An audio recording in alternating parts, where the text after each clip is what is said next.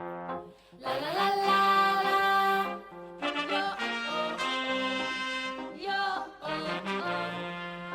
La la la. La la la la la. Yo oh oh. Yo oh oh. Feel it when you're on your own. Feel it when you're all alone. When you long to belong. Long to be part of the chain. Struggling to stand tall. When you are feeling small. See the space in between. Here and the periphery. Every question has an answer that fits like a glove. Better look for the answer inside, not above. And you will see that to be a single cell is a divine destiny, a Bethel, a Bethel.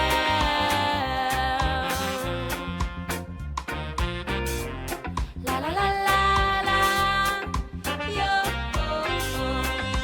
Yo oh oh. Stand on a mountain top, look down on creation. Feel a tide of blessings, feel the elation. 'Cause this world is a gift, it's a playground, a sanctuary, a place for learning and love. Elder mountain to young tree. When you learn eternity is a revelation, and the love thereof is a celebration. You will see that to be an ephemeral life is a salvation, a delight, a delight, a delight. La la la la la. Yo oh oh. Yo oh oh. Man, there's a spirit inside, man, it's called your soul. And it holds your God, and it holds your home. And it's got nothing to do with scripture of dead men, oh. So make your words feel it, make your words feel it. Fire till my soul is burning like the sun. Fire till my soul is burning like a sun.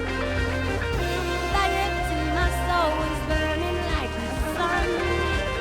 Fire till my soul is burning like a sun. Fire till my soul is burning like a sun. Fire till my soul is burning like a sun. Oh, fire till my soul is burning like the sun. Burning like the sun.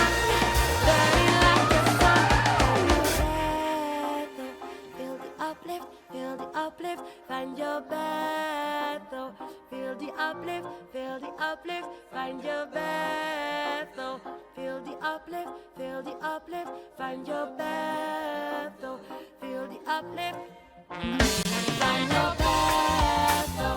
Feel the uplift, feel the uplift, find your Bethel. Feel the uplift, feel the uplift, find your Bethel. Feel the uplift, feel the uplift, find your Bethel. Feel the uplift.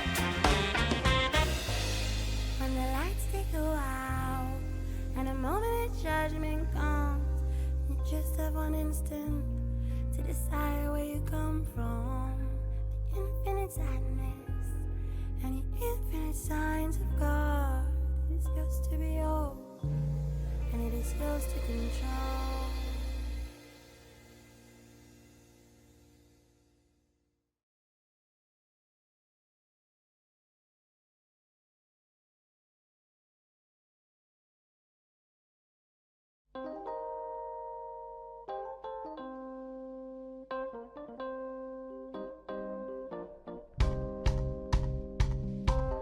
Despair, autograph. You have got mad with control, yes. You can see wood from trees, gonna show you how. Listen to us and follow, follow. I come, my diva, follow. Gonna show you the light, show you the celebration. that pulls us to hatred and aggression. Each and all, we heed our call. We take heed of Venus' desires. Some they take 1,000, some take another. And all times is sacred, all times is spiritual. It is a black heart man who sees the joy of another and wants to destroy it. It is a wretched Hello! Give me one sec. Set this up and now it's gone funky.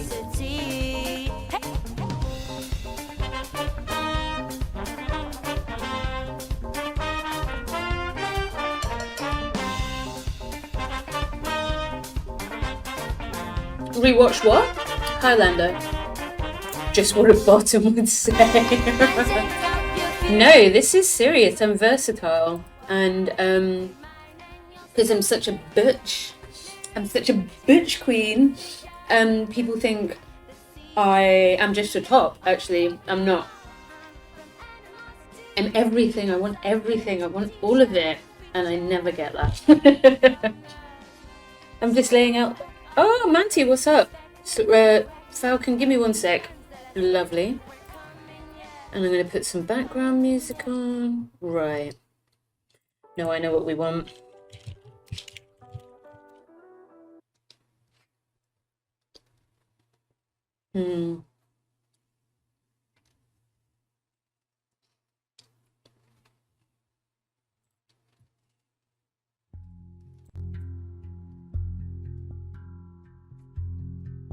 Okay, I'm gonna get better music than this. I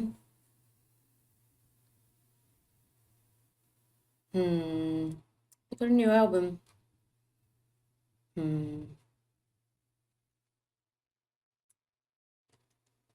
I don't want anything too distracting whilst we talk about this. One sec. Let's see what the... I'll be with you in a sec. Falcon. This should just continue playing things. How loud is it? Right, welcome in, guys. Sorry, I was literally distracted because someone was there we go, there's Falcon. Someone was like a fucking Nazbol and was like, "You're a gay imperialist," and I was like, quick, come onto the channel. Why don't you come and speak with some international queer people in the developing South? And why don't you tell them why they're wrong, Mr. White Man? Right, let me. Like, Jesus Christ, if you... Wait, hold on. Oh my god. Yeah. Wait. I heard of a horrific murder of a woman by her husband. I think Falcon is talking about... I don't know what Falcon is talking about. But because it was... Pause for a second, guys. Pause for a second. I think you've crossed wires. So you're not angry at each other. Or Manticore, I think that it was hidden behind a robot mod, basically. Right. That's a bit loud, isn't it? I'm going to turn the music down and then I'm going to turn Falcon up and we'll see what level he's like. Okay, that should be nice and loud. Just give me a second.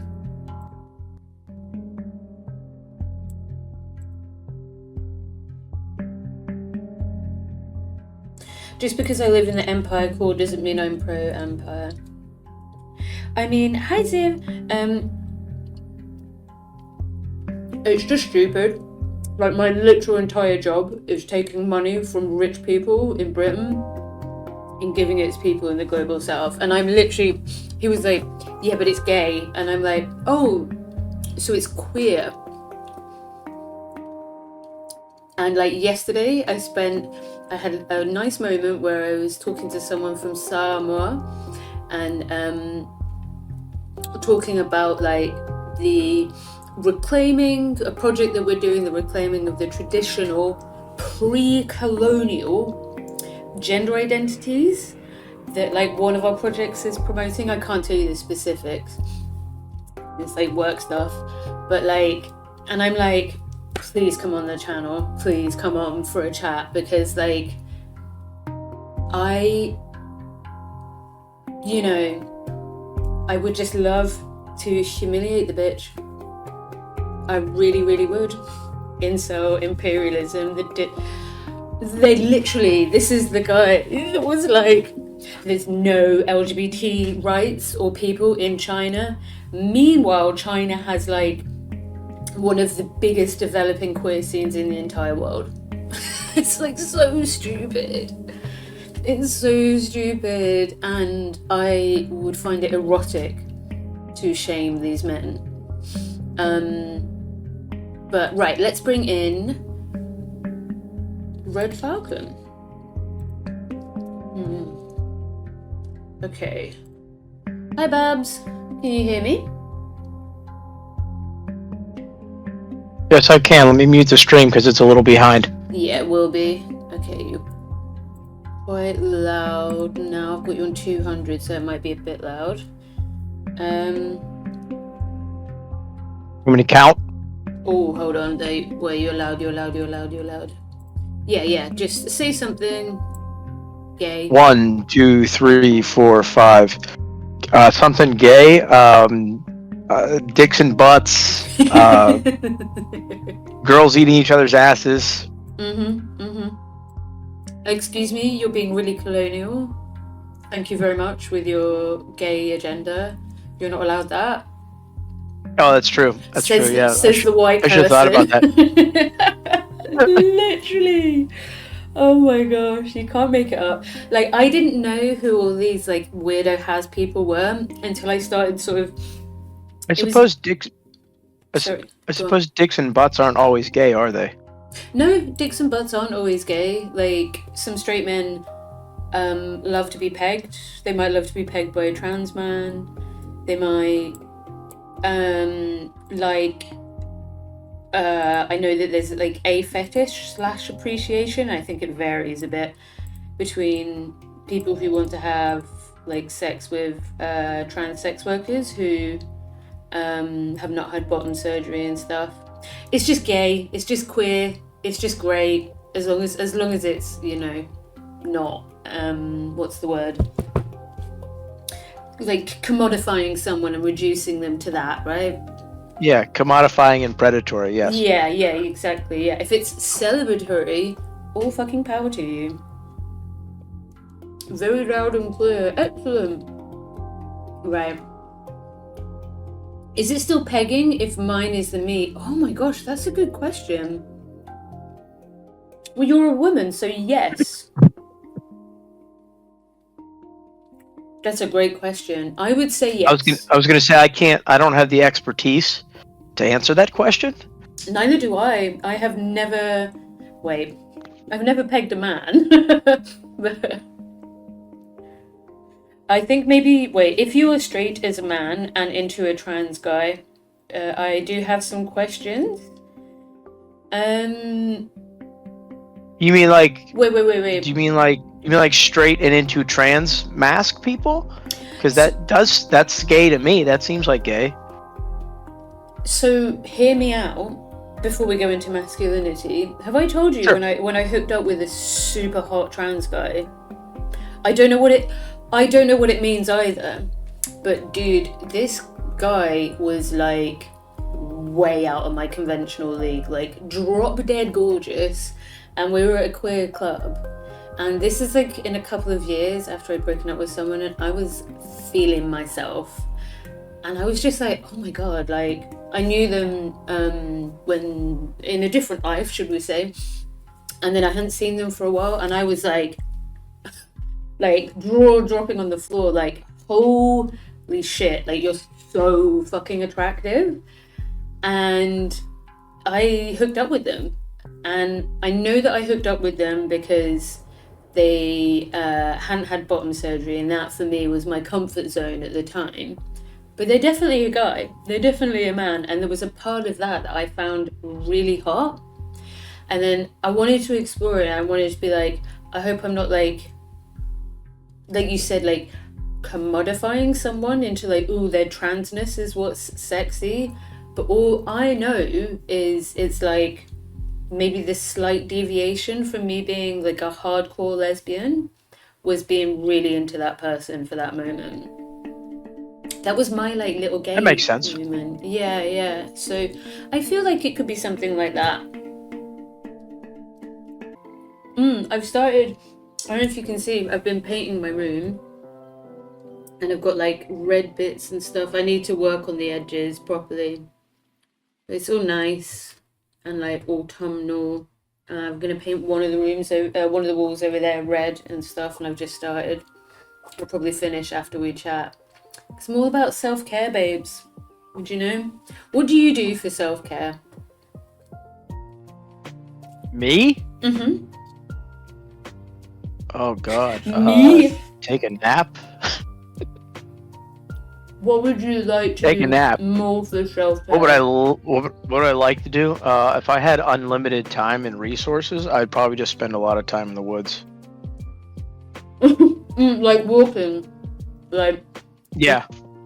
Walking around, like finding big rock formations and climbing on them without any restraints or anything. Yes.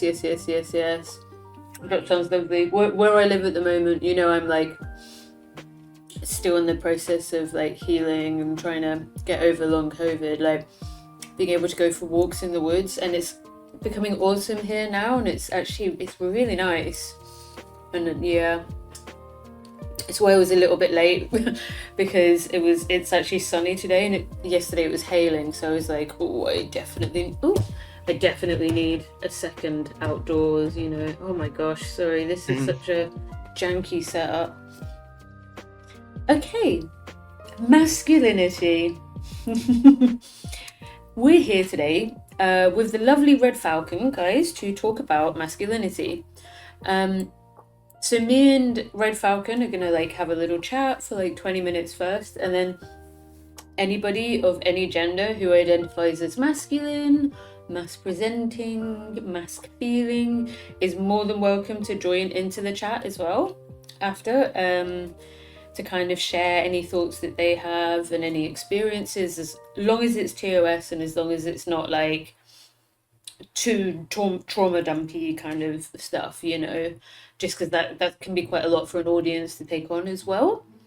You are more than welcome to join and share anything that you have your own reflections on and stuff as well.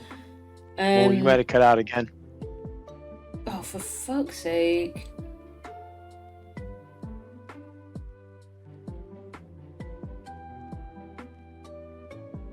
I think the stream's still going. You may just cut out auditorily for a second. What is happening with my internet? Give me 1 second. I'm gonna go down and I'm just gonna set some stuff to a bit lower to see if it becomes a bit more stable. Right.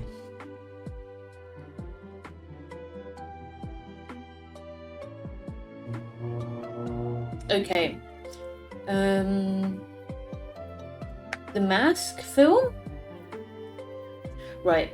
Sorry guys, I know that's a little bit all over the shop and we're having some technical issues, but can you hear me and can you hear Red Falcon? And it should be a lot more stable now.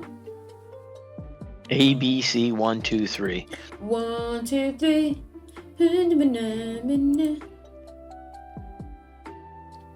Hopefully for people it should be a lot more.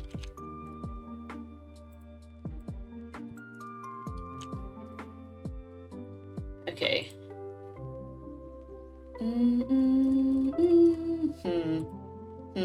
No one is responding, which is I can hear both. Cool. Right. Awesome.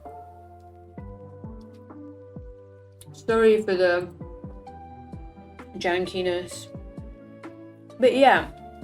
So we had some discussion points that we spoke about earlier, but I thought it could be good with us to start with what for you do you think is the like? What do you think is the definition and the traits of toxic masculinity? Like what, and have you ever like experienced like anybody trying to force that kind of masculinity on you as a guy? And like regulate you in your social interaction that way? I would say definitely. And I would say that like the most obvious traits that seem to appear repeatedly in people that suffer from this type of masculinity. There's a general sense of a predatory nature, self-serving nature, a lack of empathy or a lack of awareness of the people in their surrounding area, general lack of or inability to care authentically for others. And I think that one of the types of toxic masculinity that probably most men suffer with is, and often don't speak about, is how they view themselves.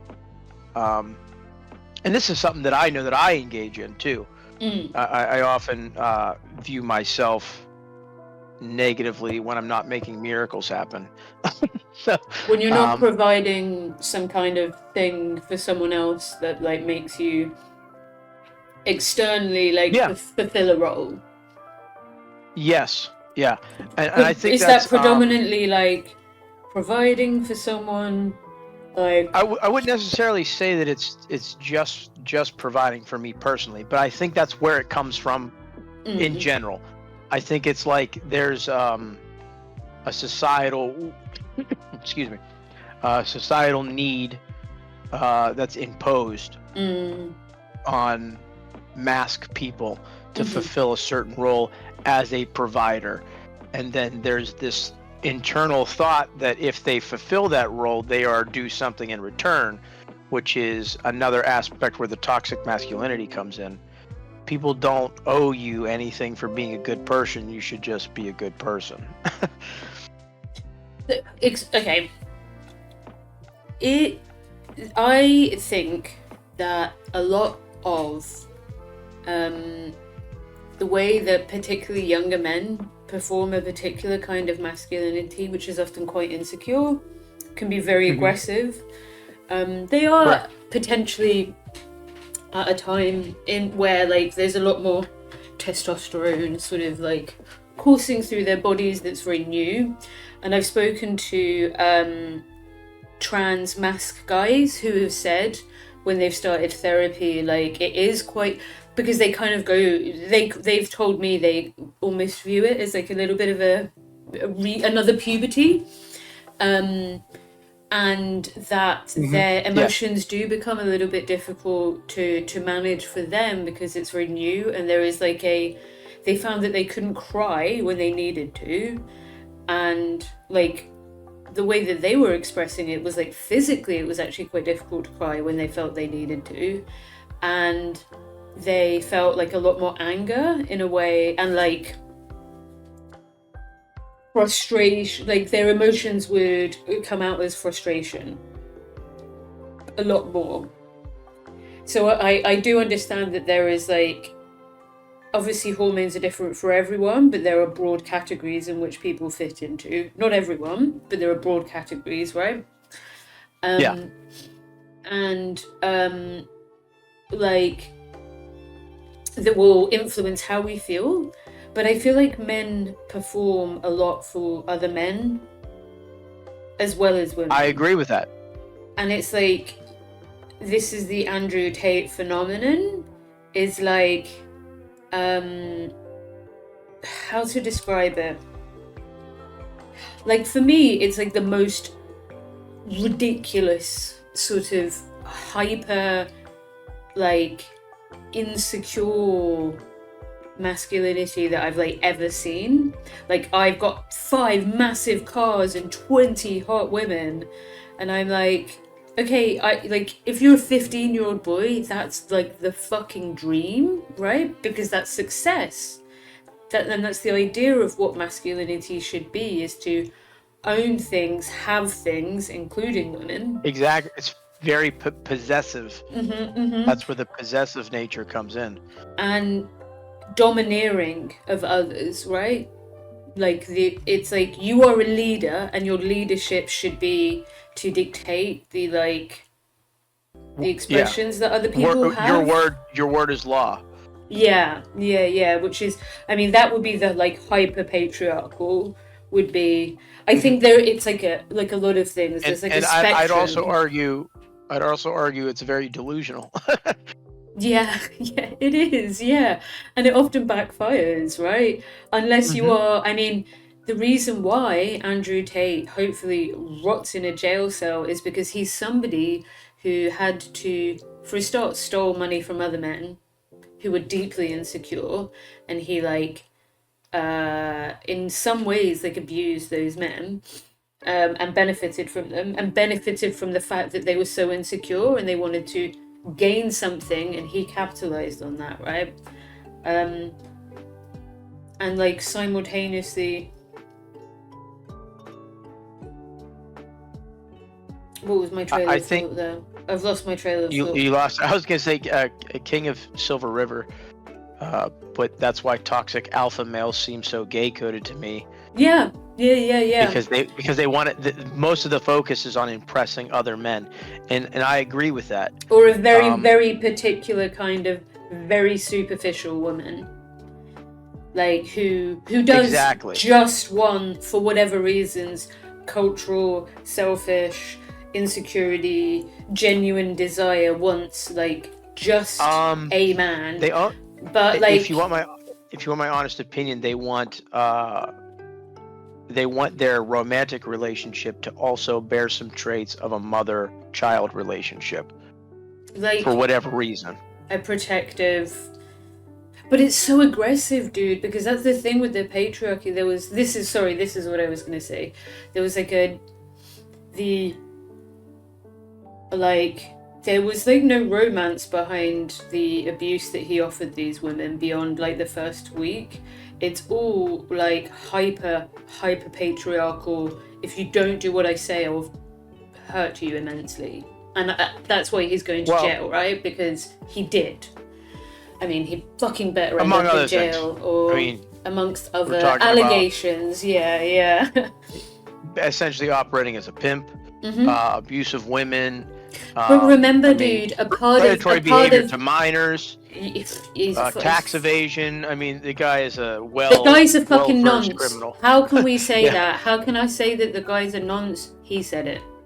Yes. So I'm just using his words. There's no defamatory there. He said it. So Yes. But anyway, putting that aside, because he's the symbol of toxic masculinity, and I hope that he just ends up crying in jail. But some people were saying expressing emotions and being vulnerable is a challenge. Crying is still difficult. Have a hard time, and you've been transitioning for years. Alpha males are this is the thing, is when you're in queer culture, hypermasculinity has been, to a certain extent, reclaimed by a certain sect of gay men who are the hottest, buffest, supermodel, sexy, successful men, and it's you are not a super hot daddy like a gay man that I know. So any guy that's really into high fashion and is really superficial like that, to me just seems really vacuous. And I don't know, it's the other day I was at the train station, I saw this guy covered head to toe in Louis Vuitton, literally I have no idea whether it was real or not, but I just kind of felt sorry for him. I have no idea his sexuality, but I just thought that right there is a very insecure person, where the way that they showed themselves to the world was so look at me, I'm rich, and I'm successful, and I have all of this bling, and look at me, and it's I think I don't mind it when young people do it, but when adults do it, it's very like, dude, like, come on, you've got to find this some kind of internal like self-happiness for yourself. Sure. I think there's an opposite side to people who are like way too much into fashion. Like I love looking at unique clothes, and in fact, a lot of times I end up looking at You do. online clothing stores that are definitely a scam, showing you like AI generated clothing. But I just like to find like unique shit. Most of the stuff that I own is probably made in China and costs under $30. So I'm not buying expensive designer stuff, but I own a lot of stuff that is very flamboyant and showy. How comfortable do you feel sharing your experiences growing up and masculinity? Yeah, I mean, it's fine. I mean, it depends on where you want me to go. Yeah, if I ask a question, and you don't want to answer it, do let me know. Yeah, just say no, and Sure. I'll do a different one. Okay, cool. Do you feel like when you were younger, and I know that you're Indigenous, and Yeah. I don't know what element like that had within your expression and understanding of gender throughout your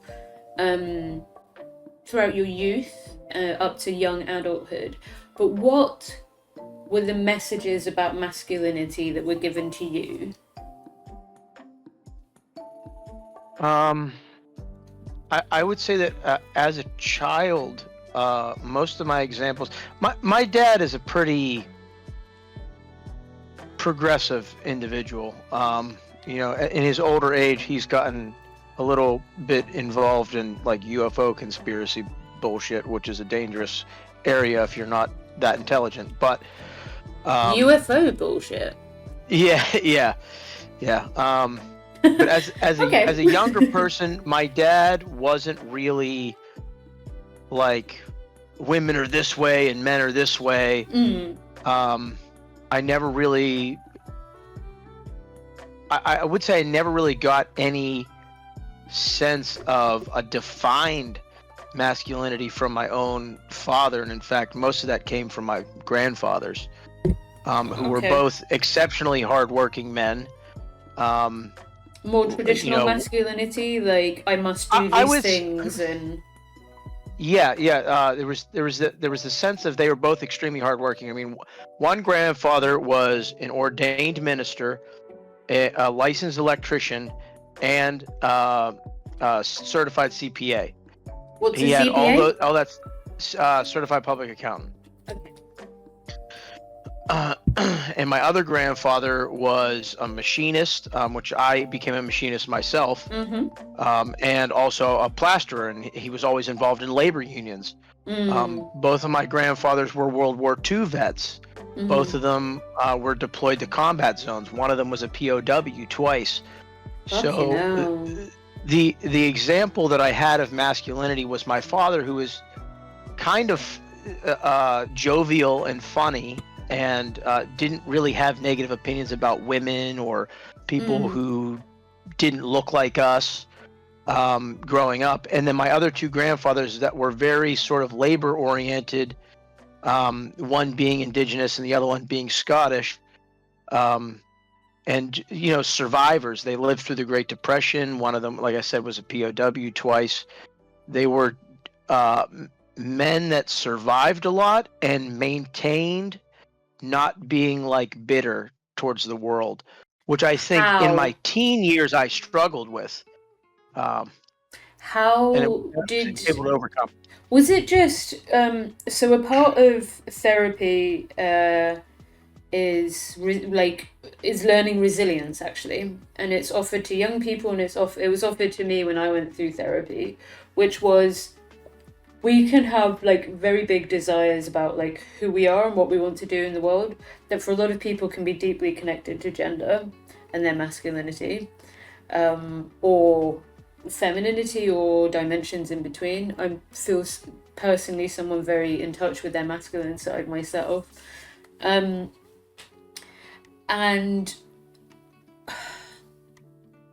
I feel like what was it that were they just incredibly emotionally resilient people where they went through like a element of such extreme hardship? They were literally POWs, right? And they saw a very brutal war, and fought against, the greatest enemy of like a generation. Was this, and did they come back just, some people suffer greatly and some people are able to, I mean, there's elements in which I've spoken to people in the chronic illness community as well, and I think there's kind of divisions in how people deal with it. There's no right or wrong way, it's just how you end up dealing with it. And some people become very resilient and adaptive because they have to. Do you think that's what happened with your kind of the older male role models in your life? I would say yes, because both of my grandfathers were relatively loving people too. Oh, that's so nice to Affectionate. hear. My maternal grandfather was a little harder.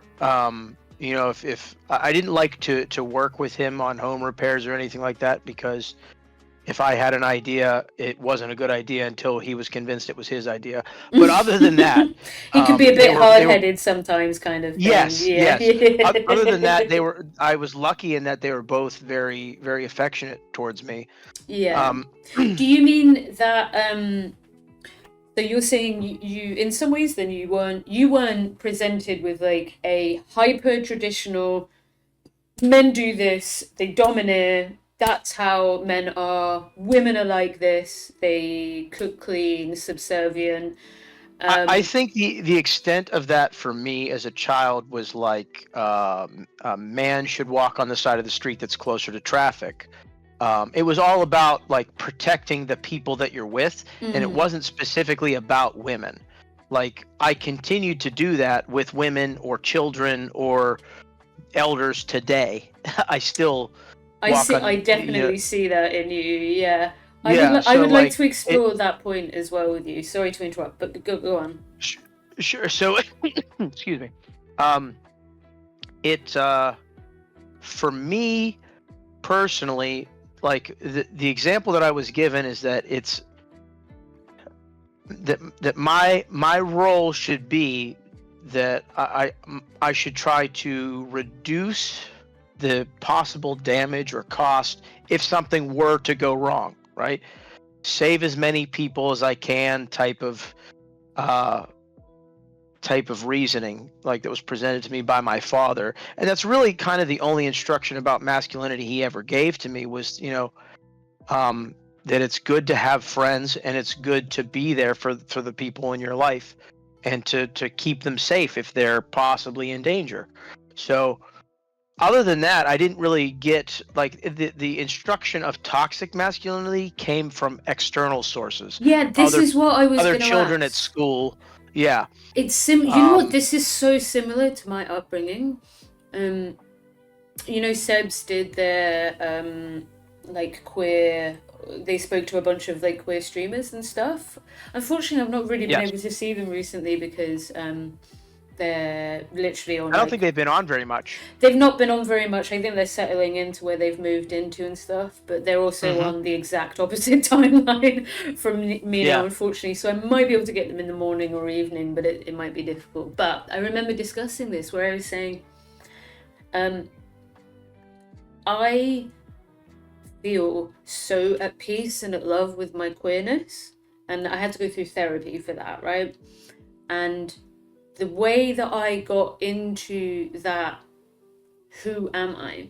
And was I ever loved for that? Was then going back and exploring with my therapist the fact that for all my parents' faults and my faults, families are fucked up sometimes. We all fight and argue Oh, and sure. bicker and learn Absolutely. together. Yeah, exactly. Yeah.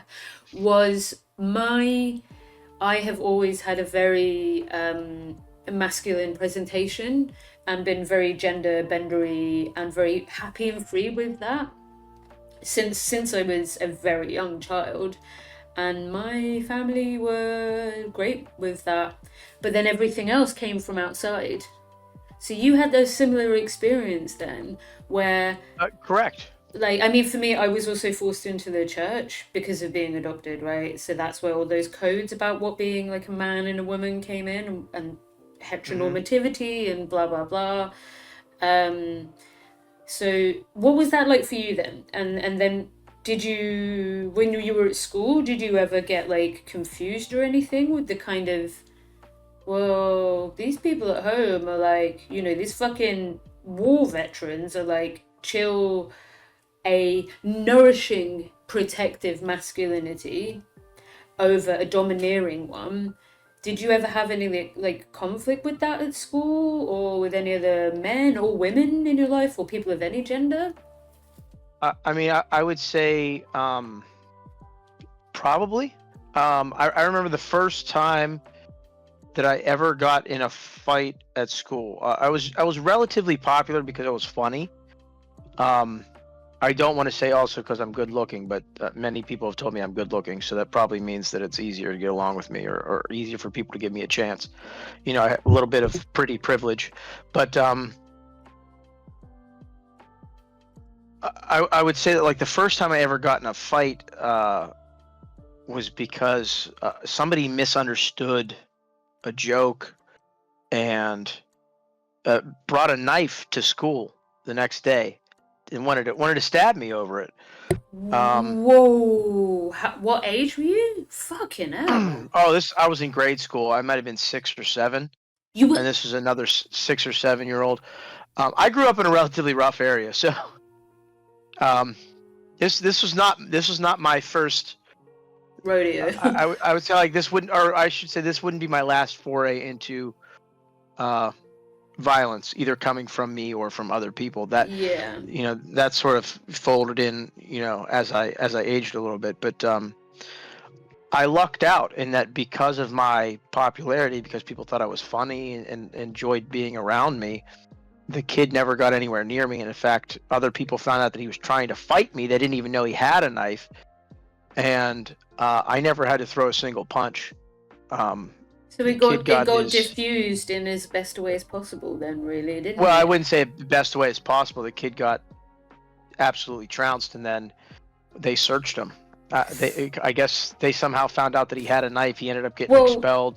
in fairness, he So brought a fucking knife to school. yeah, I then feel really sorry for him, because he has learned somewhere that like being wronged in whatever way he felt he was wronged at that time, even if it was a complete miscommunication, the yeah. immediate As an response adult, I'd was worry about that. violence. Yeah, Hmm. like where did he learn that?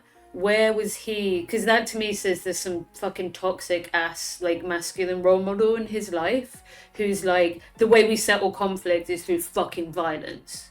Do you know what I mean? Uh, Like, if he's 6 or 7, it is not his fault that he thought that that was the response that you did.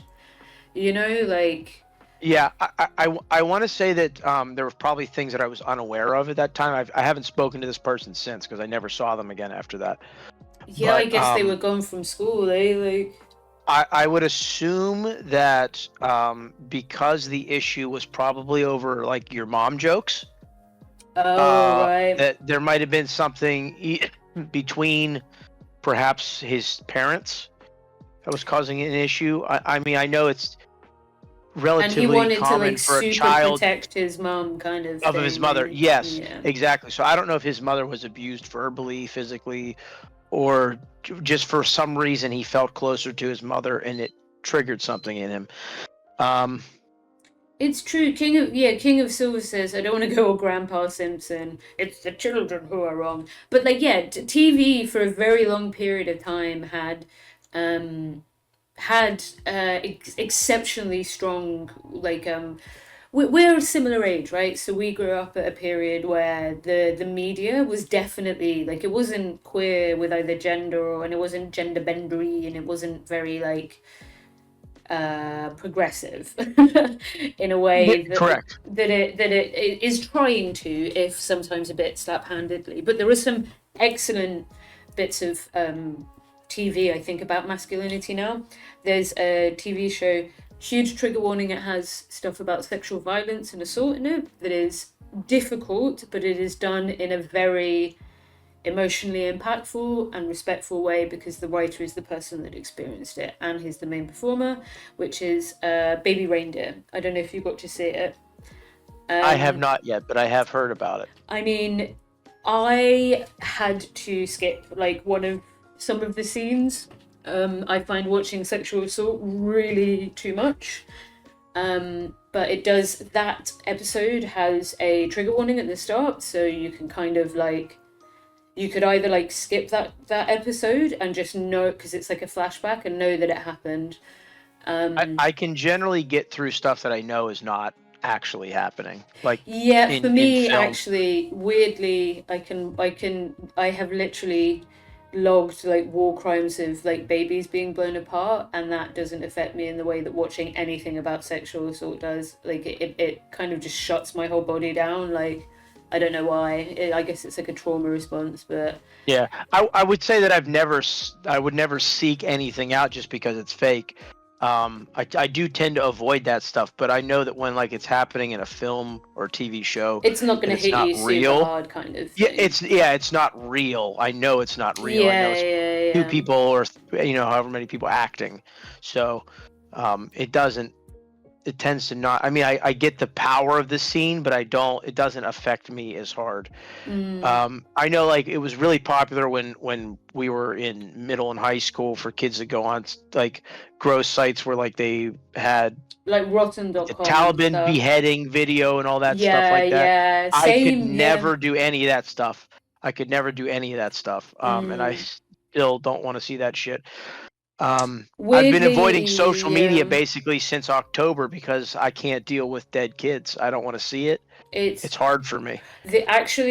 Weirdly, dead bodies are fine for me. It's parents crying over dead bodies is like, I can't really handle that either. Like, yeah, I can't do any of it. I mean, you have a child, so yeah. On that, so we've spoken about like culture. So there are multiple influences that help create the narrative of gender, including masculinity. Yes, absolutely. And you are both a man, and you're raising a young, as we know at the moment anyway, son. He hasn't expressed any signs yet. Yeah.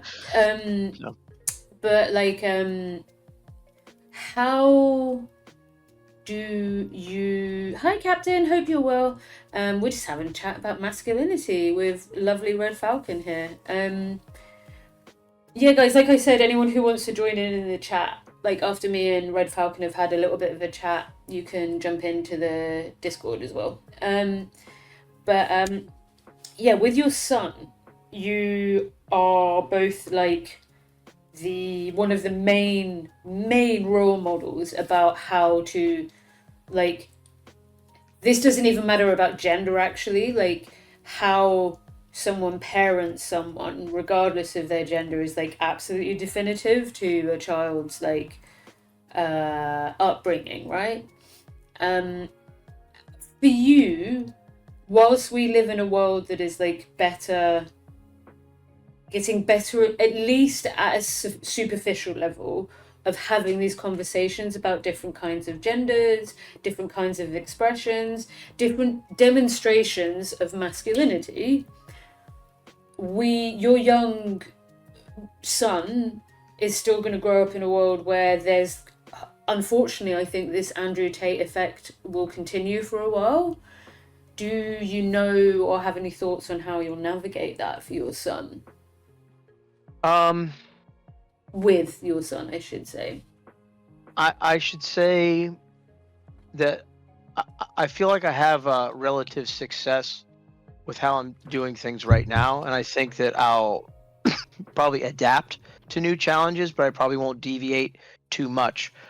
And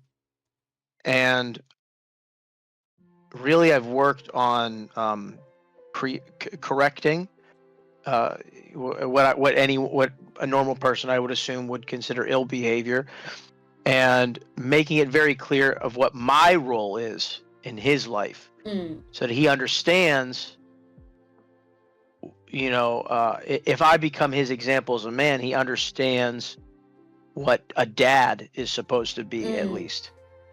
What's that for you then? What for you are is it similar to your the granddads that you spoke about, the kind of I would say that it's protecting, heavily inspired. loving, Yes. and this is what I wanted to explore with you because I find this so interesting. Sometimes I think that there is a tendency for feminists and other people to be like, yeah, okay, so we need to get rid of toxic masculinity, so we need to get rid of everything that is coded under masculinity. And I'm like, hell no. For a start, it doesn't just belong to one gender. And there are traits that are coded as masculine that are essential traits about how humans live together that can be really beautiful sometimes if they're not patriarchal. And like I was telling you before we set up the stream, I've noticed there's a culture of women saying they feel really in touch with their masculine side, but they want to explore their feminine side more with, these are predominantly heterosexual or bisexual women dating men, and that they would like to have a partner who is, for them, a little bit more assertive. And that's interesting because it almost feeds into what that toxic idea of a masculine man is, right? Masculinity is. Yeah. But I don't think it could be that, taken too far.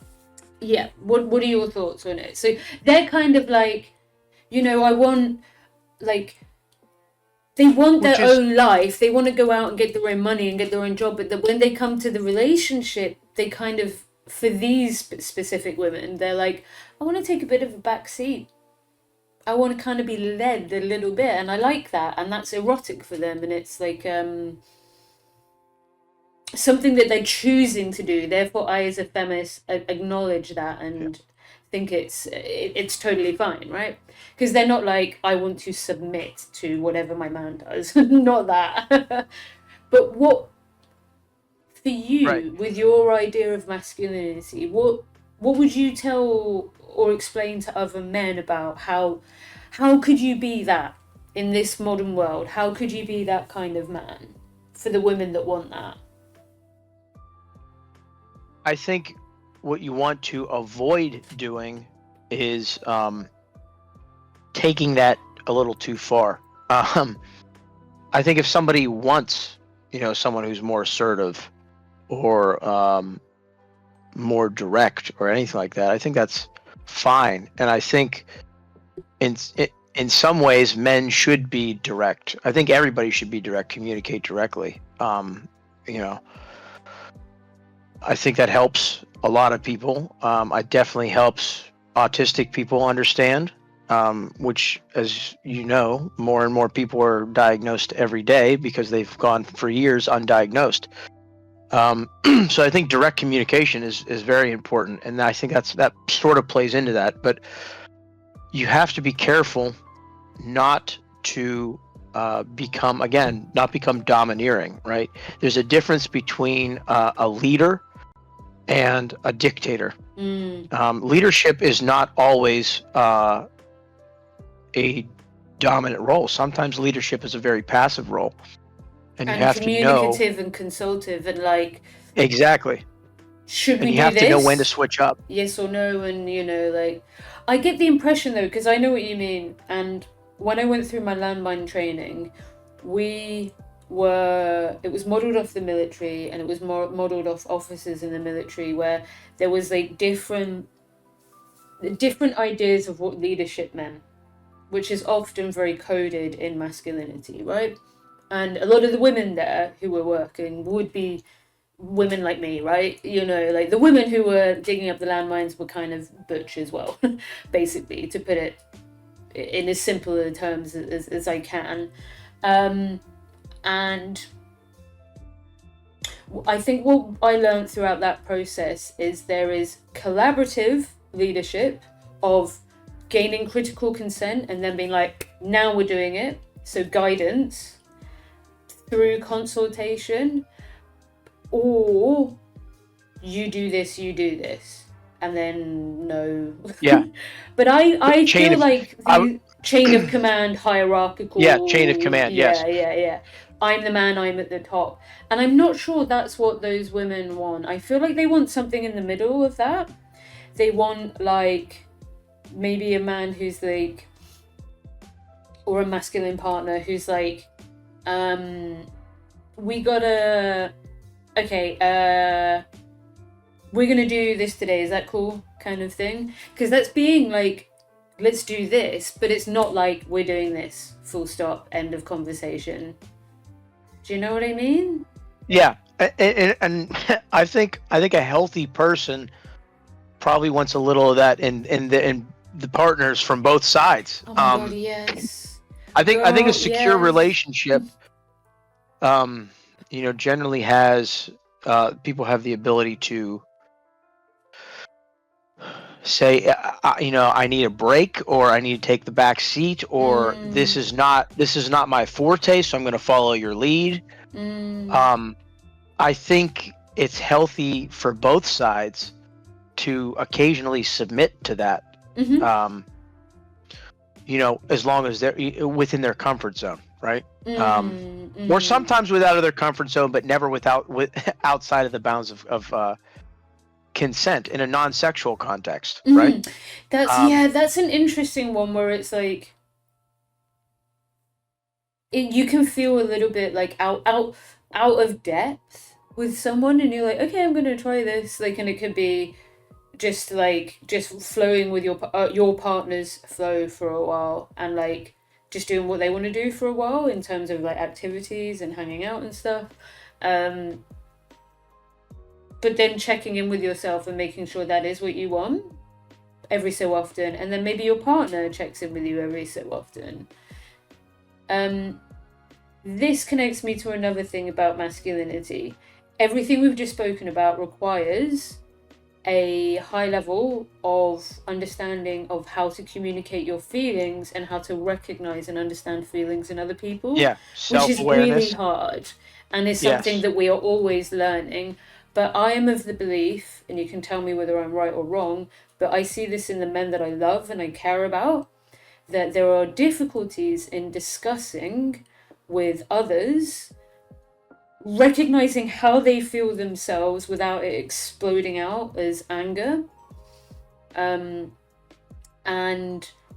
developing a language of communication, which is a fucking skill, and it takes like it took. I'm still doing it now. Like, as a streamer, I'm learning how to do it. Do you know what I mean? Because it's like a totally different kind of communication to anything that I had before this.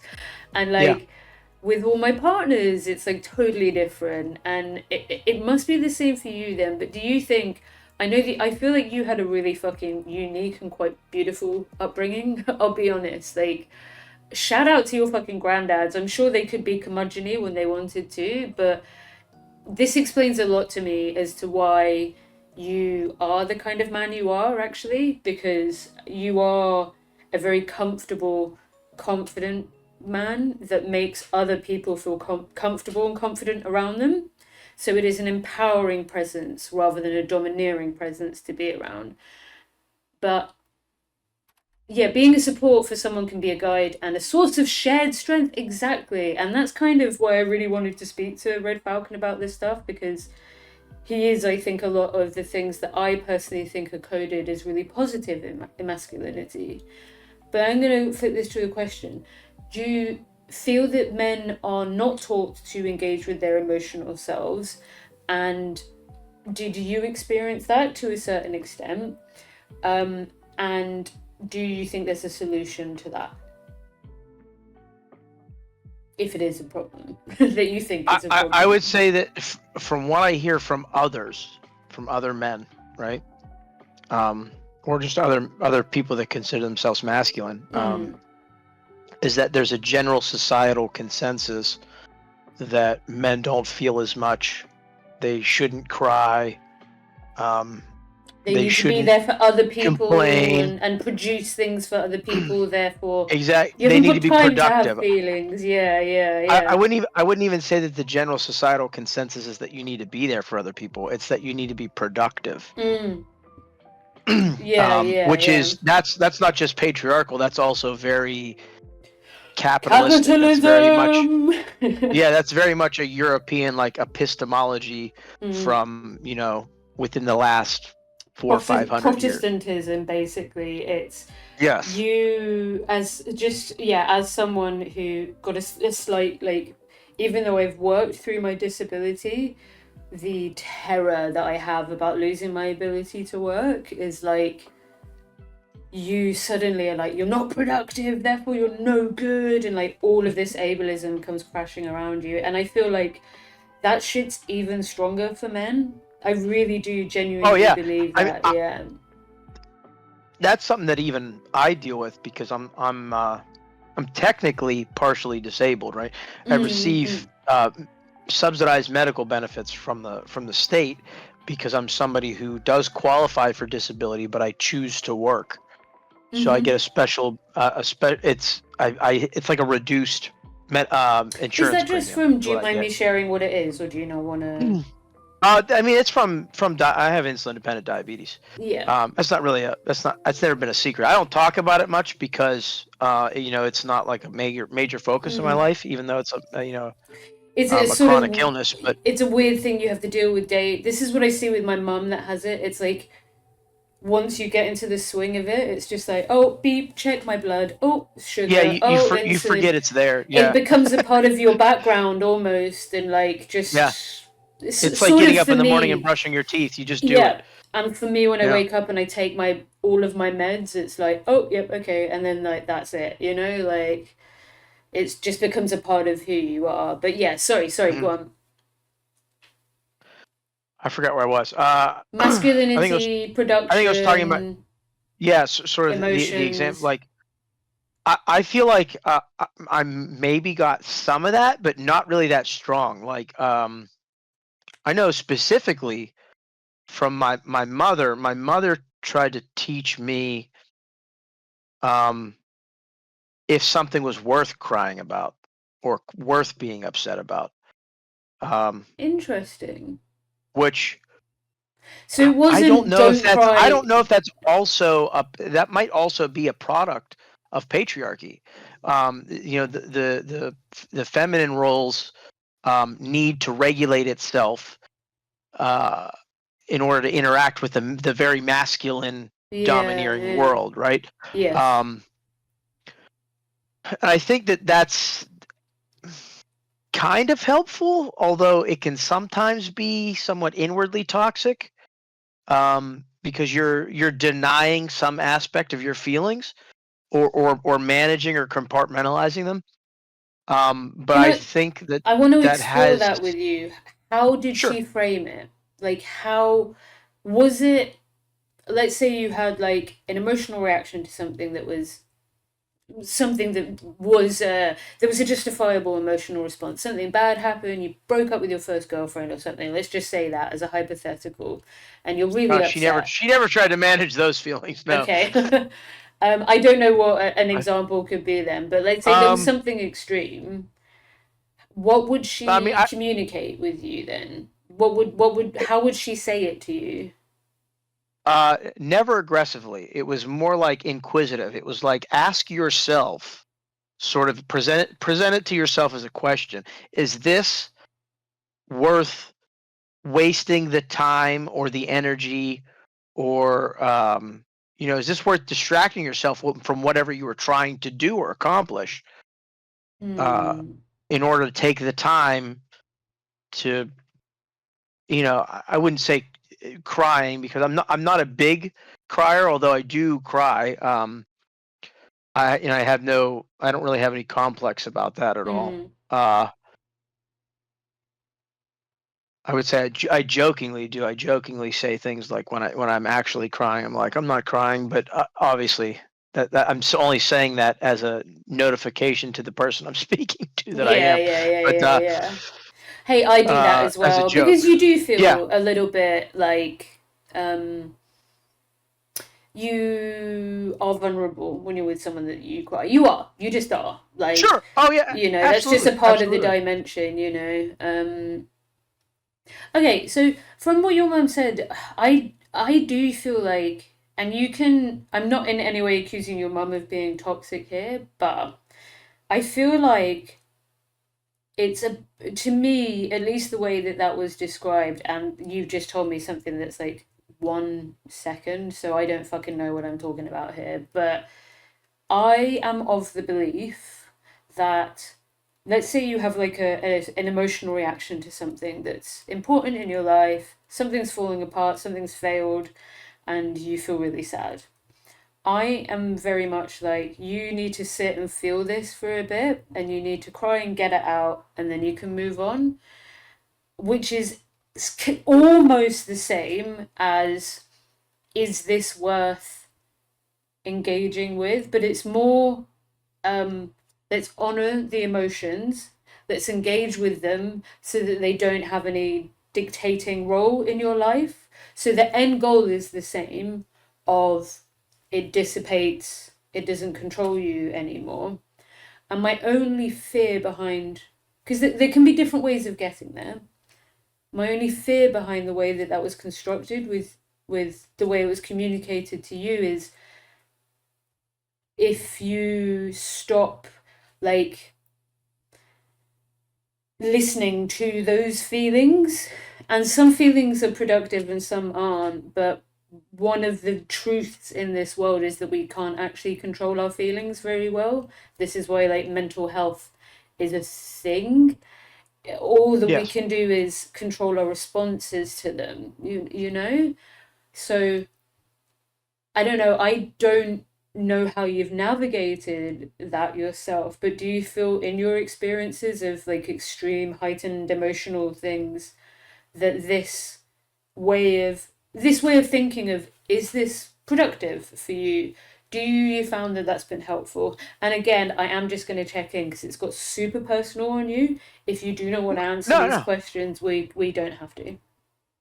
Um, I mean, I suppose I could analyze the overall, like, emotional connection that I feel that I have with my mom. My mom's been very present person in my life, has been exceptionally helpful, but her and I don't always get along, Mm. and I don't know. I don't know where that stems from. She's quite stubborn, and I'm also quite stubborn, and I got it from her.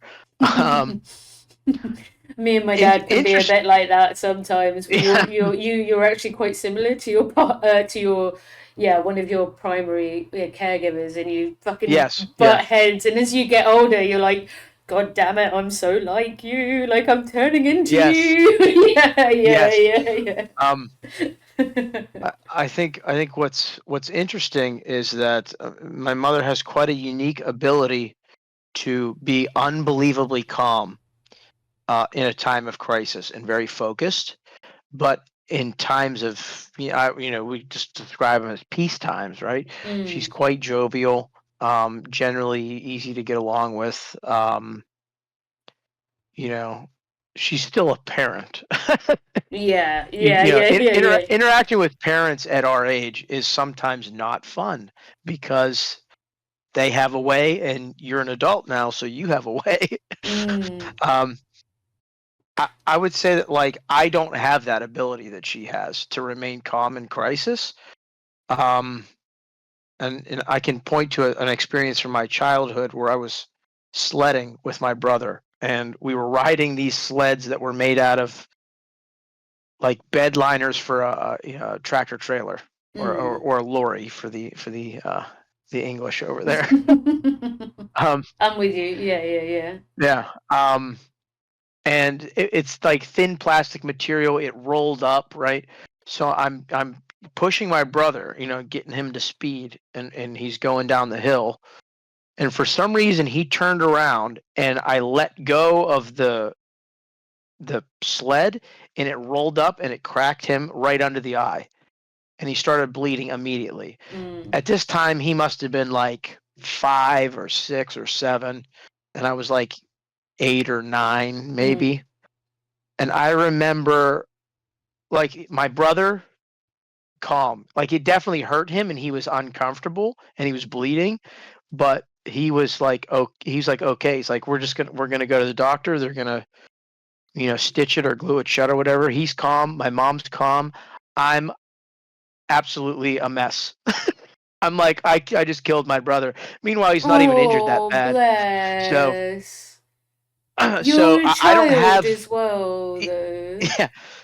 Um, so I don't have her ability to. I mean, I've definitely gotten better with it as I age, but I don't have her ability to to just be dead calm Mm, and mm, like laser mm. focused in crisis.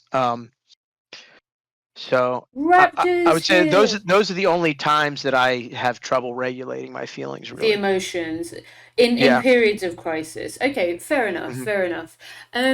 Shout out to Raptor. Let's see if this works. Um, Raptor Blue. So two things. Raptor, if you wanted to come into this conversation, you're welcome in about 10 minutes.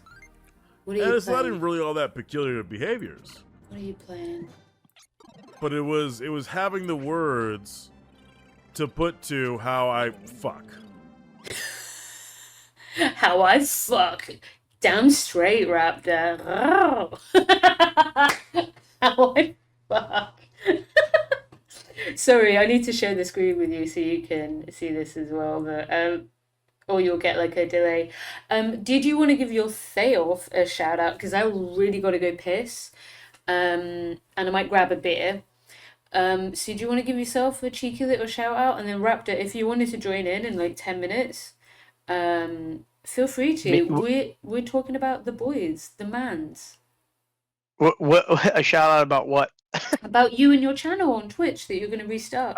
Yeah, I stream occasionally. I mostly just play games. I usually talk about politics more on other people's platforms because they have a tendency to keep things organized and have a flow, and I don't. When I'm by myself, I tend to work better in a team. Um, but you're welcome to pop over there and ask me a question anytime, and I'll always answer it as soon as I see it, or point you in the direction of where you can find the answer if I don't have it. I Hope. suppose Oh, sorry. I was I was gonna say I suppose I could plug my other platforms too, but I don't really. I'm not really as active on social media as most people would be.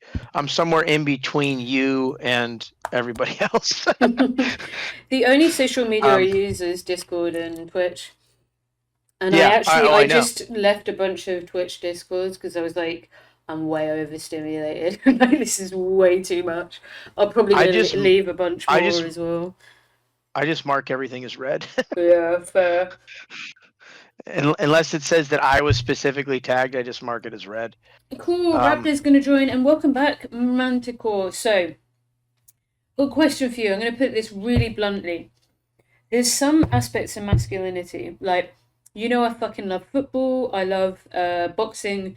There's elements of physical violence that I really, I don't want to say admire. It's more that I understand why something like controlled violence is a thing.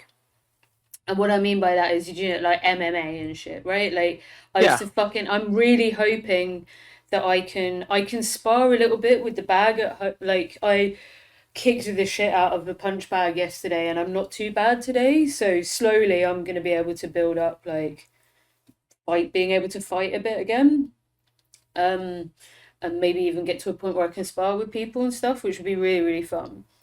Um, and locking into that kind of like aggression can be really intoxicating, actually. Now, that's coded as masculine. It's not exclusively masculine, but it is coded as it. And there's going to be a lot of guys that find that really appealing. When we're talking to men about. Okay, so there's like a hard truth of like, how do we define violence in the context of consenting parties? I guess like controlled and consensual violence. So it's not like explosive violence that's like domestic violence or something that is about like domineering and oppressing someone else, right? It's something that two equitable partners are like, particularly in sports, are like, I'm coming to this, I'm coming to this. This is going to be really fun. One person's going to win, one person's going to lose, right? And it's like whenever I've been to these environments, there are significantly more men than women. And it's probably connected to like testosterone as well and stuff. And I like have slightly more testosterone than your average woman. Um, Well, I think the two I think violence um and even sexuality are linked, right? they can There's a be, yeah. difference between predatory and consensual, right? Mm, Some people blow off steam with sex. Some people blow off steam with video games. A lot of mm. video games are Controlled cons- violence. controlled violence. Mm. Really, most video games are multiplayer shooters. It's just the thing now. I mean, it has Very been for true, quite some yeah, time. yeah.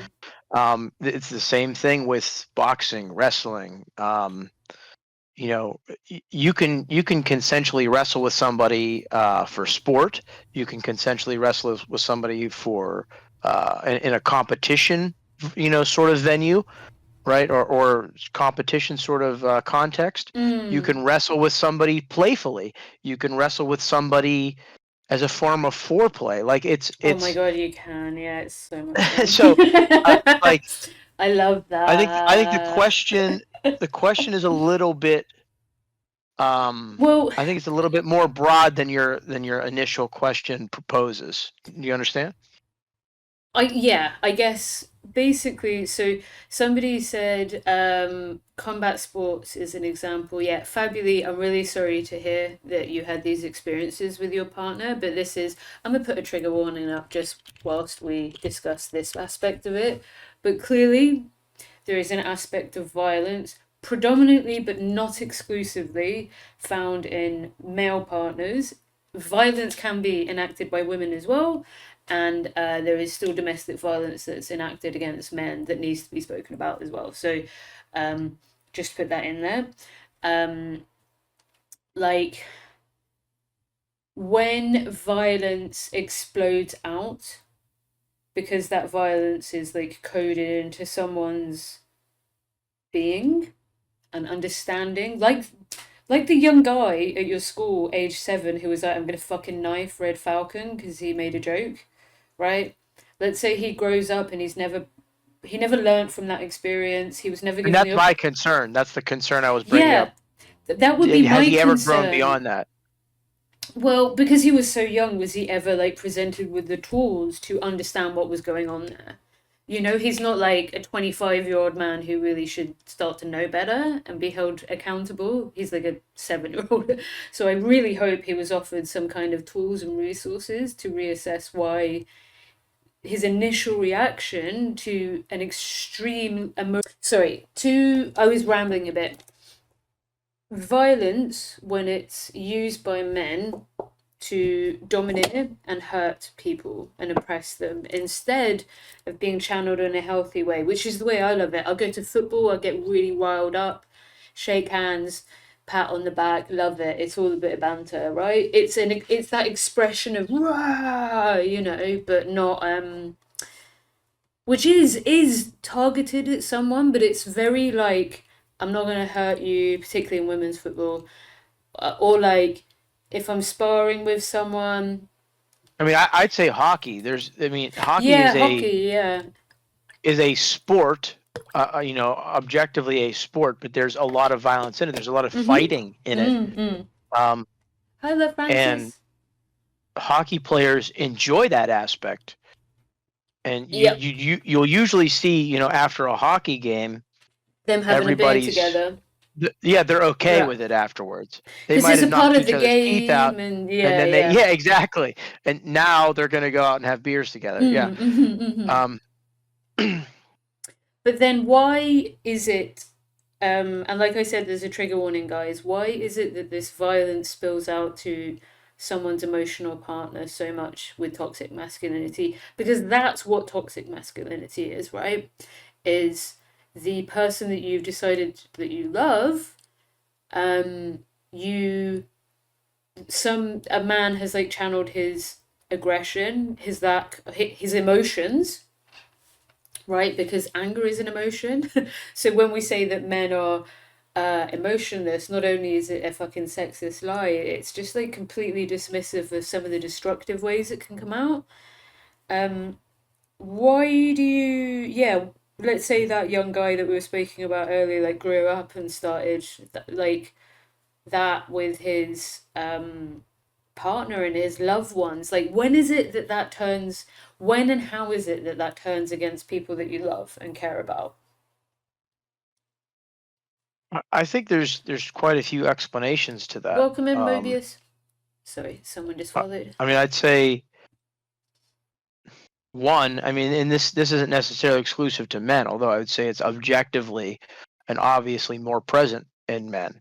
Mm-hmm. Um, Yeah. is Definitely. Women commit domestic violence. Women hurt people as well. Just to yeah. double down on that. But yeah. And what goes into the dehumanization of another, right? You have the tendency to see a partner as a possession or an object, right? Mm, And that that will lead an individual into because they're going through a process of dehumanizing that leads into an inability to properly understand and observe and empathize with that person, which means you can't properly care for that person. do You you can't think authentically care for that person, right? there's something interesting that Mobius has just said, which is that there's a lot of psychological, because this is true, there's a lot of psychological theory that thinks that anger is a secondary response. And there's an element of this which I can see when I've been angry as well, which is that like anger is an expression of something that's an actual root, which is like being humiliated, felt wrong, felt violated, felt scared, etc., etc. So, do you think also what you've said about not understanding your partner and having empathy for someone else? Do you think men are raised to have that about themselves? Um, Possibly, and I can speak to my own experience on this, right? Um, Mm, Considering anger as a secondary emotion stemming from a hurt, um, I had the first time I ever engaged in a violent act mm, knowingly is because somebody stole something from me. mm-hmm, Somebody who was a close friend, somebody that you would assume that you would be able to trust, right? mm, Um, and that's where it came from. The hurt of the betrayal led to an act of violence, whether that was justified or not, and how much of what I did was justified and how much of that was overkill. Uh, is a completely separate discussion. But um, what I would say is that I would definitely see, or I would definitely say that position is probably the position that Mobius raised there mm, is definitely, in my opinion, holds some correctness to it. The theory holds water, mm, and mm, I'm saying that from personal experience. mm. Um, It's interesting. The only time I've ever been like properly violent with, actually, it's twice, and it's on the same trip in Australia. I don't know what was happening with me at that time. Somebody insulted my mum. My mum has Turner syndrome, so she's really small. I was out having a lovely time with my family who hadn't seen for ages. This fucking cunt in a bar, insulted her, and I'm quite surprised I didn't get arrested and deported. My brother had to stop me kicking. I was really strong at the time, and I just started attacking this guy. I just saw red. Mum and dad had already walked by, so they didn't see it, but my younger brother saw it. But he apologized. But for me, I didn't care about that man's feelings. For me, it had almost like the kid. I mean, I wouldn't have knifed him, but I wanted him to feel pain because I felt that he had done something that was like fucking humiliating to someone I love. I don't think that was a very productive feeling though, either, in all honesty. Um, And I feel like that's coming from a slightly different place, right? It's well, still I coming think from it a was place a of hurt, very, yeah, it was a very but it's distorted and defensive. yeah, Yes. it was unproductive though. Like, how did that help my Yes. mum? She didn't even know anything. She was like, "What the hell was going on?" And we were like, "Oh, nothing, ha ha ha," and like walked Yeah. out. And then my brother like walked outside, and I told him everything that happened, and he had to like calm me down. And, like my brother's Yeah. like, "Chill the fuck out," and I was like, "I'm gonna fucking kill him." Like I'd already fucking clocked him and almost broken his nose, and it was just like not. It wasn't good. It was not helpful. Like No, no, and it that wasn't. But I understand where it came from. The yeah. idea was that there was a wrong done, and It's you my were doing mum. this It's in my defense fucking of your mother. Yes. small, small, Yeah. loving, nurturing mum, and that was just like. But Yeah. the reason why I say that is because I wanted to explore this because that was an explosion. I do still think, and I think you agree, was not productive. But then someone's raised something that says, okay, but what kind of sadness leads men, predominantly men who are really close to partners and loved ones, who then physically abuse or murder their intimate partner? And I have put a trigger warning up, and I'll say it again, but the fucking like ex in Uganda who set the fucking Ugandan Olympic runner on fire. She died in hospital and he's just died of his burns. Like, what is it that's like? I know that that's a different culture, so let's abstract it from a culture that we neither you or I know, and like just say it's a hypothetical in the cultures that we come from. But like, where the fuck does that come from? Because that is predominantly it's people that like women and sometimes men who are murdered by like their partners they're close to. Where does this come from? Is this Well, just the extremist vilest form of patriarchy, or it's hard to determine the exact reason because we don't know what that individual was thinking. However, we know that they were wrong. That's mm, that's the base thing that we do know. We could hypothesize about why they did it. Was that person seeking an exit to the relationship and they retaliated? Was that mm, person did that person step out on them and they didn't deal with it healthily? Um, you know,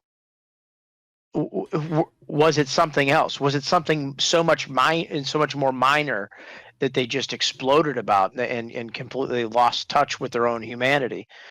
That's hard to say, but regardless, the I think the things that we were just touching on mm. play into that.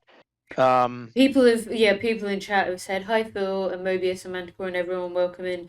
I think that's a core part of this is what you said earlier about and like it the explains possessiveness. so yeah, it explains so much that why you're the kind of guy you are with like the way you're describing your grandparents who are amazing. Um of it like I think that um a hardcore root of insecurity in a lot of men is expressed as the ownership, control, and portrayal of the women that they like get and own. And we can even hear that in the language of the way like hookup culture of like men pulling women and like men gain something from that and women lose something from it, which is just insane. Yes, You know what I which is mean? asinine. Yeah, exactly. And it's like, wow, imagine just like having like consensual sex that's good and then you both leave or continue with whatever kind of relationship you want. Heaven I mean, forbid. I think there's further lack of understanding that goes into that. I mean, there's a fundamental lack of knowledge among men on the function and form and how a vagina works. Okay, I mean, all right. yes. A lot of I that date a is lot of is bisexual women and like what you're saying is true from what yes, I hear. like um, and I don't know if that's Like, why are these men afraid that the more sex that these women have with men, the larger they become? That's not how that works. Like, that's not how that that's not how that area of the body works. It's not Mm. how the tissue in that area of the body functions. But do you not think that Um, there's just a like, and this is what I mean, where it's like, particularly at least in my culture growing up, and like the things that I saw, it was all about like men. I saw this because I was a little bit of a shithead when I was younger, and I like started exhibiting some like toxic masculine traits because I thought that's what I was supposed to do because I was like a masculine woman. yeah. Luckily, queer culture sorted me out. Um, but like it's like you, I remember when I was so insecure, it was like I wanted to get like a attractive girlfriend to like own her and show her off to people. And then like if we were Like she was having, a piece of jewelry. yeah, literally, like being You were so used so insecure that it was so about interestingly. demonstrating like, look what I can do, look what I can get, look, Yeah. validate me, and it like wasn't Yes, even yes. about someone that like, it wasn't even about my happiness or the happiness of that person, which is obviously very different now. But I'm going to assume a lot of men go through that as well when they're younger, of So like, that was actually the next thing that I was going to roll into, yeah, is that yeah. um that those sort of feelings tend to stem from this idea that humans are objects that can be owned and that can be dominated, and that Mm, you can force them to do what you want, whether that be because of your position in a hierarchy, whether that be because you are the material provider for said person. um, it's this idea that by some metric, by your place in by your place in a hierarchy, or whether or not you provide them with material, or your relationship to them that has been granted to you by them, mm, right? mm, mm. That assumes some level of ownership or dominance over that person, which is not, again, not something that's consensual in a sexual or non-sexual context, right? Mm. Sorry, Phil, are you saying that your mates sort of see like relationships as this like status symbol of like, um look at me, I'm succeeding as man because I has woman, and like therefore that's good, and like, I mean, this is why, I often make this joke, but like, are the straights okay? But sometimes I'm like, kings and queens, are you okay? Because you do not look okay from out here. But like, that to me just sounds like a really deeply rooted way of having a potentially a very unhappy relationship with someone, because that the expectations there are not about like building a collaborative um a relationship based on your different kinds of communications and your different kinds of needs, but it's about getting something to demonstrate to other people that you have succeeded. It's literally like, my woman is a flashy car level of thinking, you know? Hmm. Yeah. Which like I can understand, like I have empathy for young men who fall for the Andrew Tate trap. I do. I genuinely think they're victims. But if it comes to like middle-aged men, I'm like, what the fuck is wrong with you? You know, you have like all of the resources in the world, and that I struggle to have a lot of empathy for men who feel that way, um, because Reasonably so. I mean, maybe it just comes from this more historical discourse about what gender and masculinity is, which is very, I know for my dad, and I won't share too much because I don't think he'd want me to, but I know for my dad, he felt for a very long time that his role, not in necessarily in a domineering way, but his role was like, I must be the thing that provides for the people I love, and that's who I am, full stop. So it wasn't actually about like showing someone, anyone else, look at me, I'm successful. It was a different kind of like Irish Catholic, like I don't know, my granddad was quite a soft, gentle guy actually in some ways, but still quite patriarchal. Like a complicated man like we all are. Not domineering in that way. But then I know that when my dad retired, he found it really hard because he's not doing that anymore, right? And then his understanding of who he was there was a whole paradigm shift of like, we don't need you to provide for us anymore. We're all comfortable. Your children are growing up, you know. So I feel like there's generational conversations there that are changing about masculinity, right? Um, and Yeah, I would say that interestingly, and this might be a rather extreme position, um, and to piggyback off of somebody else's joke about Leonardo DiCaprio, oh my god, um, yeah, fucking hell. should the age of consent be raised to the age of 26? I mean, Not just to protect women from Leonardo DiCaprio, but I remember being in my mid 20s, and I was married at the time, and I remember my wife being in her mid 20s, hmm and that's really where the fundamental change for our relationship took place, which eventually led to like a mutual decision that we had been growing apart and we hmm needed to separate. We need that to can get a happen divorce. at that age as well. Hmm. You still are kind of Absolutely, growing absolutely. into the adult you are, and sometimes I mean, that's what at happened that with me and time my period, long-term partner. You just yeah, sometimes go separate ways. Yeah. at that time period, we had been together since we were in our late teens, so Oh almost 12 years. wow. Yeah, you've been So together a really long time. yeah, and it wasn't there was no we weren't fighting, there was no disagreements, there was no infidelity. We just were like we're not because of our jobs, we're not seeing each other very much and we're not spending much time together and we kind of don't know who each other is anymore. And we're Mm. at a time in our life that I really feel like the mid 20s is a time for big change in people whether Mm-hmm. they realize it Mm. or not. I think that's where I mean I think biologically speaking Mm-hmm. that's where a certain part of the brain is finishing forming, right? Mm-hmm.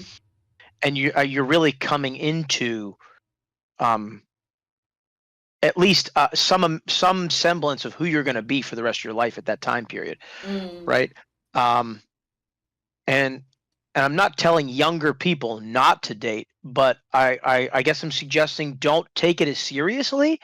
And maybe when you're at that young, immature stage, perhaps you won't fall into these toxic behaviors like I'm supposed to own this person or dominate this person Mm. because they're mine, Mm.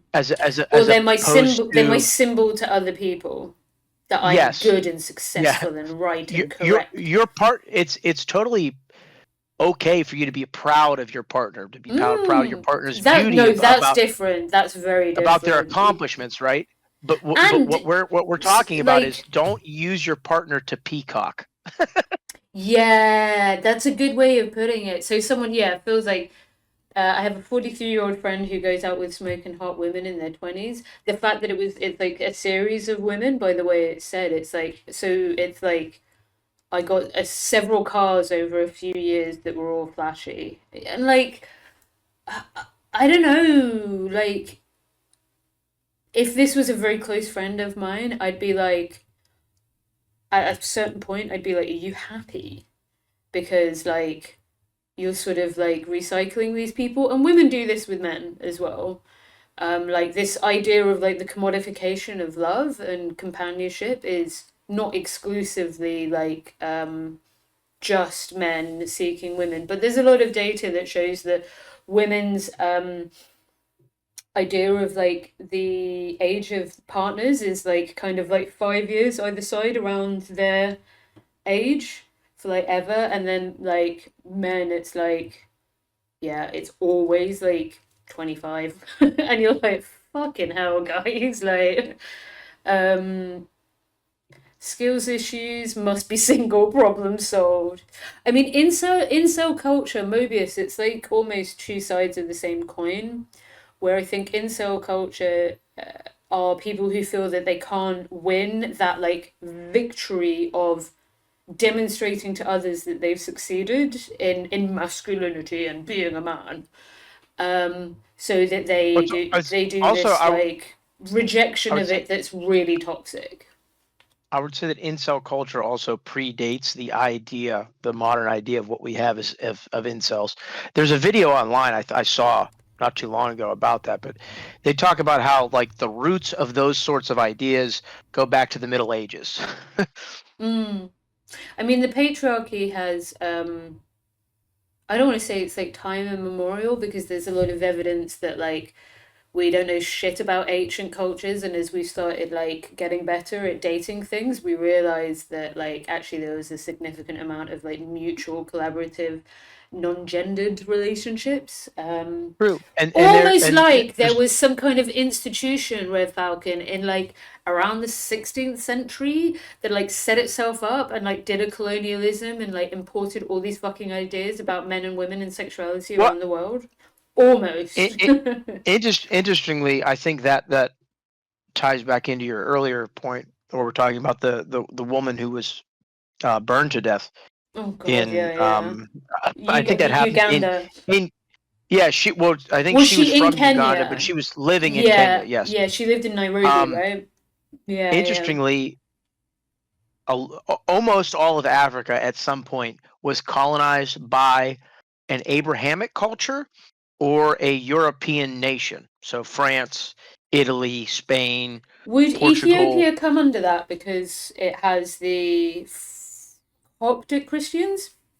Yes, technically the oldest sect of Christianity on the planet. Yeah. So they were not Um, directly colonized by a European but nation, but they would have had like the and I think Islam went down the east coast as well, which is why places like yeah, Somalia and have. all over. I mean, northern Africa has Arabs in it because of colonialism. I did Um, not know that. yeah. Um, I can't tell you how much of a problem that is because I don't know anybody from northern Africa. I don't know how much that affects we'd have to the speak to indigenous people cultures there to there. understand Yeah, it. Yeah, yeah, yeah. I'm just not studied enough on that subject, at least at On this that note, time. I know that Peacefire it's Now. there. Sorry to interrupt, dude. Peacefire Now Sure. is Egyptian, so Okay. both Peacefire Now and Raptor. If you guys want to jump in to join in this conversation, just send a message and let me know, and I'll pull you into the Discord chat so we can bring all the boys in. Love it.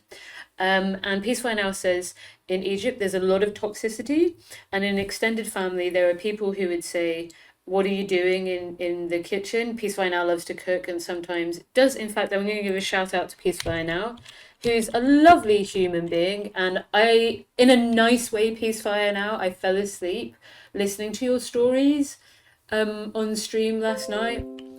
And it was lovely. It was really lovely. Peacefire Now is another, I think, example of like a I beautiful talk form about of the mod god masculinity. Fabuli all the time.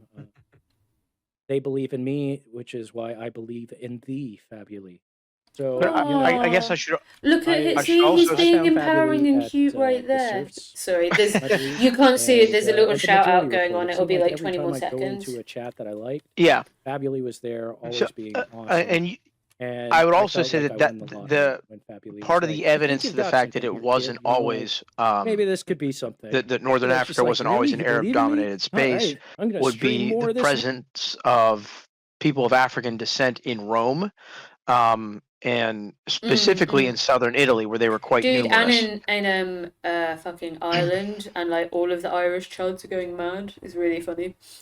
They're like, Yeah, because "Whoa!" didn't they find archaeological evidence of people of African Literally, descent living in Ireland yeah, like and like northern centuries Scotland ago? and stuff. Yeah, yeah.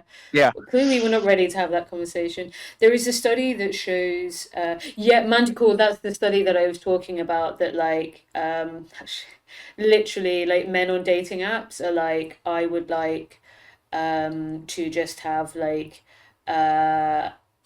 women as objects for sexual pleasure. And I lived in Thailand, and dude, actually in Cambodia it was like the women, well, they were young girls, and that we part of our training was we can't do anything to help the young girls here. If you try and interfere, the police will stop you because it's not illegal yet.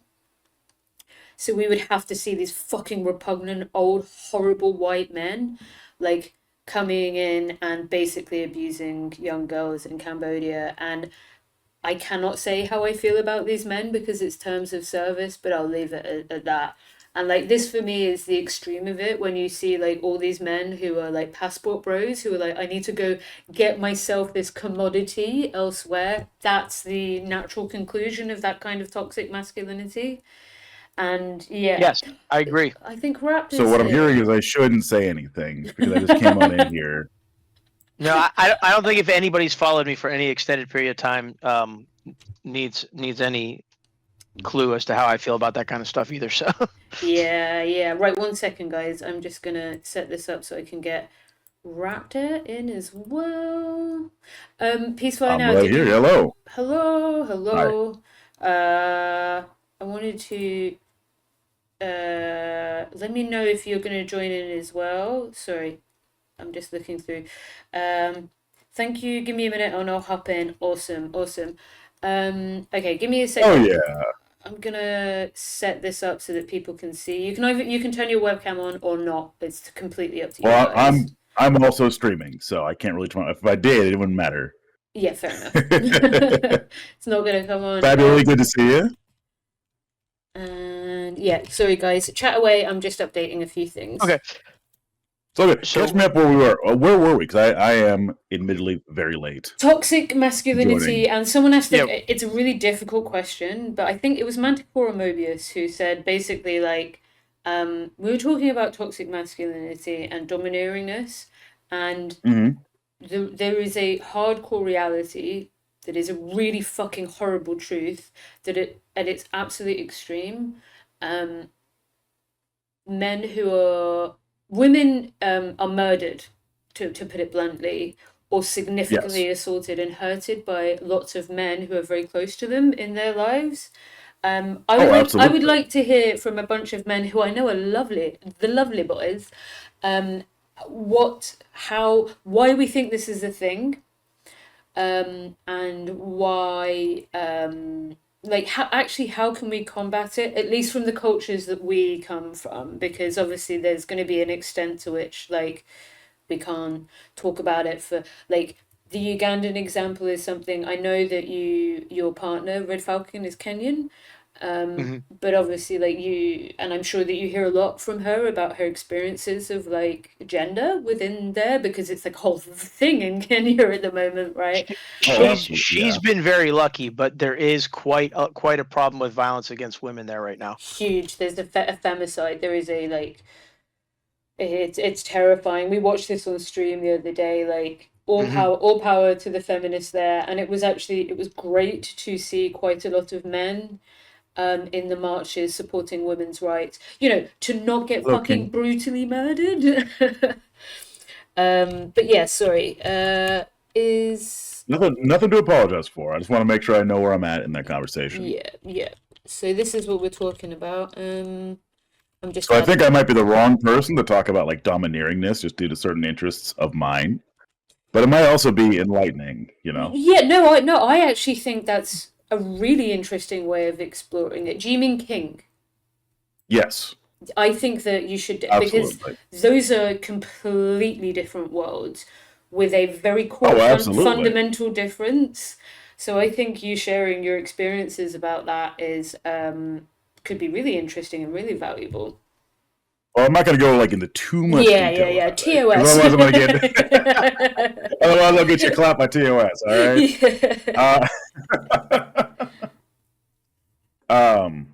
But only if like everybody else is okay with that as well. Yeah, I'm fine. Are you okay with that, Falcon? Where are we going?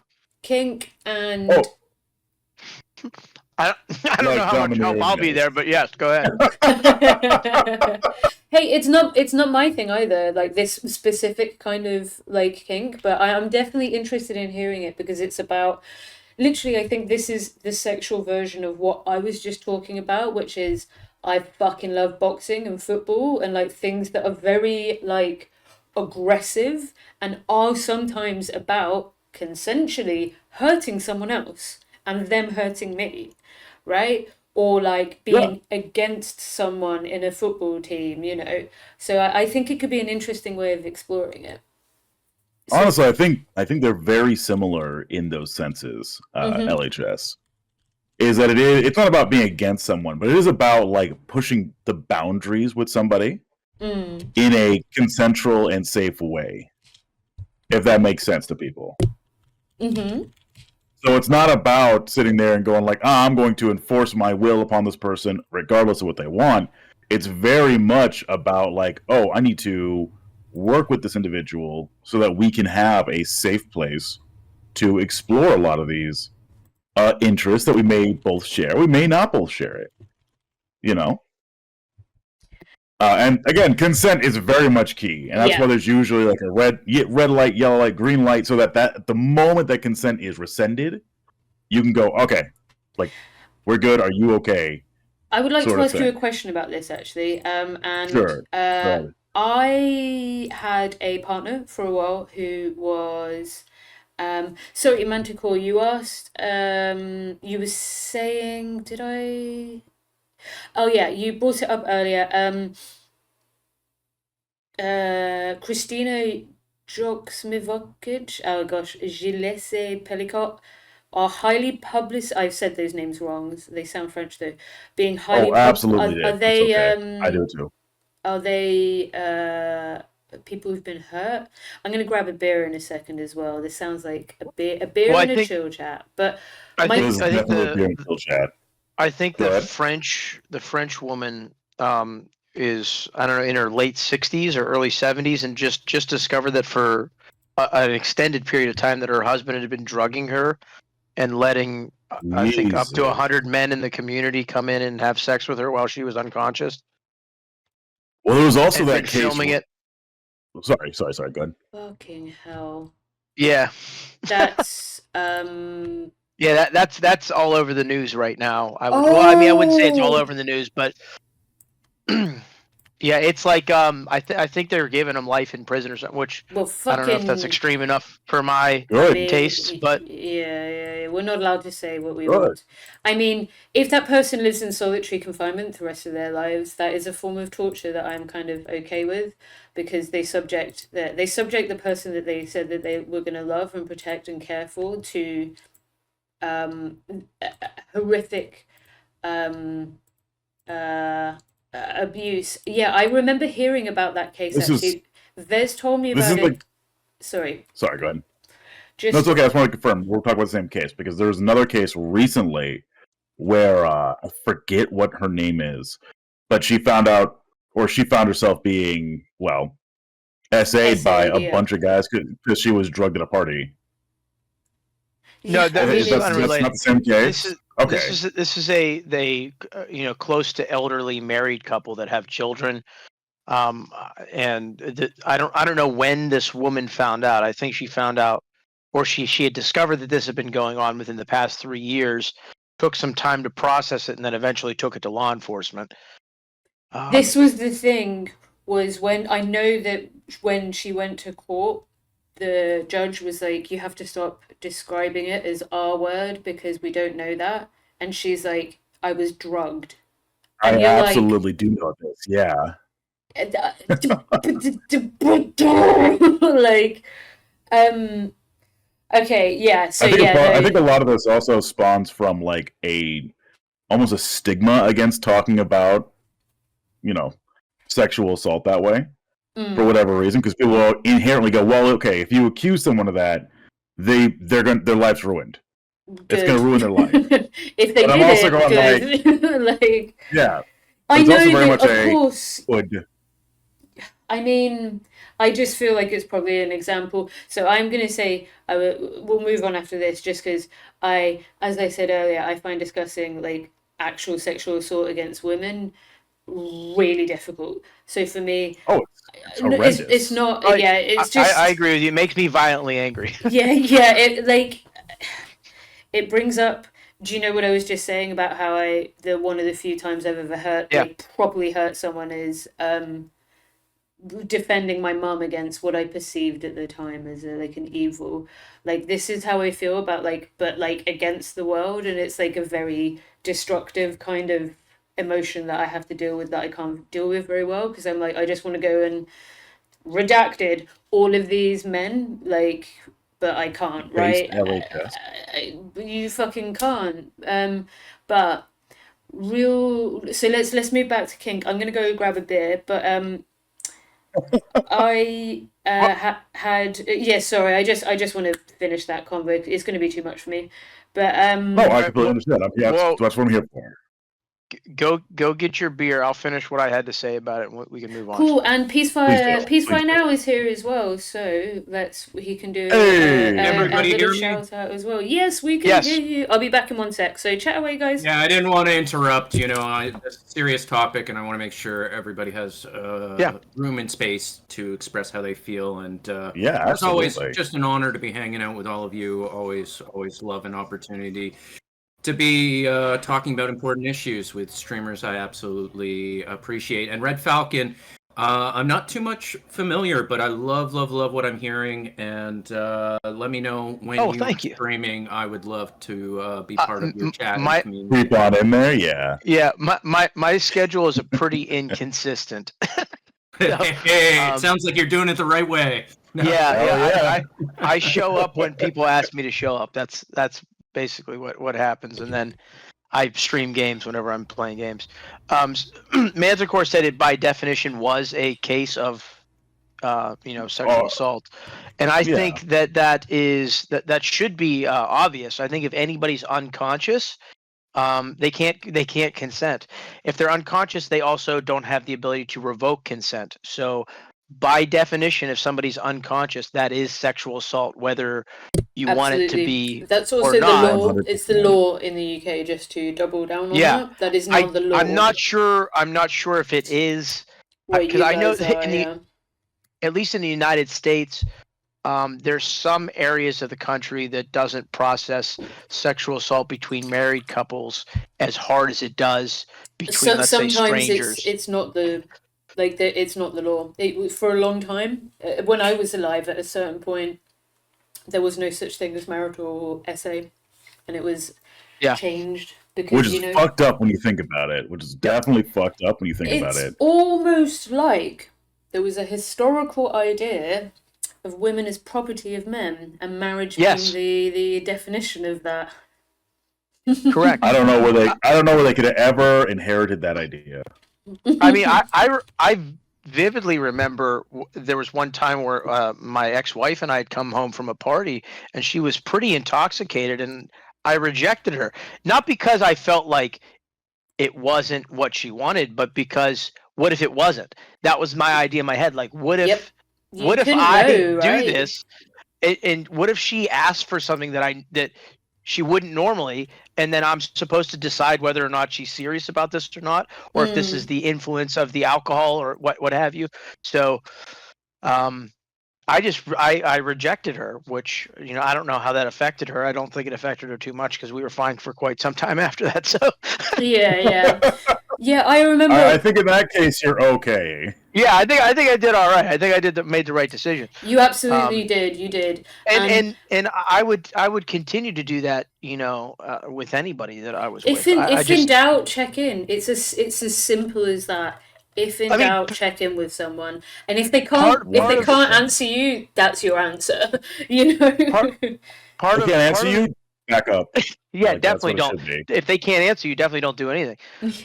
Or seek help if they're injured or incapacitated. But I think part of what's a healthy sexual interaction is the desire for each other that the two people have. And if you don't have that, it's not a healthy interaction. Why is sex so important to identity then? as someone who's a lesbian that says that, but clearly then this sexual aspect is important to masculinity and men as well, right? Why is it so often coded in this particular way? Ownership. I'm I not think a sure lot I- of it is also. Oh, go ahead. I'm not Go sure ahead, I understand what Falcon. you mean. I guess I don't understand the question.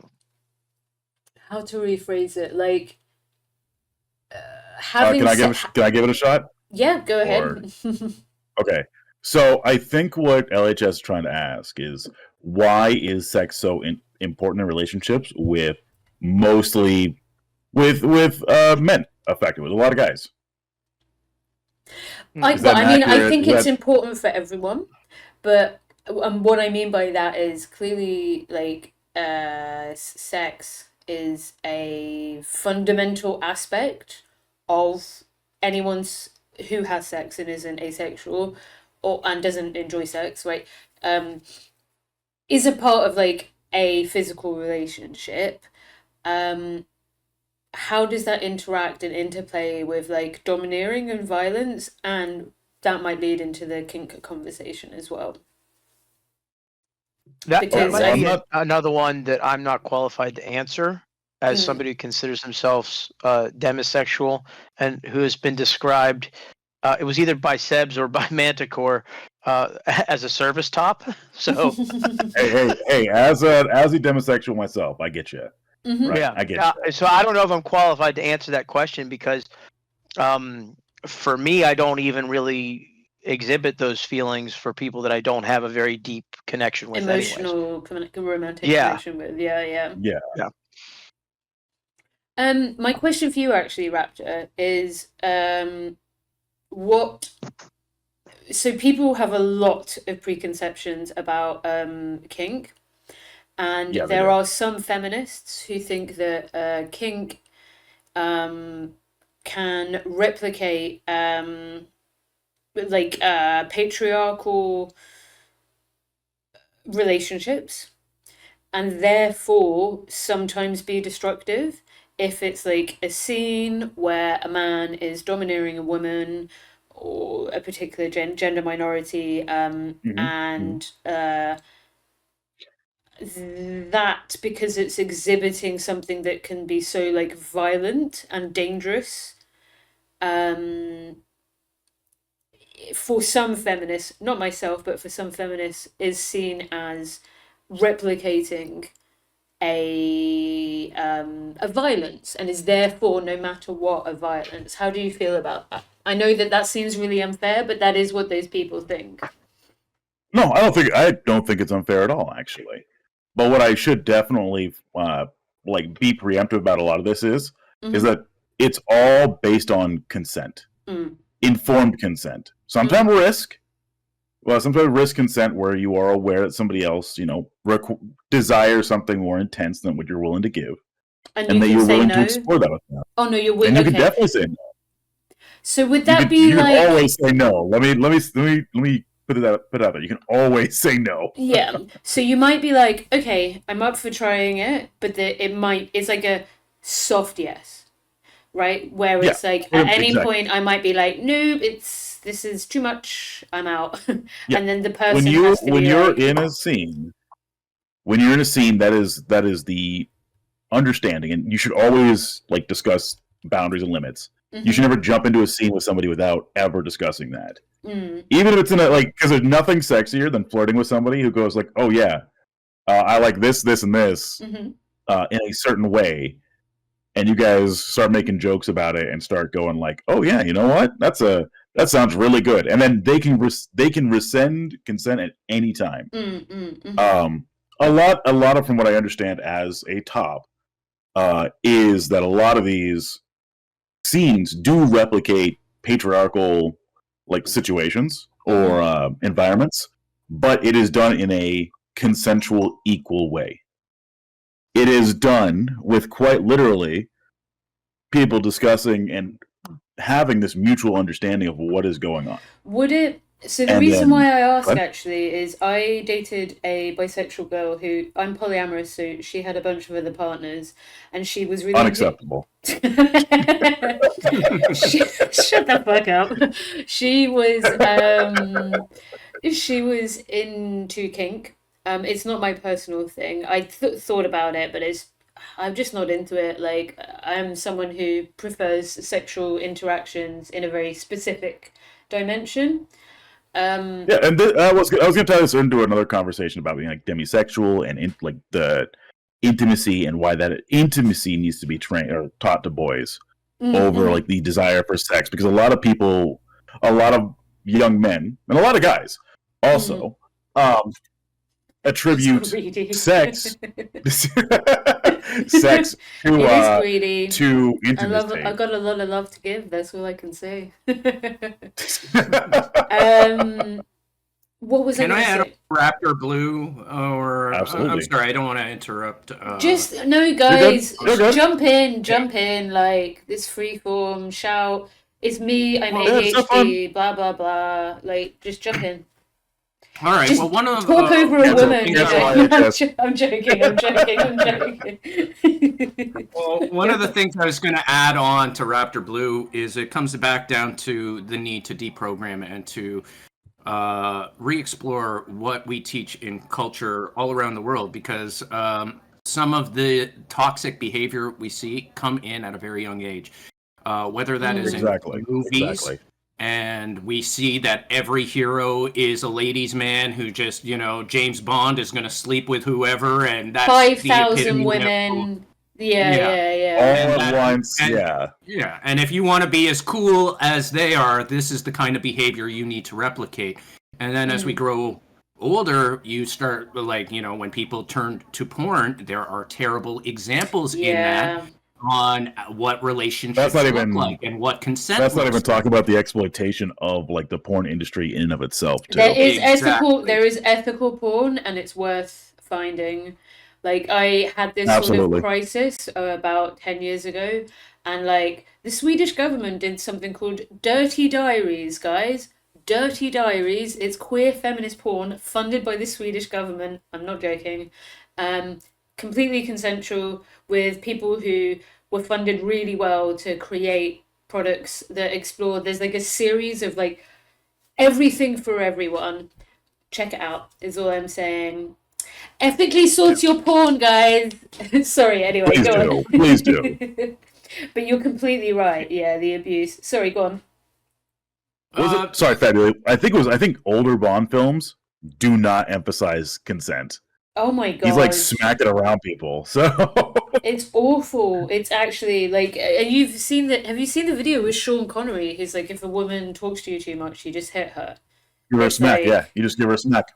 That fucking guy is a redacted. There's a dude that I occasionally mess with on the line who has the same opinion but tries to pretend he doesn't. So I understand. He tries to pass that off as a joke, and I went like, "There's no joke about this. What are you talking about? What, smacking women? Yeah. Try and fucking come and smack me, you fucking little weasel cunt. Is all I'm saying. Oh no! Look, LHS. I'm pretty sure you're one of them that can whip my ass.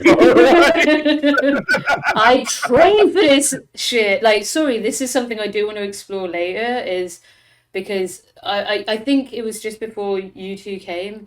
Is I identify. Wow, really already? I engage with masculinity. Shut up. with masculinity quite a bit as well, but I'm very comfortable with being a woman, and like there's an element of queerness that I find really liberating, in that you can play with different genders and you can explore yourself, and you have a freedom that I think actually some heterosexual people who live in very conservative coded societies don't have. And how you respond to when a situation needs a form of like reaction that could be violent, but I'll pause that and we'll go back to Peacefire now, who is talking about culture. Yeah. That's a big conversation we should definitely talk about, especially for guys. Well, we all four of us come from different cultures here. No. Yep. And I mean, if we're talking about culture, there's something that you guys were talking about, the case in Kenya.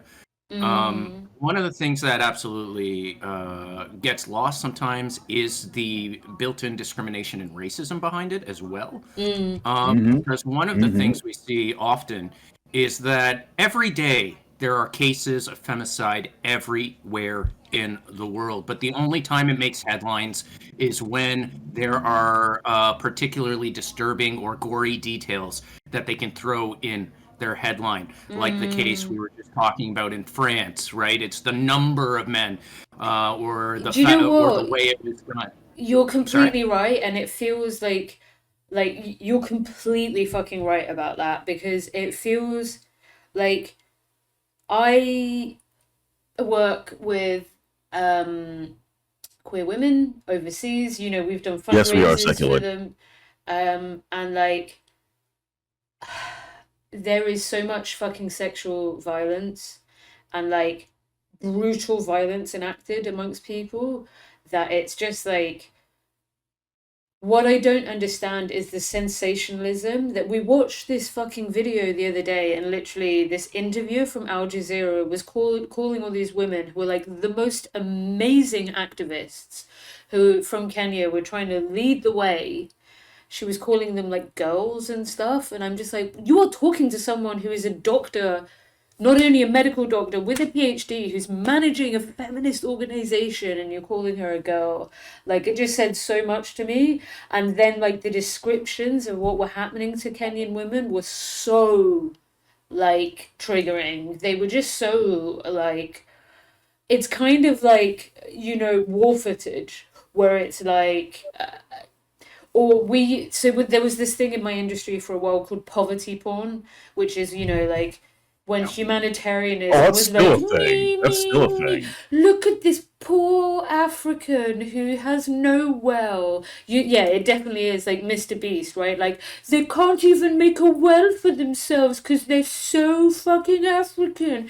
Me, me. Oh, Like, it's he's getting his right now. bullshit. Yeah, exactly. There's a bit of I mean, we justice. can look at we don't have to look at Mr. Beast. We can look literally at what's being talked about with Haiti, for Yeah, example. Like exactly. as I mean, the that's most recent insane. example. Like but all of this, I feel like it's all tied together. Like this is why earlier I was saying, like, we all come from different cultures, and it's best if right now we obviously we can observe things that are happening elsewhere.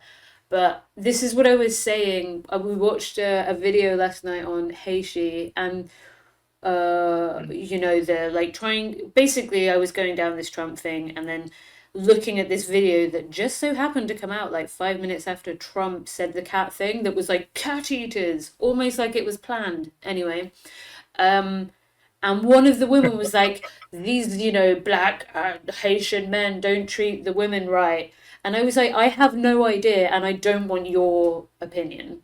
I want to talk to the Haitian women. I don't want to hear from you, Madam White Woman, like about Yeah, how I want to another hear about culture their works. culture. Yeah, don't you Yeah. tell me. I want to listen. Like, you listen to the Kenyan feminists, you listen to the Ugandan feminists, you listen to the Haitian feminists, and you work with them. Otherwise, you're just doing a different form of colonization, right? By speaking for someone and doing a racism like against predominantly black men, which it's targeted at, right? And Arab men as well. It's like, look at them, they're it's like the gay, the, you know, like Israel is like, Hamas hates gay people, and it's like, I think gay people hate bombs as well, because that's not a very progressive force, you know. But anyway, sorry. Yeah, one of the Like, no things that I matter see where we often on live, that. Right. sorry, Oh, go go ahead. ahead, Rick. No, you good. Because All right, I I was was just going gonna to agree with you. So Yeah, I was going to say, no matter where we live, you are more likely to see a headline of a different culture or a different country when it comes to abuse and toxicity and femicide than you will Violence, find yeah. inside your community or whatever, because they don't want to look in the mirror. They just want to point out that people abroad or people in different cultures, they're different. This stuff happens there, but it they're doesn't happen different here. and dangerous, we and they're not exactly. here. I Yeah, just want like, to say something quickly. go Manticore, ahead. as a white Irish European woman, I was taken by the Irish Catholic Church from my mother and adopted out of Ireland. She wasn't given a choice. I was stolen, essentially. Like, she just about agreed, but at the end of a very long process of being told how little she'd get for months and months and months and months, and then she had a breakdown for 2 years and almost killed herself, right? Like this sexism is universal, so we cannot and do not use it to disregard and say other cultures are bad or worse. Like, of course, there are different dimensions of freedoms within different cultures, but the way that we understand the truth of that is listening to women from those places. And if you're not doing that, you're, or feminists, like all the lovely men here, right? Like you're not, you are just doing like a racism. You just are. There's no other way of calling it. Like, Well, I think you're. I I think would you're argue 100% that correct. I would argue that both of you are correct. And specifically why is when you look at other cultures pre-European colonization, specifically Africa and what is now the United States and South America, you are much more likely pre-colonization to find matriarchal organizations of power, whether that be political power or whether that be social power, some or hardcore both. social dimension. Yeah. One of my favorite is the Kendakes from fucking Nubia. So Yeah, that's just an example. Tell us. I specifically, don't know about that. What was their power? What they do?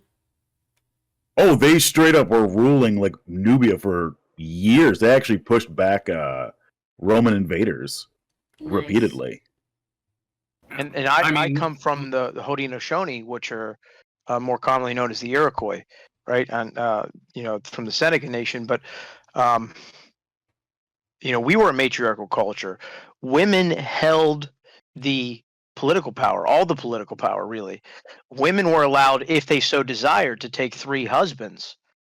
Men did not have that power. So the power here was, flipped. It was 180 degrees from where it is now. And in the 1920s, in order for us to be more integrated with the colonial government, for them to stop harassing us and stealing our land and stuff, we reorganized our political society. To adopt elements of patriarchal Euro-Christian prior to culture. that, yes, exactly. Prior to that, and I credit our survival of genocide to these systems, we were very much a matriarchal culture. I can't say that. That I would want to be with somebody who wanted 3 husbands, because that I'm not okay with that. But there might be I'm some guys I'm okay with other people doing that. It's I fine. mean, that's interesting because I like, as an Irish woman, like Ireland, whilst experiencing its own form of colonization, but we're white Europeans. We are, right? We are white colonized people, but we're white fucking Euros. And so are the Sami. The Sami people are also largely white. I can't speak for, like, I would love to go to Sami land. It's on my list next year, is to try and travel up with Mum in Norway. But but the reason why I'm saying that is to challenge this idea of like Euro whiteness, progressive social I would guess, feminism. Yes, because I guess where I was going is it like took me from my mother, because that's how fucking sexist it was, Yes. Like it hated women, it killed women. It killed women in bed. It really did. Like, it really did. Yeah. The point that I was trying to arrive at is that we can't simply remain neutral on it, because Europe, relatively recently, within the last 100 years, has become comfortable, increasingly so, with homosexuality and transgenderism and non-traditional gender roles and stuff that a lot of other cultures had been doing for thousands of years in some cases. The Haudenosaunee Confederacy will be 900 years old in 2042. So, and the nations that made up that confederacy existed for an extended period of time before that, possibly 1,000 years before that. So, what I guess what I'm trying to say is that we can't simply just say or act as if all of these things happened in a vacuum. Right? There's an origin point for all this stuff, and it's a specific period of European history that Europe is currently trying to grow out of. But then there's elements in which it does dictate like this idea of like progressive. But this is the thing, like it's so clear that at the moment, and I'm interested to hear what Peacefire has to say coming from Egypt and having Saudi Arabia you lived in, you were saying last night, right? Yeah, for a Yeah, couple years. yeah. I mean, That is the worst place on this planet. But anywho, see, I I bet. I can only imagine. I Holy would fuck. love to hear about the experiences of the patriarchy from you there because I obviously have my opinions, but again, I'm a white Western woman from outside, so I don't actually know. I've never been, I have not heard from women there, but I'd really like to hear from a feminist like yourself who, from what I heard last night, you had some fucking hard experiences there. I was falling asleep listening to you just because your voice is really nice. You know, before or after I was worried I was going to get executed. yeah, no, I woke up to that bit and I was like, oh, yeah. What did I This miss? doesn't Exactly. sound good. Yeah. But yeah. I mean, I could share that story again, but in terms of answering the question you were asking, when it came to Saudi Arabia, there was no more disgusting place I have been in terms of the way they treat women. Women are not to be seen, they're not to be heard, they're not to be interacted with. Women are considered only property in Saudi Arabia. And when I was there, even as a kid, they, like our schools, there was no way on earth there would be segregated, I'm school. guessing. I'm sorry? Were they segregated? Yes, they were segregated, and there was no way that you were going to ever find a school in Saudi Arabia where you can, it wasn't segregated. Not only that, beyond segregation, the school I would go to would be much better than the school that was being provided to women, right? Because they do not want them educated. They don't want them asking questions of, wait, why can't I do basic. And I'm going to presume I know you wouldn't know this unless you met women who would tell you about their experiences through school, but I'm going to guess that part of their actual education was a form of gender indoctrination where like it's this is as we had in like for a very long time in at least British and definitely Irish schooling. It's like this is your role, woman. And you would have literally particular courses that were like homemaking. Oh my god, I'm so glad. In some ways, I am so fucking glad I didn't grow up in Ireland. It's like we've had our own internal struggles within Irish culture because people saw like how awful the church was, and there are many people who have stories like my own. But did you meet any women who told you that kind? Yeah. Well, let me talk about my mom for a second. When we were in Saudi Arabia, my mom, an engineer, could not find work anywhere, and eventually realized, okay, well, maybe if I teach in one of the schools, and so she's teaching a class of little, I don't know, I would have said maybe like grade 1 elementary school kids. And what my mom decided to do was create a course to teach them how to use computers and how to learn how to code. And so she was teaching this class. They were learning. They were starting to be able to connect a little more. The internet's coming in. Computers are the way things are going. And it wasn't until like the second year that anyone caught on to what my mom was doing. And then they wanted to cancel that class. And they're like, we don't want women to know how to use computers. They might find out that the world isn't the way we tell them it is. Jesus Christ. Right? And so that's just one example off the top of my head of where that was like, being indoctrinated at a very young age that you do not question, you do not learn, you just accept the role we tell you to accept. And that is it. Yeah, my mom have couldn't to live drive under in these Egypt. rules. My mom wasn't able to drive in Saudi Arabia. My mom wasn't able to do a lot of things. So let me just flip one more thing because there was something mentioned earlier and I didn't get a chance to jump in. But when we want to talk about, the past, look to Egypt, right? We had Queen Nefertiti. We had Cleopatra. And sadly, we those stories end up kind of getting forgotten or tarnished. In the case of Cleopatra, like, if Cleopatra was a man, they would have been like, the greatest general, had played everyone like a fiddle, used their Let me add on that prowess one real to quick. bring the Romans in and then destroy their army from within. Like, if this was a story of a man, they'd be like, oh, he's the greatest leader, he's the Hannibal, he's the whatever, right? But when it's Cleopatra, it's like, oh, well, she slept around and she was a slut. Yeah, She didn't know. yeah. She was an Yeah. idiot. Literally, it's the all same the- with all the Hollywood Catherine the depictions, Great yeah. of Russia, right? It's the same thing. It's like she was like formidable, so then it's like, yeah, but then she was clearly a hoe, and did like But that's really what it dodgy is. hoe All things. throughout all these Hollywood depictions, it's like instead of actually looking at their accomplishments, it's just a focus on, yeah, I heard the pussy was real good. The nascent, like, That's it. this is the thing as well. Like, I mean, I feel like you guys, you motherfuckers here know this as well, but like women enjoy sex. Women have sexual desire. Women can be incredibly erotic and sexually driven, and Well, I like, feel like you know that if you do a good job. well, I'm about to say, yeah, you gotta be good. You gotta be good at it. But like, I feel like I don't know what it was like for you guys, but I remember like, I mean, I remember finding out about masturbation and then not being present in anyone else's life for a couple of weeks and then coming back with disheveled hair, losing a bit of weight, looking quite happy, a little bit of self-love. But like, I remember it being gendered, that idea of like, women don't do that. Women don't have sexual desire. Women don't like, and like now I'm like, women coming together, 10 out of 10, love it, best thing ever, rate it, promote it actively, daily.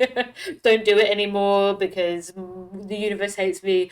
But like, I don't know, I feel like it's the flip side, right? And I don't know what the experiences for you guys were like, but it's like, the denial of female sexuality, which, let's say, like, if a man used his sexual prowess for some kind of conquest, it would be like, what a fucking G, man. He's so sexy. He fucking got all the poontang and did X, Y, Z and played the game. But a woman does it and has like a great strategic mind. Absolute whore. Diminish her, undermine her. Like, it's the Madonna whore complex, right? Like, it's one of the two. You are either like a pure like savior of humanity, or you fucking get your leg over and that's it. All of your accomplishments are gone because you enjoyed sex, which I can only, I mean, Peaceful Now, you were raised in like the Muslim faith, right? I do not, all I can speak of is from a Catholic perspective, but the idea of sexual pleasure for women, culturally in England, culturally in Ireland, and under the Catholic Church was absolutely denied. What was it like for you? And for the ideas of masculinity for men as well? Oh, I mean, like, I used to say, because, yeah, my family raising me Muslim, and I was born in Canada, I've lived all over, but I was born in Canada, and for me, it felt like I had to live the life of a double agent, right? Where I had to be one thing at home, but if I was going to make my way and have an impact in my community, I had to be something completely different. And to this day, I'm still trying to rectify those two worlds, because whether I'm in Canada or Egypt, Canadians, especially post 9/11, it was all Islamophobia, go back to where you came from. And then when I'm in Egypt, they're like, well, you were raised in Canada, you're not really Egyptian. And I'm like, okay, well, You're not really, Muslim or anything. I get you. yeah, I know so you're I'm coming not from with really that one. anything. Yeah, I try to avoid any kind of labels. I feel like labels put us in a box. And maybe it makes it easier for people to understand where we're coming from, but it doesn't give people a real true sense of who you are. And so whenever it comes to those things, I'm always trying to be as fluid as possible with those terminologies, because I'm always learning, I'm always evolving, I'm always changing my point of view, which everyone should be able to do, because the more information we get, the sharper we get. Our ideas become a little different. And I'll give an example. There was one time I was in a relationship with someone I used to work with. We used to work at the same restaurant, and she was a very, very proud lesbian, but then started developing feelings for me. And then all of a sudden they were like, I think I might actually be bisexual. And I was like, well, if obviously I have feelings. If you want to explore that, we can. There's no pressure to be any which way. And for them, we had a great relationship. We developed that. And for me, that was that moment where I kind of learned where it's like, you can believe you are one thing, but, you have to give yourself room to grow and explore, because, I was saying this earlier about Yeah. I hooked up with like a really hot trans man who I definitely consider a man. And like, yeah, that for me was kind of like that moment, right? Where I was like, okay, cool. They're hot as fuck. I discovered something new about myself. And Yeah. I liked Exactly. it. Like, but before, kind of like you say, if you're like young and insecure and you're like clinging onto these boxes of what like being a man is, being a lesbian is, being a certain kind of man, being a black man, being an Arab man, being a whatever, being a weird Irish lesbian, like whatever these things are, like yeah, if they become rigid boundaries, they kind of become their own trap. It's like we need this language to be able to explain the world, but they can't become too prescriptive almost. Yeah. And I We feel should like, all. Yeah. sorry to interrupt, but I feel like that's maybe what we're getting at when we're talking about masculinity, where it's like this is what I feel worried about, right? I so I was a feminist for a very long time that was very like fuck the patriarchy. I mainly had predominantly like lesbian and queer friends, so like even the men in my life were very non-traditionally masculine, and I love them, and like my best friend is a non-traditional man, and I would destroy planets for him. I love him so much. And how to say it, I lost a friend to he ended his own life, and Hey there, Bronze. Welcome in. he was a very he was a happy guy, we thought, and he did share a bit about mental health stuff, but I think it was like 7 or 8 years ago now. And there I left that feeling I've done feminism wrong. I've been really dismissive of male feelings. I've been angry at all like the violence against women and the horror that I've seen. My own personal story about like, religious establishments literally dictating my life. And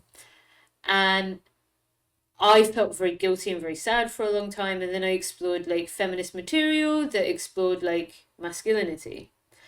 And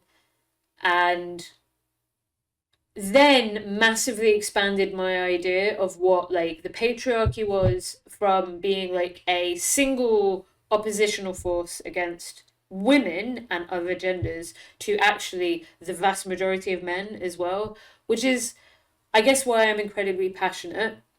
And I've had other men reach out to me throughout periods in their life, who, some of them being very traditional men, who I think can feel comfortable with me and be very vulnerable. And it's very clear to me that there is a lot of emotional stress and trauma that's not being processed by them. So for me, the end goal of these kind of conversations is always how do we. I would like an environment where whatever it was that my friend experienced and didn't, where he couldn't talk about it in a way where it was like he didn't speak about it to anyone, and clearly I do genuinely think that was a really decisive role in why he ended up like leaving us, right? It got too much, it got unbearable, there was no release valve, and that was the release valve, right? I think that's the patriarchy targeting itself against men, because it's the most extreme like version of men denying this aspect of themselves as an emotional, caring, vulnerable being, maybe with more testosterone that can engage in more violence sometimes, whatever the fuck that means, right? I now open it up to Mhm. all of you. How do we get there, and what does that look like? How do we start having these conversations where we can reduce the negative impact on men? Frankly, Do you mind? Do you mind if I start off there? please go ahead. I think one of the interesting points that you make there is sort of how patriarchy tends to affect men in general, right? And I think this is a larger problem when you look at domineering systems within society as a whole. They generally do not include the people that they tend to favor, right? The identity of whiteness is one of those examples. Patriarchy is one of those examples, right? Patriarchy exists to serve men, but it's in the control of very few men. Mm. Mm-hmm. Yep. White identity exists to other non-white people, but most people who classify as white don't necessarily support the idea, don't support the concept, right? And it doesn't actually serve them that well. Sure, they get, a few benefits of this and that here, but ultimately the control of this system lies in the hands of very few people and ends up harming those that are technically, technically the people who this is designed to serve, right? that's that's the interesting point there that I feel like you made, is that Sorry, someone's just said patriarchy something. harms men. Patriarchy is rule of the fathers. I meant patriarchy from the an expansive radical feminist position, which is that patriarchy is a set of The cultural power struggle. social Yeah. ideas of what Yeah. not necessarily dictated by fathers. It often is, but is a societal construct of this everything that we've spoken about here about culture, about institutions, whether it's from James Bond to the oppressive forces of the Saudi government that peacefire raised, Well, and that's that always places a particular form of cultural masculinity at top as the main value system that is frequently enmeshed with a political and economic structure that favors those people and replicates those LHS, I'm ideas. gonna jump in here real quick and build off what you were saying. It's not just like a particular form of masculinity; it is a performative sense of masculinity. Oh, you need to be a yes, white landowning male to be a member of this society in any meaningful sense. Is my primary example of that. to Using be an mostly American authority culture. within that society, I would say. I would use Yeah, the to be word an authority. authority. I think it's interesting the James Bond point too, right? All of this is dictating to you how you should be. I know before I became comfortable and aware of the concept of sort of being on the asexuality spectrum and demisexuality, um, I had quite an expansive list of partners before that, because I had societal pressure as a man to Have those partners, right? yeah, engage in sexual activities with Seriously, women. yeah, when I started engaging with my sexuality as a lesbian, I adopted what I thought was masculine traits, and that was the exact thing that I adopted as well. Was I need to Hmm. go and And have as much sex as possible, even if I fucking hate it, I because it's I went through that Mhm. too. Yeah, Yeah. because it's what we do, and it's I am being this good is what and I'm supposed performing to this. do. Yeah. I'm a man. This is what I'm supposed to do. Um, and obviously, I lucked out in that perhaps the people I had been exposed to, or the things that I had lived through, or um, I've never been one for therapy, but I think I've been reflective on myself. And I'm not telling you to not participate in therapy. If you think you need it, if people that you love that love you suggest you need it, you should go seek it out. Um, I just never did. or never did in a serious context. I mean, it I've can tried take a few different times, forms but in different cultures and work in different ways for different people as well, you know. yes, So yeah. Yeah, Um, yeah. and through all of those processes, right, self reflection and exposure to people that are, safe environment, people like you, you've been part of that Us. process. Um, it's enabled me to come to terms with the fact that my being a man doesn't mean that I have to just be constantly sleeping with women. That's not really, and I've been able to move, over the years into a position where, I really only want one person. I want this one specific person, and I think I've been there able to is be nothing wrong with healthier. wanting multiple partners, but it's relationship in your life, right? Yeah, yeah, If I'm It speaking should. specifically You yeah, about should. my yeah, experience. yeah, Yeah, yeah, yeah. yeah. So like, I, It's if yeah, definitely something you should it came from this explore on yourself. performative place of kind of like it did for me. Like for me, I had that question. I came to polyamory, but through the exact same route of that, like, why am I doing this? Like, I have no partners right now, but I'm like, yeah, I'm polyamorous, and to be honest, it's actually causing like a bit of an issue because I like keep on like meeting people wanting to go on dates, and they're just not into it. But I'm not gonna lie to them, so that's that. But like, you well, feel you're more dealing with with. comfortable with yourself. You seem very, Oh, very, absolutely, very in love and very nurturing for your partner, and it's really nice to hear. So, absolutely, absolutely, I would like. I and mean, and I I would want to say raise like something after, but I'm gonna figure out a phrasing it in a way where you can okay, not answer if you don't want to. But go on. okay, Sorry. um, and like I still present masculine, and I consider myself masculine, and I operate in society in a masculine role. But over time, I've come to terms with the fact that I really don't care that much about gender, and I just keep masculine pronouns because it doesn't, for me personally, it doesn't matter. Um, and that's what's convenient for other people. People see me, and as long as they're not seeing me from the back, they recognize that I'm a man immediately. Um, so uh, for convenience sake, I'm not going to really explore that because it's not that important to me.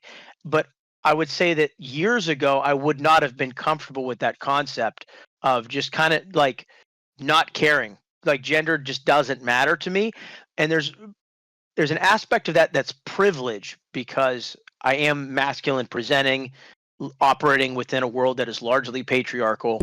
That's really Um, interesting that you say that. You've just made me like totally question myself because I'm like, wow, I feel so gender free, but is it just because I'm masculine? Oh my god. well, I don't. Here's the thing, right? I'm sure that there's aspects of me that are feminine, but I don't There identify are, with any of love. them at There the are. There same time. definitely are. You are. So Um, if we use these words in very traditional ways, which I think are bullshit, because I think everyone is a yeah, combination of the both, you are an incredibly nurturing person. I mean, yeah, it's really lovely to have this selection of men here right now because you are all men that I like love and adore and I feel safe around and I value. And I think that in a world where we have an incredibly loud discourse that is, frankly, I think abusing and shaming young men to go to the gym and drop ship, and that's how you become a man, and sign up to someone's fucking bullshit academy. Like, this is stealing money from men because of their insecurities as well, instead of and then that. stealing money from other people via Yeah, drop yeah, yeah, shipping. yeah, yeah, yeah. This is To why get those I men brought to up that perform to other performative men. sense. Yeah, This is why I exactly. brought up that performative sense of masculinity because that's Because it exactly what it is. that's where they can monetize it. It's that aspect, right? Is like, Yeah, yeah, that's come and exactly hang what out it with is. us bros and like um we yeah, I'll validate you. And like the thing is everyone outside. Okay, we're back. Fuck me. Right, I can't have this tells me I can't do it this way, which is a sad thing because basically I'm gonna have to get myself a new camera. That's just the way it is. The patriarch is Uh, coming to is just yeah. coming to It's coming to I bite do. me in I the get Is ass. it because are you running two devices at once? My computer is sorry, my phone is my like hub, which is also what I'm using for my camera, and I think it's just too much. Yeah, like that's what I'm asking you. Are they all connected to the same? Like we're both Yeah, connected to Wi-Fi. Yeah. So you're yeah. probably just eating up too much of your bandwidth. Is your bandwidth shared with other people as No, well? no, no. It's just Okay. from my phone, from like a hotspot. Okay. On that Oh, it's all note, running from your phone. yeah, that's the problem. I think it's like causing a crunch. It's causing a crunch. Yeah, Right. yeah. Okay. Refresh, So there were motherfuckers. Yeah, two we're things I back. We're wanted to back, Ryan. kind of add. Hold on to one the- second, 1 second. I'm just gonna give a 30-minute call, or because I'm gonna get too sleepy otherwise. Okay, all right, 30 minutes. Yep. It's 8 for me, and I'm still not 100% healthy human being, but I'm loving this conversation. So 30 minutes. And there's like, if I have to punch my fucking computer and internet anymore, I'll go nuts. See, I don't have a constructive or healthy attitude to problems. Well, we do need you. We do need you in tip-top shape for whenever I absolutely it, trounce bitch. you on top of a Bring fucking it. skyscraper.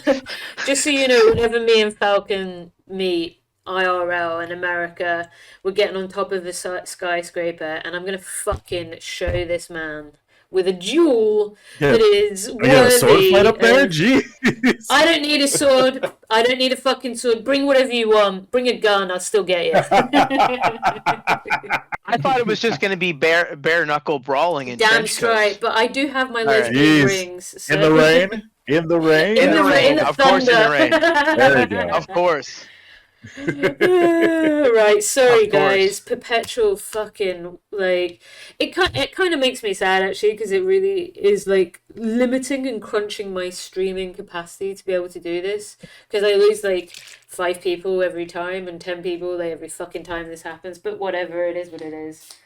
It is what it is. It's not just you. It's a lot of people that it happens to too. But I can Yeah. definitely see why it'd be frustrating. Yeah, it's annoying. Anyway, sorry.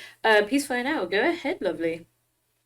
I mean, just before we froze, I was going to add a few things onto the conversation, the question you asked. In terms of performative, there is another element of performative that we should talk about.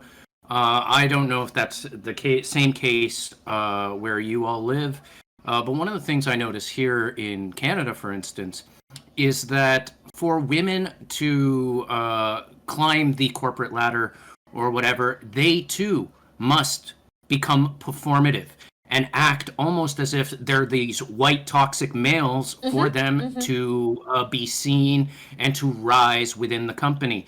And there are a couple of examples I can think of where there were women who basically were acting like they're the bosses above them so that they could advance their career. And so they were duplicating that toxicity. They were ditching away their background and their culture and totally embracing, hockey in Canada and like, oh yeah, all that, my background. I'm not going to talk about my background because then you'll think of me as different, and I need you to think I'm the same as you, and then I can also be this toxic male boss if I want to achieve or get to the level I wanted. And it was sad because my partner, they were kind of like, I don't get what's going on at work and why I can't achieve, why I can't like continue to climb up the ladder, and why my female boss is a bit of a jerk in terms of always coming off condescending. And it killed me. But I was like, look at your surroundings. At the end of the day, that boss is trying to climb the ladder themselves, and they know the quickest way to do that is to act in this performative toxic way, to pretend they are just a normal average Canadian, that they don't have a background, that they've lost touch with that, so that people can feel more comfortable in understanding who they are. And so that they pulled themselves up by their bootstraps. Yeah. So when we And talk about domineered Yeah. over others. The thing Yeah, is, so- sorry, whilst you're saying that, I find that really interesting because I was thinking about the most, like the highest risk responsibility I've ever had in my life, which was the management of a group of 9 to 10 people on minefields, right? Where if they fucked up and like it is my neck on the line. I mean, I don't want to make too grim a joke, but their neck's gone. But you know, like, and that was a really fucking heavy responsibility. And I think I just wanted to like chime in there quickly. Anybody who like jumps in and is like, you need to be domineering. No, you don't need to be domineering when you're dealing with people who are in high-risk situations and stuff. You need to be clear and concise, and you need to build critical consensus as to why you lead people and why you're respected, because just pure subjugation of others breeds resentment and is violence. It's both psychological violence, emotional violence, and physical violence often. And I actually think is like a really fucking toxic form of leadership. And I haven't worked like really ever in the corporate world, so that's a bit of an anomaly for me. And I don't know if this comes from having worked in a very humanitarianism and human rights is actually quite it's probably slightly over represented by women, not at the top obviously because they will get pregnant, blah blah blah, patriarchy, but I don't know as King said here, I don't mean to interrupt LHS, but as King said here, this actually touches on the overview of patriarchy, which is a tool to shape power distribution first. Yep. I can see that, but do you not think that historically it has been a tool because it's been related to like the physical subjugation of people, which is violent to subjugation power. of people, which is like a significant part of human history. As much as there were like matriarchal lineages, and we know that the origins of humanity were much more like communal. Can I touch Yeah. on, Yeah, Can I please go touch on ahead. that, Leslie? Because one of the things that we haven't discussed, and it was coming to another point I was going to bring up, was and who wrote the history that we understand. In the case of Egypt, for instance, we have a man by the name of Zahi Hawass. I've interviewed him. I've gone on campaigns to be like, this guy is the biggest asshat who continues to believe that our past is what he says it was, right? Mm-hmm. And anyone who investigates or does research and comes up with new discoveries, no, I didn't come up with those, so we're not talking about it. And in terms of the role women played back then, I'm going to minimize it. And it's not just an isolated case in Egypt. This is something you see everywhere, where it's like we are taught a history that again comes from that same white male toxicity or the settler toxicity. Is that and we're told to connect. Just a question, in Egypt, is it because it was predominantly like white people that came and stole a bunch of artifacts and like started developing the history of what is now like known as ancient Egypt and like all of the resources around that? Or I mean, artifacts? You mean eating mummies? Yeah. Grounding up mummies. Hey, they go to We get can't their forget that. fucking Don't rocks ever off. forget that. Yeah, pineapples and ground up mummies. That's what rich white people do. They used to snort mummies. Like grind up mummies and powder their wigs and snort them. And everything, anything right? apart from talking to their partner, like anything, and paying their workers. Men would much prefer to eat pineapple and snort mummies than go to therapy. I mean, to answer your question, lesbian hot sauce, it is a factor, but it's not the only one. Okay, yeah, right? that does make sense. These things, I feel like the patriarchy itself is multifaceted because it's so situational.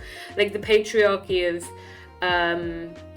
like, it's totally different historical environments. Like there's stuff about like the role of women in Viking culture and stuff that it's a little bit distorted, but it definitely shows that even incredibly like violent cultures were not just like male dominated and male led with zero rights for women, and there was no ever role and like no voices. Hey, But WWE. I mean, what you've said is also actually really important to queer culture and queer post-colonial theory. And this for me was a significant part of my learning that I devoted my time to at university, was going through ancient books which were collections of anthropologists, because unfortunately colonialism eradicated a lot of the oral and written literature of the places that they went to as a form of the genocide, right, and replaced it with something else, which was the observations of white people. So then you have to interpret different forms of gender and sexuality, and the variants that you see. I focused on the sub-Saharan African continent in my research, but the variants for me as a white Irish queer person, seeing the truth and seeing the reality that there was this thing that existed, like it is so natural and normal for there to always have been like resistances and distortions and variances of gender identity and gender expression and understandings of masculinity and femininity and how they play in different bodies even, right? Throughout all of history and time.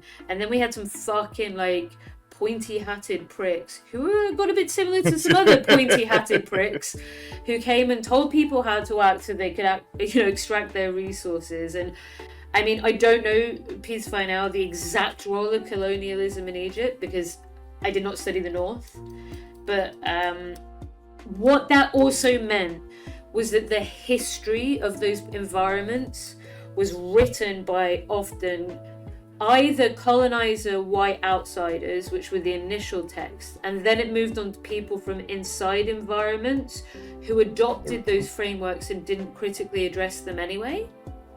Does that make sense? Yep. And I mean, like, I can add a clear-cut example to that, something we fight for to this day.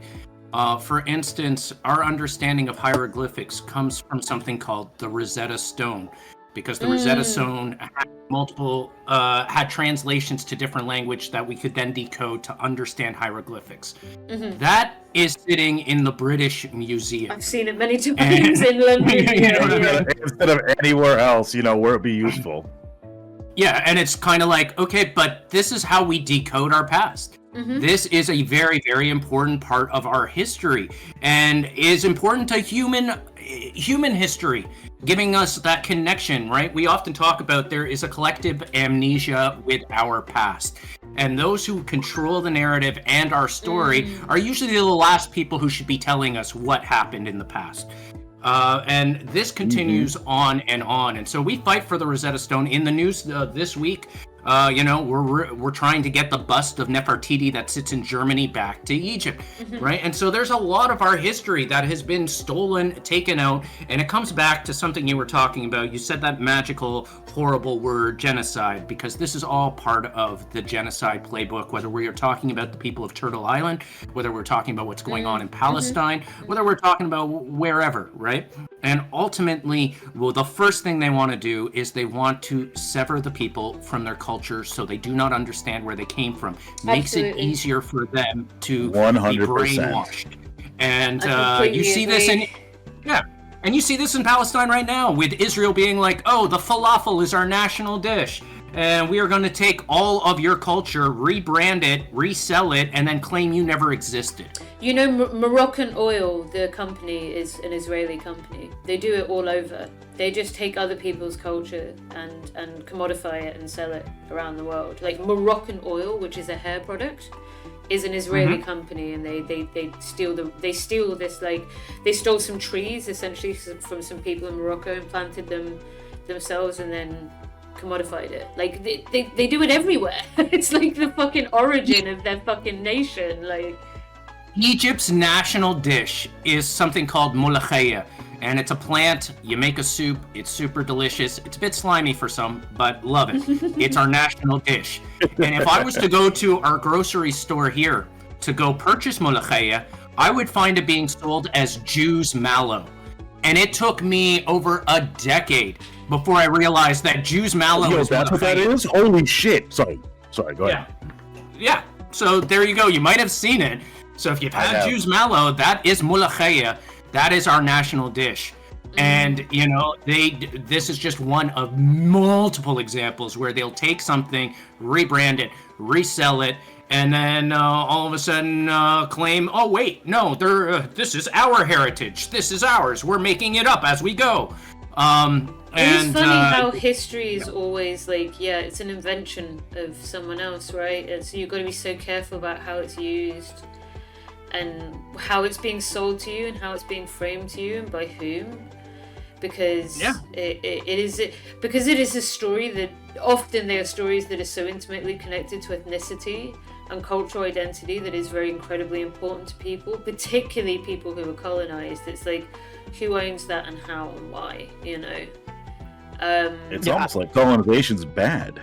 I don't want to. Yeah. I don't want to derail you too much, but what Peacefire Now was describing is exactly what happened here on Turtle Island during colonization. It's what happened with Nazi Lebensraum. They draw from each other in succession. You know, you go from Manifest Destiny to Lebensraum to Zionism. And in all cases, these are things that are done. Obviously, the practice of agriculture, of growing corn, beans, squash, tomatoes, all indigenous to this continent, right? And were eventually moved other places, right?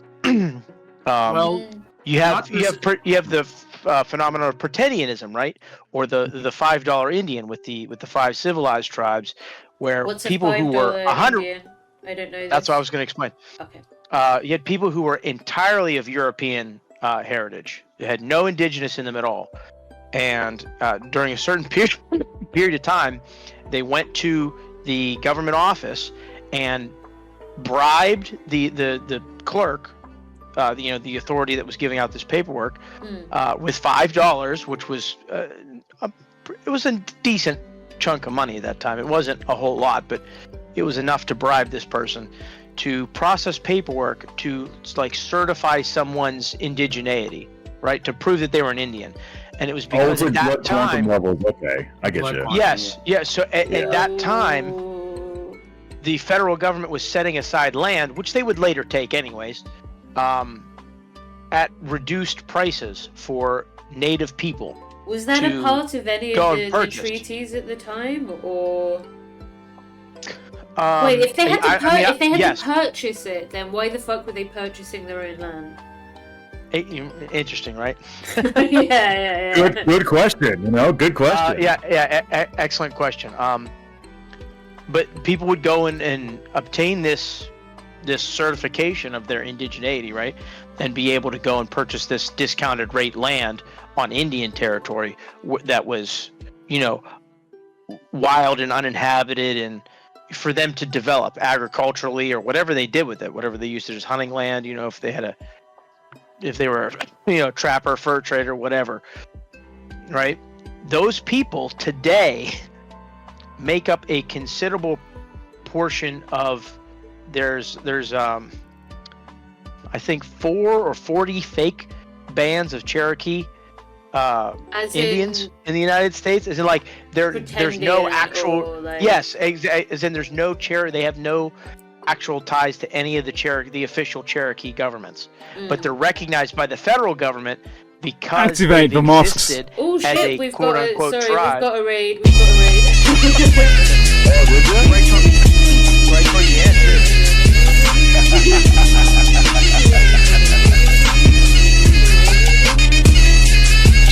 Bitch. I forgot how silly this raid lesson is.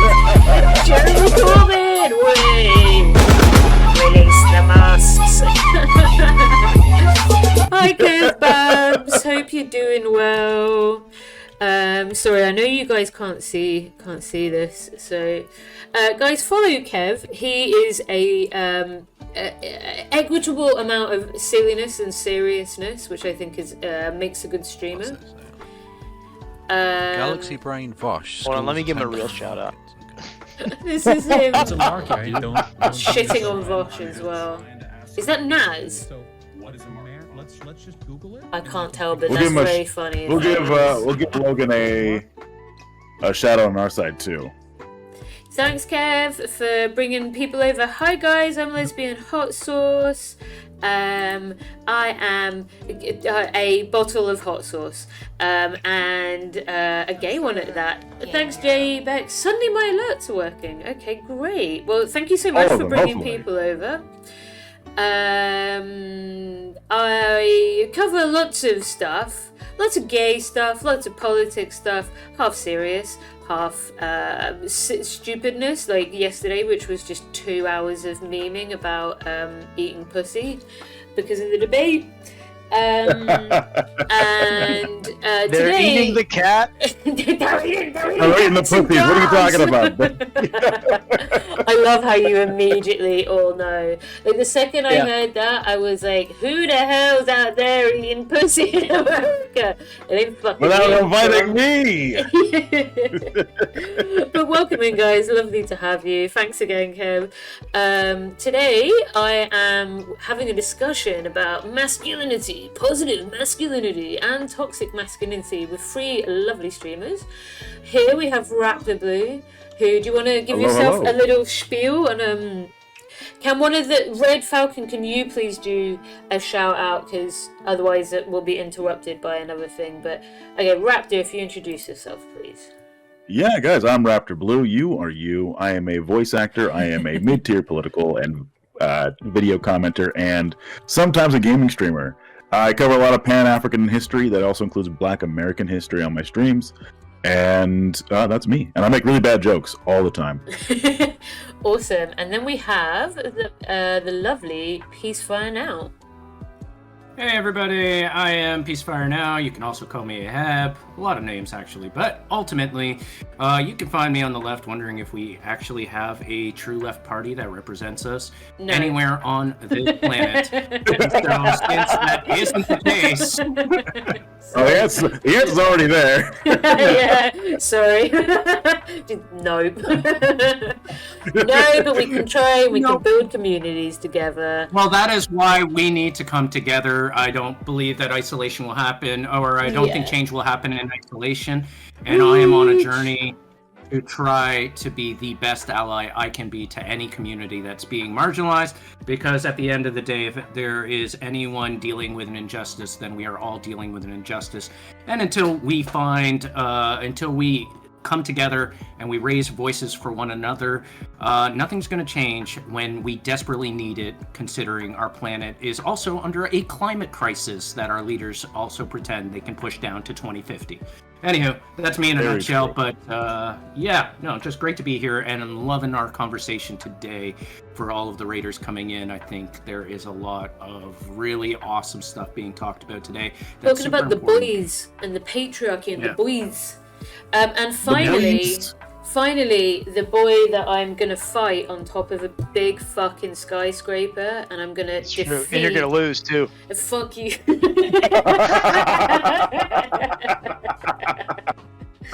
Rich, bring it. We have the lovely, Mad Cat Raptor is a voice actor, and you can hear it. He is a 10 out of 10 voice. Wait, did I not already say that? Did I forget that? No. I might have forgotten She was saying you have a really sexy voice. This is accurate. Thank It's you. just factually accurate. And finally, we have the absolutely gorgeous and beautiful bird who is Red Falcon. Yeah, I'm just some guy. Shut the fuck up. Fucking stop it. I'm just a dude. Stream, It's okay. Yeah, I'm just I a stream bird. occasionally. Confirmed. Not a I am not a bird. There is Birds aren't real. But I stream occasionally. You possibly have heard me before on programs like Leaping Larry. I've been on this program before. I've been on several podcasts, including Decolonize Buffalo and Post Scarcity podcast. I've been on Subversive History. So I've been on quite a few programs. You might have heard me on any of those platforms. Probably haven't heard me stream because I mostly just play games. I usually discuss politics in the environments that other people create for me. Yeah. That's legit, it's a little easier for me to do that. You know, working with a team is easier than sort of free forming it for me. Fair.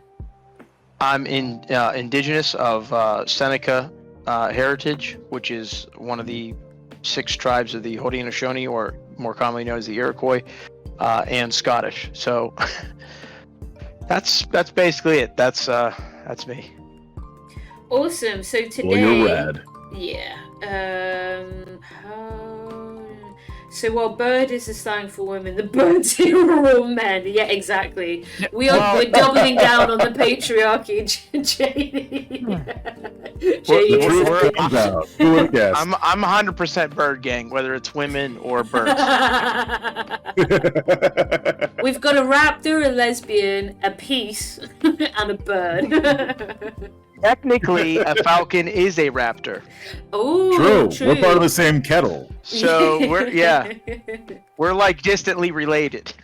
So there's actually something I wanted to talk about for a while with you guys, which is the Andrew Tatefication, wankification of. I literally think that he's like poisoning young men's brains. Hey, Dumplank, if you want to come in and jump in, hold on. Just before I ask this question, I'm going to do a shout out for the lovely So Dumplank. much for 30 minutes. Yeah. Never mind. I'm going to have to grab a snack in 1 second. But hold on, let's see. I'm going to try and do this in an accent. Konzentrationslager. Get on in Being German. The concentration camp. Dumplank is a lovely homie. The concentration camp to describe an instrument of mass extermination. Also a fan of Yes. Afro jazz, which Nailed me it. and Raptor are also pretty big fucking fans Really of. I Hell am yeah. a jazz wanker. Interestingly, before the raid, that's where I was taking my point. Is that it happened here? It happened in Germany with the construction of the artificial history of the quote unquote Aryans being the original people of everywhere. The same thing happens with being that in Zionism. itself being an incredibly patriarchal, like the Nazi absolutely. social and super ideological fucked up thing, apparatus. yeah. is literally like women are the vessels for the like reproductive like, and this is why, I mean, I don't think that America is fascist yet, but it does really terrify me, the direction that it's going. And I will not stumbluck myself here, but I still retain that I do think, sadly, I think that Trump will win this election, and I'm really scared. Doubtful. Yeah, I mean, I will be happy to be wrong here. I would be fucking happy. To be I wrong. mean, did you see the Let's not stumble. Okay, hold debate? on. I'm not going to stumble on myself too much. Very short conversation of this, where I'll get totally lost. But like, I did, but I don't think it matters. I think that there's already a bunch of right-wing propaganda out there that like black people are eating fucking cats, and people are racist and insane. So I think Absolutely, that they are. what's going to happen is that he's going to lose. I did not think this until relatively recently. I thought that he was a guaranteed win until relatively recently. I would say probably within the last I do hope you're right. I month don't agree, or but 2 I months. fucking hope you're right. I do believe that there will be a more violent than last time reaction to the loss. Like I'm mildly concerned for that. But I'm in not the same boat as you. Yeah, I'm not really concerned about a win for him anymore because I think it's very unlikely. I mean, there are like Nazis taking to the street again more and more in America, which is really scary. Oh, and it's like I think all men as well. what What a fucking what surprise. isn't really being reported in the news a whole lot, and the news media, specifically the corporate news media, is still taking him seriously as a candidate, even though they have no fucking business doing so. I'm seeing more and more people that I've been around that I don't necessarily fuck with and hang out with, but that were Trump supporters and that I have to be around occasionally. that aren't anymore. And that For number is what reason? increasing. There's For what more and more reason? people that are being like, because Oh, he God damn seems it. Okay, but increasingly insane. Okay, good. Right, we're leaving the Yeah, pretty much. conversation there, or He's I'm gonna increasingly get. fucking wild. So. He is. I've He heard is. Trump- He is. I have very little faith. I've heard Trump supporters. I've heard Trump supporters hear about what Project 2025 is, and here's some of the details, and being like, "I'm kind of not okay with that," because they were Okay. under this, because they're quote unquote normies, right? They're not necessarily hyper politically educated, but they have this idea about how American democracy works, even though it doesn't. Yeah, But, yeah.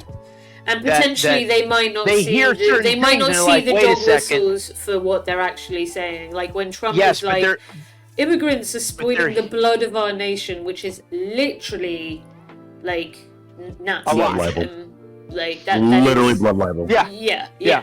Like And, there and is what I'm no saying is other that way that you those can frame that. Like, those particular people are maybe not seeing that thing, but what they are seeing is, like, I can specifically speak to, there are unfortunately some native people who support Trump, and part of what's in Project 2025 is an explicit stated goal of the seizure of all indigenous territory using eminent domain, which means that all the people that live on that territory, which most of it is held by the federal government and not by the actual tribe itself. Unlike this, the Seneca Nation owns its land.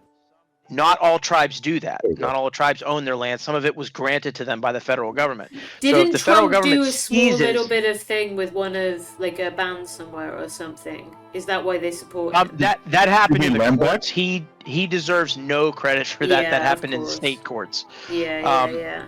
But that's the reason why some people might buy into that bullshit, right? Yes, Essentially. but Yeah. But what I'm saying is that in 2025, there's an explicit stated goal to seize that territory. Those people will then be living illegally, squatting on federal territory, which is likely going to be overrun with resource extraction, because that's why they want the land. Violence Explicitly against stated they people, want yeah. exactly. And they will not be reimbursed for the land that was seized because they don't actually have any ownership over that land in a colonial legal context, right? I'm not talking about morality here, what's actually true and what's right. I'm talking about it within the structure of the colonial state. They don't have any legal if right. someone tries to take it to court, basically. Exactly, and they're probably not going to win with the current Supreme Court. Yeah. It's unlikely. they I was definitely actually won't. I was Women shocked that have ICWA no was control upheld. over their bodies anymore. Women have no control over their bodies anymore. Like the Yeah, right well, to reclaim in certain states, themselves. but it's a scary amount of states that is true. Yeah. Like way too many states have taken away control of women's bodies. It is. I mean, actually yeah. If that's a good point, right? Sorry, this is it. I'm saying this sentence and we're moving on from Trump because I could just chat about it for ages. I wanted to add my take real quick, but Okay, super. Go. You got 30 seconds. Go. I'm grabbing a glass of water, but go on, love. Yeah. All right. It comes back to something we were talking about earlier, where women have to play this performative role.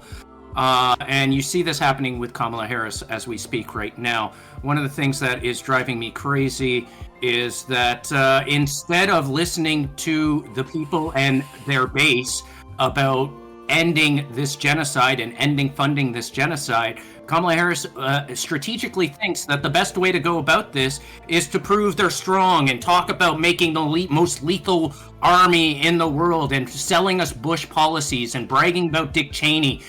Clearly the play here is, let's see if we can win this election by getting neoconservatives away from Trump and joining us, as opposed to listening to our base. And this is, in a sense, this need to just come out and be like, look, I'm so strong, I'm going to make the most lethal, I'm going to pitch all of these ideas that nobody was asking for, is just their way of being like, well, if I want to get into power, this is the role I have to play. And it kind of comes back to the conversation we were just having. That being said, I think Kamala Harris wins the popular vote. I just do not know and do not pretend to understand the Electoral College. It's fucking That's wild. valid. It's literally just That's valid. it's just a bunch of fucking dickheads deciding who wins. All right, that's what the Electoral College is. Mm-hmm. Yeah. But I feel like your position is valid. I think people often forget, including myself, forget that the Electoral College even exists because it's bullshit. It's literally just a bunch of old fuckheads who are going around deciding how our fucking nation's run. Okay, that's Isn't what that- the Electoral isn't that College is. America? I mean, it was True, we're talking about the Electoral College specifically. it was objectively made at a time period where most of the settler population, which was the only eligible voter, was illiterate. So, and that's why it was so that they couldn't fuck it up. But we haven't needed the Electoral College for probably over a century. Yeah, but good luck changing it it. needs to go. I mean, you can try. And I'm speaking as somebody who doesn't see the United States as a legitimate government, but I'm speaking from an objective, standing back standpoint, looking at the whole picture here, is that the Electoral College is unnecessary even within the context of the colonial government. And it only exists specifically to violate the will of the people. Manticore, you are correct. It only exists because of slavery. Yes, I heard that as well. Okay, so moving back to the conversation about masculinity. Right. I know it's super interesting, but I will get fatigued and I've got work tomorrow.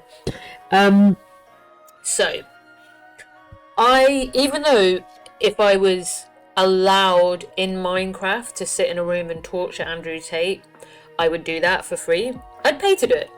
In Minecraft, in a game, obviously, you know, I wouldn't ever recommend violence against anyone ever. course. That's really You're not a illegal, but- monster. Exactly. You're just a lesbian. Exactly. As I was saying earlier, my understanding of what the patriarchy is changed quite a bit when I lost my male friend to suicide, which happens a lot and is the biggest killer of men in at least the UK, and I think in America as well. I don't know about the Canada. And that was a paradigm shift for me, and I started viewing a lot of men. I read people like bell hooks, and I read male feminist theorists, and I realized that there was a lot of damage that hurt a lot of men from it as well. For me, I view Andrew Tate and people like Andrew Tate as the main core problem of why there is or I don't know, has either come from a initiation of the patriarchy against men and is reinforcing it. Who cares? He's a leading figure. And I view him as both abusive to men and absolutely terrifying and horrific towards women. But for young men, if you had an opportunity to talk to young men about what you think should be important and what you think should be a healthy idea of masculinity, let's say you were given an opportunity and a platform to, in contrast, right, to the kind of performative masculinity that was presented by men like Andrew Tate. Madcat, do you mean coming onto Discord? If so, yes, but I've got about 15-20 minutes of chat time left in me, just so you know. So yes, but let me know. I think Mad Cat is talking about, you helping you. Oh right, yeah. Yes, as long as you give me one brief. No, not bell hooks. Bell hooks. Bell hooks. Spaceman. Yeah, bell hooks. Who? Hold on, let me find a novel for you. I have it by my side, and it's something I give. I need to read Bell Hooks books out loud to people. I think they would like that. Oh, you do. I Yes. would listen into that. So it's The Will to Change. It's a book that Bell Hooks herself wrote about men, masculinity, and love. I will give you not that link. I will give you this link, and if you can find a small publisher to give your money to, do that. And if you want to get your own, I've just copied my own name. Excellent, well done. Give me a second. Sorry, good 10 out of 10. Give me a second. That's me, guys. If I'm you proud want of you. to follow. For fuck's sake. You're doing great. Yeah, there you go. So that's the book, The Will to Change, which was a exploration on men, masculinity, and love. essentially, in brief, a formulation of the idea of she had a lot of like anger towards her dad, and her dad was very like kind of like aggressively violent when she was young. Yeah, for legitimate reasons. Yeah. Her dad was like a authoritarian cunt, right? A patriarchal cunt, and they both changed and reformed and reunited as she got older, and it's that process. And I think it's very nice as well. I'd like a bunch of people want to come help question Tate in Minecraft. Excellent. The other lovely No Justice Babe says that it's mostly American young men that follow Tate. Yes. Also Muslims. Also Muslim men. I know that he's I know he's people a Muslim, all over. but I do think it's a problem in the UK as well. I do. Like And the Middle East. Mm-hmm. Yep. That's because he fakes being a Muslim. I know some like I have some friends who are Muslims who just call him out on his bullshit, but they're quite progressive anyway, and they're probably just like, this guy's just a fucking cunt. Do you know what I mean? I mean, that's also true. He is just a massive dickhead. Yeah, like see him for what he is. I will help question him in Minecraft. Yeah, we got baseball bats in Minecraft. He's kind of the quintessential person who I highly doubt that any time within the past 10 years he's had consensual sex with somebody that he didn't pay for. Yeah, he said he hates sex. We need to be on careful that here. note, he still claims we need to be TOS. We need to be careful. We do. So actually on the subject, instead of just bashing on him, on the actual subject of Andrew Tate as a person and the story he presents, I can speak a lot at length, especially since I almost fell into that same pipeline. Ooh, okay, go on. I'm interested to hear that. So my question for everyone after, and we'll start with Raptor, was if you had an opportunity to talk to someone who had fallen down this sort of pipeline, rabbit hole, how would you, as men, all fucking wonderful, you wonderful three men here, have these conversations with people, predominantly young men, who have bought into this bullshit? Oh, as someone who has had the conversation with young men, especially with like students and stuff, it's very much trying to understand why they feel like it is an appropriate thing to say, like half the shit that like Andrew Tate says. Well, it just makes sense. That's not exactly a reason, though. I'm asking you, why do you think that makes sense? It's challenging them to rationalize where they're coming from with a lot of their beliefs. Or the belief that they have with Andrew Tate. When I was teaching, it was a lot of that with a lot of younger students. And I'm going, okay, why do you think this is okay?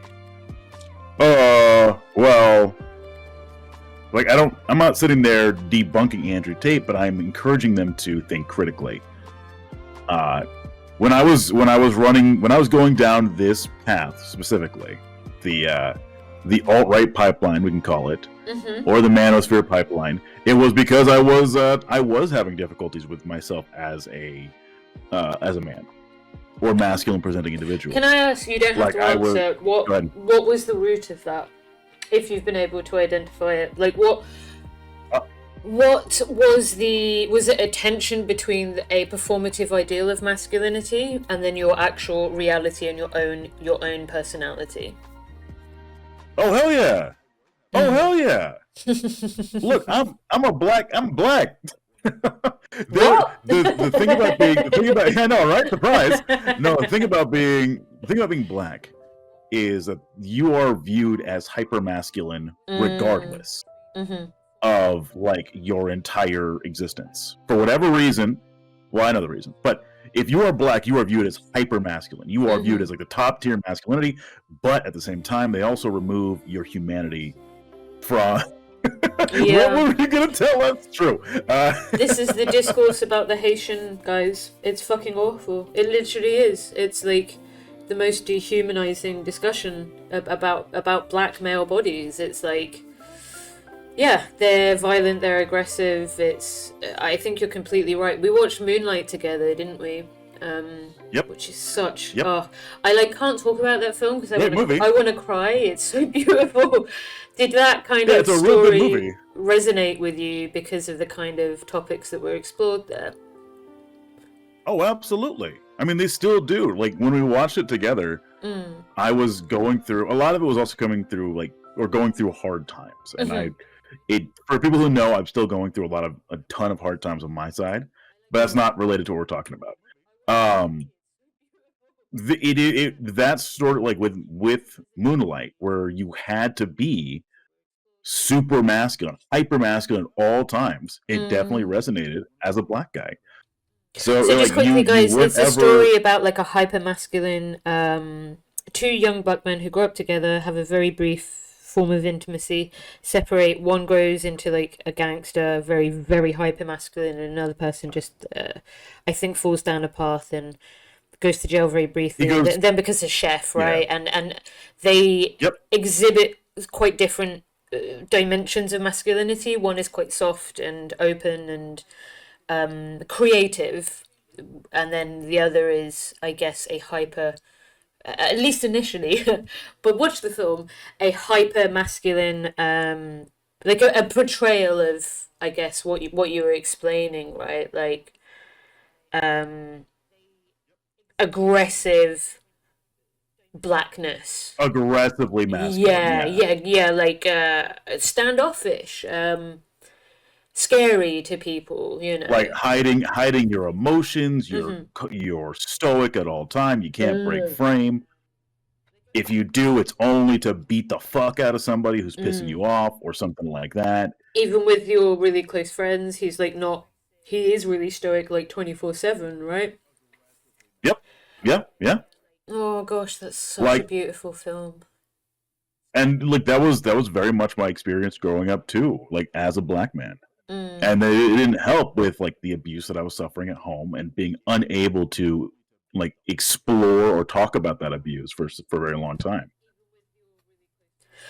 It all ties together in this why people would be drawn to start going to people like Andrew Tate. What is it that's appealing, and what do they get out of this? I mean, this is something I listened to recently. The QAnon people, like, you do not talk about facts with QAnon people. It's useless. You have to ask them, how did they end up in a place where, like, falling down a very particular ideological slant, which I think is almost easier with gender, right? Because it is. It permeates the world so much more, right? Like ideas of masculinity and femininity, and the demands that are made on people from that. I don't know. Like, this is what I heard from this group as well, was telling them, QAnon is bullshit, which obviously it is, won't work. So going to someone and being like, Andrew Tate is a liar. Look at this. He's dumb. He's lying. That won't work. It won't work. No, you can't logic someone out of a position they didn't logic themselves into. But what you can do is encourage them to think critically about why they are drawn to certain things. Like, now I can think about it and go like, oh yeah, that's why I was almost I was falling down like the Sargon hole. I was falling down like the internet aristocrat hole. Like, that was how far I was going. Never fell down the Count Dankula hole. Right? I didn't like Count Dankula. You never went that far, yeah. Never went that far, but I was still going down that path, and it was very much like it had to hit an ideological or a place where it was some cognitive dissonance for me in regards to like how he was talking about the hands up. The fucking racism shit, the hands up, don't shoot protests, which I was a part of. And then you were like, wait, hold up. Like, what the fuck? Yeah. And was I wrong about this shit? So you're saying if you, and you do, because you are like a teacher, right? You work with young people, and you work, I know that you've got a new job, so I know that you work with complex, is it vulnerable adults? Or I can't remember what the new job is with. Yeah. People with disabilities. People with different and complex needs is what I meant, sorry.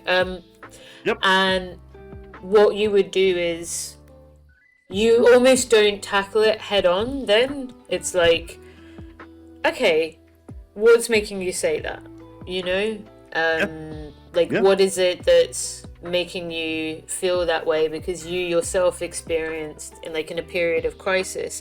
And me and Falcon was saying this before you came on. So I find so much really nice in positive masculinity, and I try and adopt it myself. But when I was younger, coming out as a lesbian in a very conservative environment, I adopted a lot of really negative masculine traits, really actually quite sexist and very problematic in some of my attitudes. And it's because I was really insecure and scared of the world, That's the only only answer there. And it could have been very useful to have somebody, particularly maybe an older lesbian role model, be like, girl, what the fuck? I had to kind of get my head slapped by some loud women to kind of get there, which good on them, frankly. But well, here's the truth too about it. Here's some extra truth. A little hard truth is that when there's a period of crisis, again, I've been going through a lot of stuff recently myself with family member loss of an old job, almost losing my housing, all that. There have been times where I found myself almost slipping back into that thought process. Because when you're scared, when you are not having needs met, and you feel like you can't be vulnerable and you aren't able to talk about that stuff with people, it can start turning you, or it can start bringing you into a place where you are going to start having some really shitty opinions about do you find your mentality start to be like, grr, the world, it's them, not me, kind of thing, again, in a period of hyper sort of sensitivity, I guess, and fear? Absolutely. May I add something here? Please. The question is open to you guys as well. So please answer. Okay. Please fire. I was gonna wait for my turn. Yeah. I just wanted to add a little bit to what Raptor Blue was just saying, because for me, how I would start off that conversation with that person is the last thing I would bring up is Andrew Tate. What I would start off is the things that I know we can build off of. Right? At the end of the day, people are byproducts of their surroundings, right? And one of the things that I see, doesn't matter what side of, the fence you are on, a lot of people feel like this world and its systems are broken. They are not fair. And so they wouldn't necessarily be wrong about that as well, would they, Peacefire? No, everyone gets pointed to a different reason why that is. Yeah, you're right. And so I would bring it to a place where we have this common ground. Okay, if we can agree on this, do you also agree that that doing harm to others is wrong? Okay. And generally most people who are human would be like, yeah, of course, harming others is wrong, whether that's based on their skin, their sexuality, whatever, it is always wrong, right? You don't like it when people call you out or make fun of you or bring harm to your house, right? So you wouldn't want that for anyone. And then if we could agree from there, then I would be like, okay, let's talk about the fact that one of the reasons these systems keep breaking down and are so unfair is who is controlling them. Right? And I would be like, okay, we know right now, whether you're on the left and the right, the 1% are fucking us all and destroying our planet. And if you are not careful, and to add to what Raptor was saying, if you are not a critical thinker, then all of a sudden you might find yourself being exploited by these same people who do not care about you, do not care about your struggle, but want to profit off of you. And I don't think there's a better example than that than Andrew Tate in this planet. And that's how I would go about it. And then build it from there. But Andrew Tate would be the last thing. That would be the mic drop for me. Yeah, right? You'd work because your way to get them that. to agree. Yeah, I have a question on that process though, which is, what if somebody because I remember being a shitbag when I was young. I definitely would have said some things, I can't remember it, but I know that I would have said some awful things when I was younger. I grew up in like the equivalent of like some fucking hick town in like Louisiana or some shit, right? In the UK. As someone who has said horrible things to people, I understand. Yeah, like I was not a good person. Like, and I was a young adult, and I was responsible, and I had to learn, right? I did have to learn. I had transphobic views. I'm not even joking when I say I had homophobic views. I mean, lol, right? But like, I really deeply did, that I felt for a period of time before, I did not. And probably held some really shitty like attitudes toward different races because I didn't meet many people because I lived in a very rural environment. So what if you meet a young person, Peacefire, that doubles down on that, and even if you've not spoken about like Andrew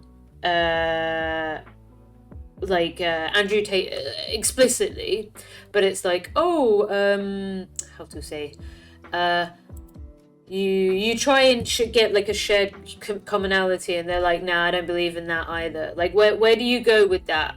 If it's that they're that like troubled and traumatized that they've kind of lost faith in everything, do you have a different approach, or?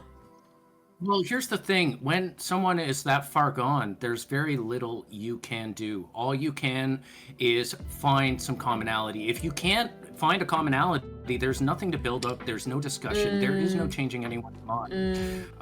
Very true. That's actually probably a good bit of advice. Is at some point there is nothing you can do, and you walk away, and that's just. They are committed to their path, and their path is one of hatred, and will likely lead them in their own. Activate the mosques. Oh shit! Sorry, we've had another race. Yay! Again that you gave. Hi, ladies. Jihad, bitch. Welcome to the Jeremy Corbyn Hour. Talking about positive masculinity.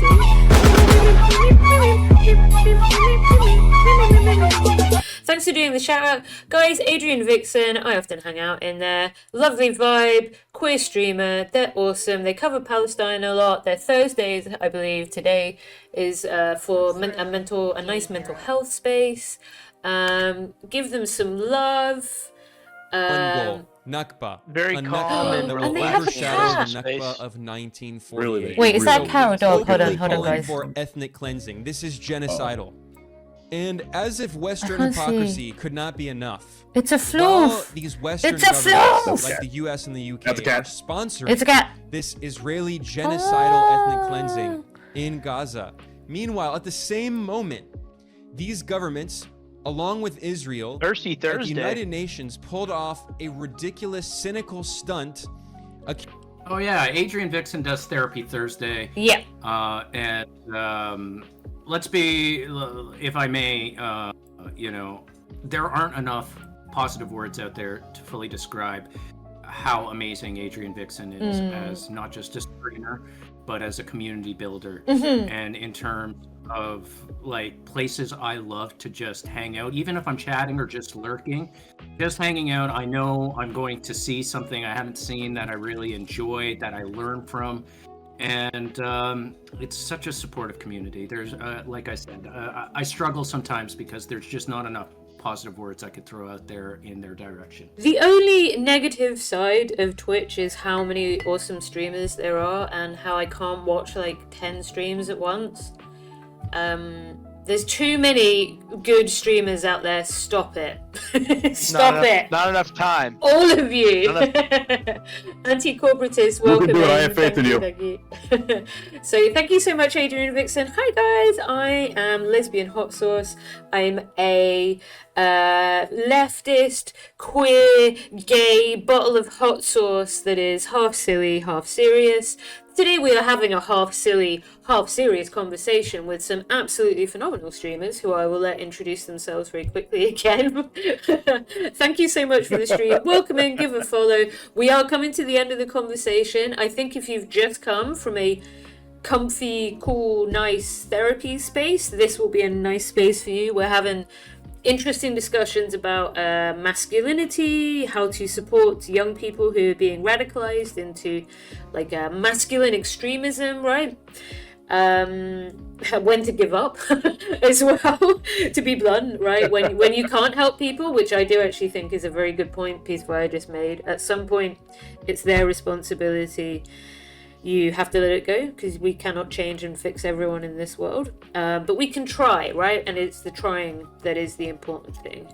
But before that, initially, Raptor Blue, introduce yourself. The best, sexiest voice on Twitch. Go. Damn, what is this introduction? Hi guys, I'm Raptor Blue. You are you. I am a voice actor. I am a mid-tier gaming and video commenter when it comes to that sort of stream.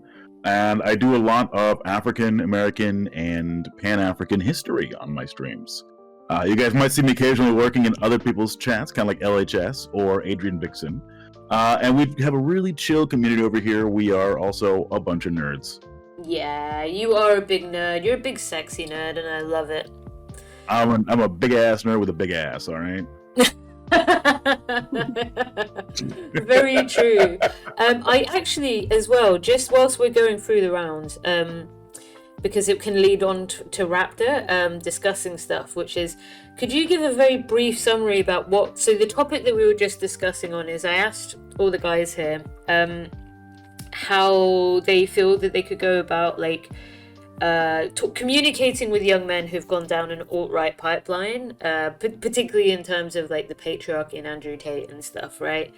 So I don't know if you want to summarize, because you said you had some reactionary views yourself a couple of years ago, and you've been dealing with it yourself. Yeah. So hell yeah.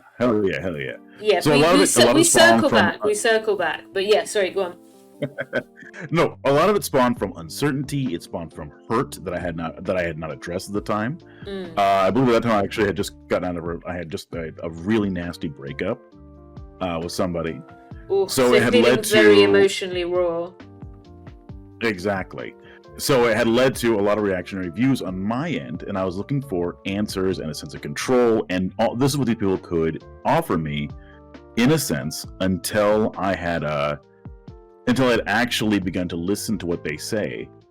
Things like, Sargon, Andrew Tate, for example, I forgot some of the other people that I had listed before.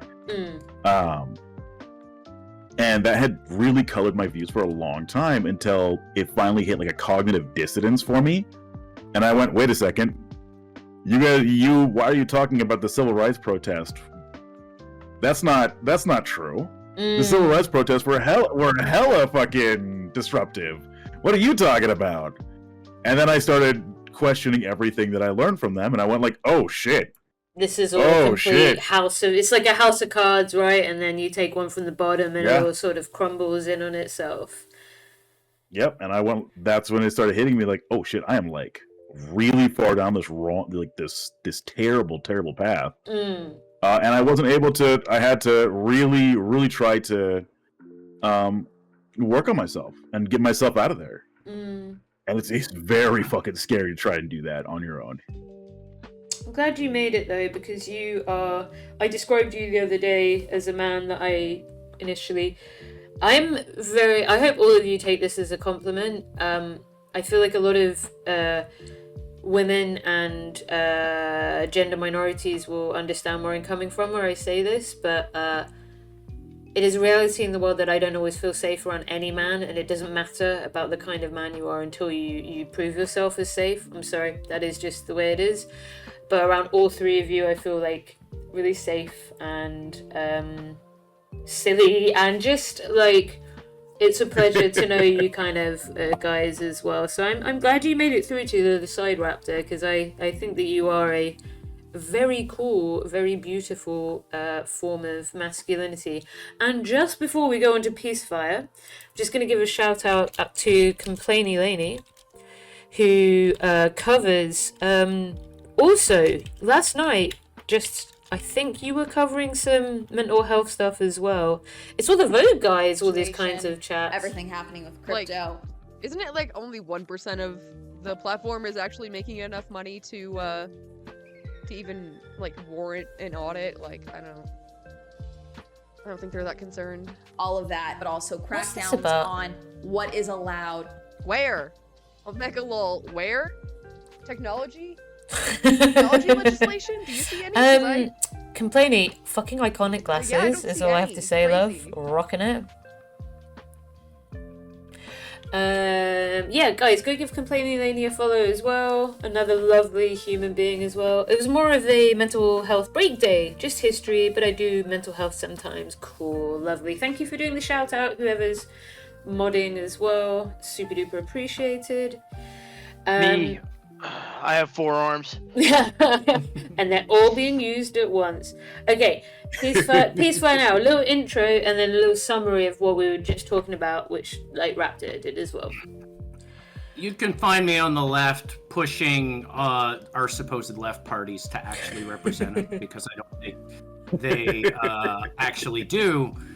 We have a lot that we need.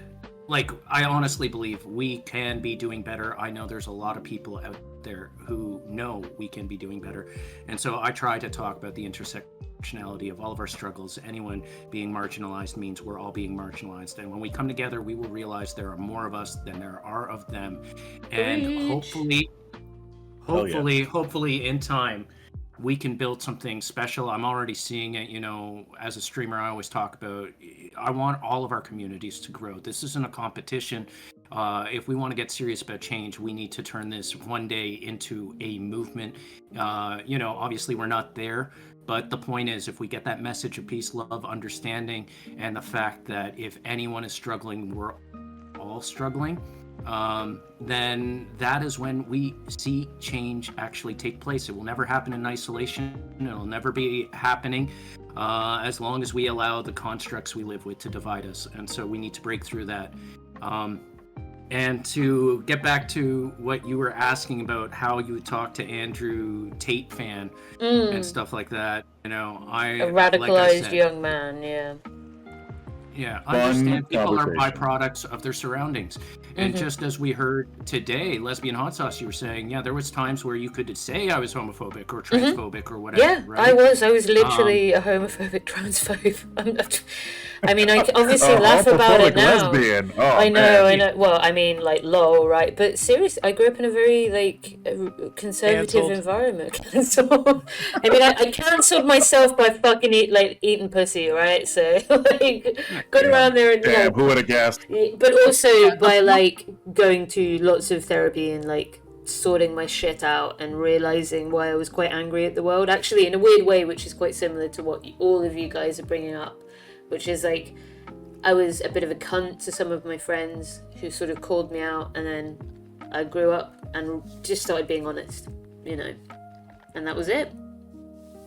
I mean, end of the day, no one is born based, right? You become based when you start listening, learning from other communities who have struggles. And so, I thought you were going to say Little B. I was about to disagree, but I'm like, you know what? No, you're right. I'm not gonna be an asshole. You're right.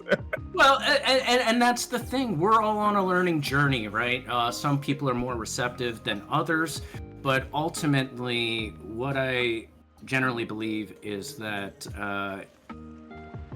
there is always room for people to grow and change their minds. It starts off of finding some commonality, right? We're all being fucked, but we all think it's because of a different I'm not, reason. mate. Sorry.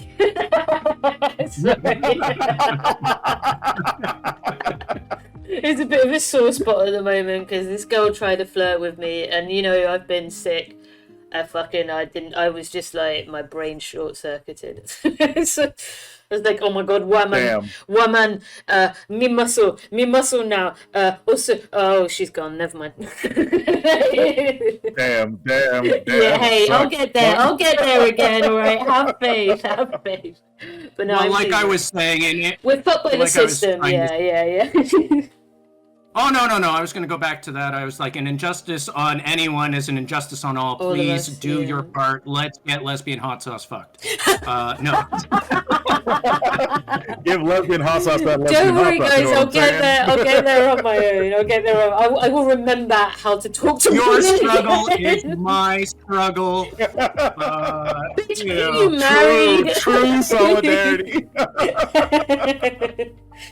By the way, I might have found somebody. I might have found somebody for after I beat your ass. Oh yeah, really, bitch. Bring it.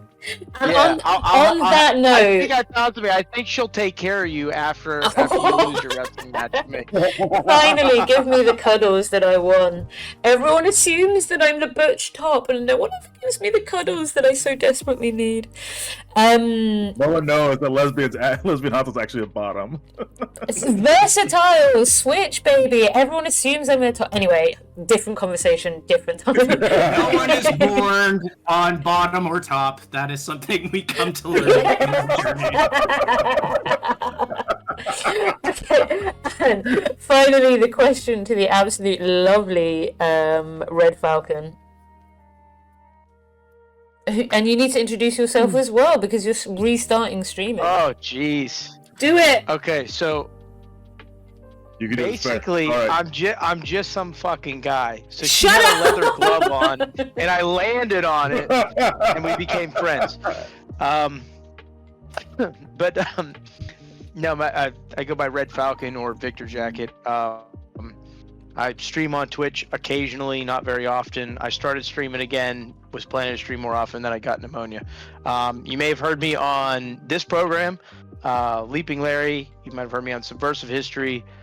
I think I was on Seb's show one time. I've been on Decolonized Buffalo podcast, been on Post Scarcity podcast. I've also been on Subversive History's podcast, which I think is a separate entity. I've been on some other programs. I'm not mentioning them because a lot of those people I don't associate with anymore for completely unrelated reasons to the discussion today. But other than that, yeah, that's about it. I'm indigenous, Seneca, Haudenosaunee, or more commonly known as the Iroquois, and Scottish heritage. So that's all. And a But base. are you being fucked?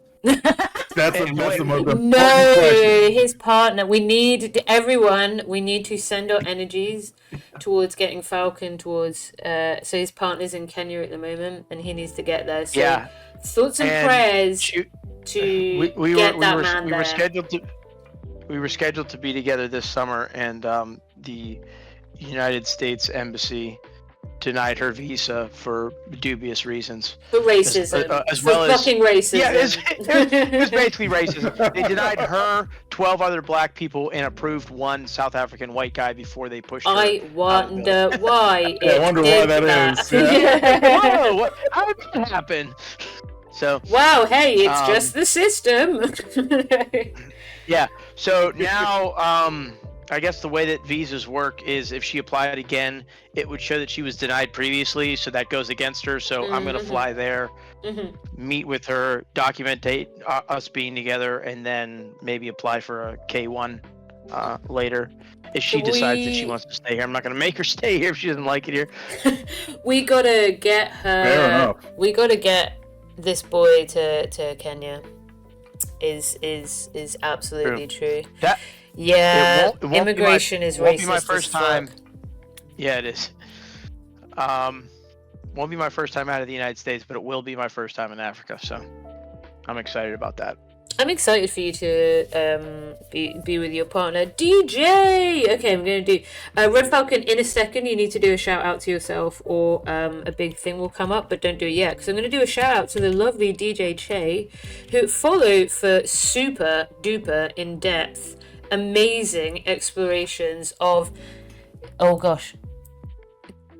What was Another that great saying? stream, by the way. The main characteristics of depression and dementia. That we're on a very mental health vibe today. I think Adrienne has spread this energy around I don't know why there's no sound on that. It's like Spread This Energy on the Thursdays for like lefty streamers is discussing mental health rights. But guys, DJ's awesome. Please do give them a follow. Let's all blame DJ.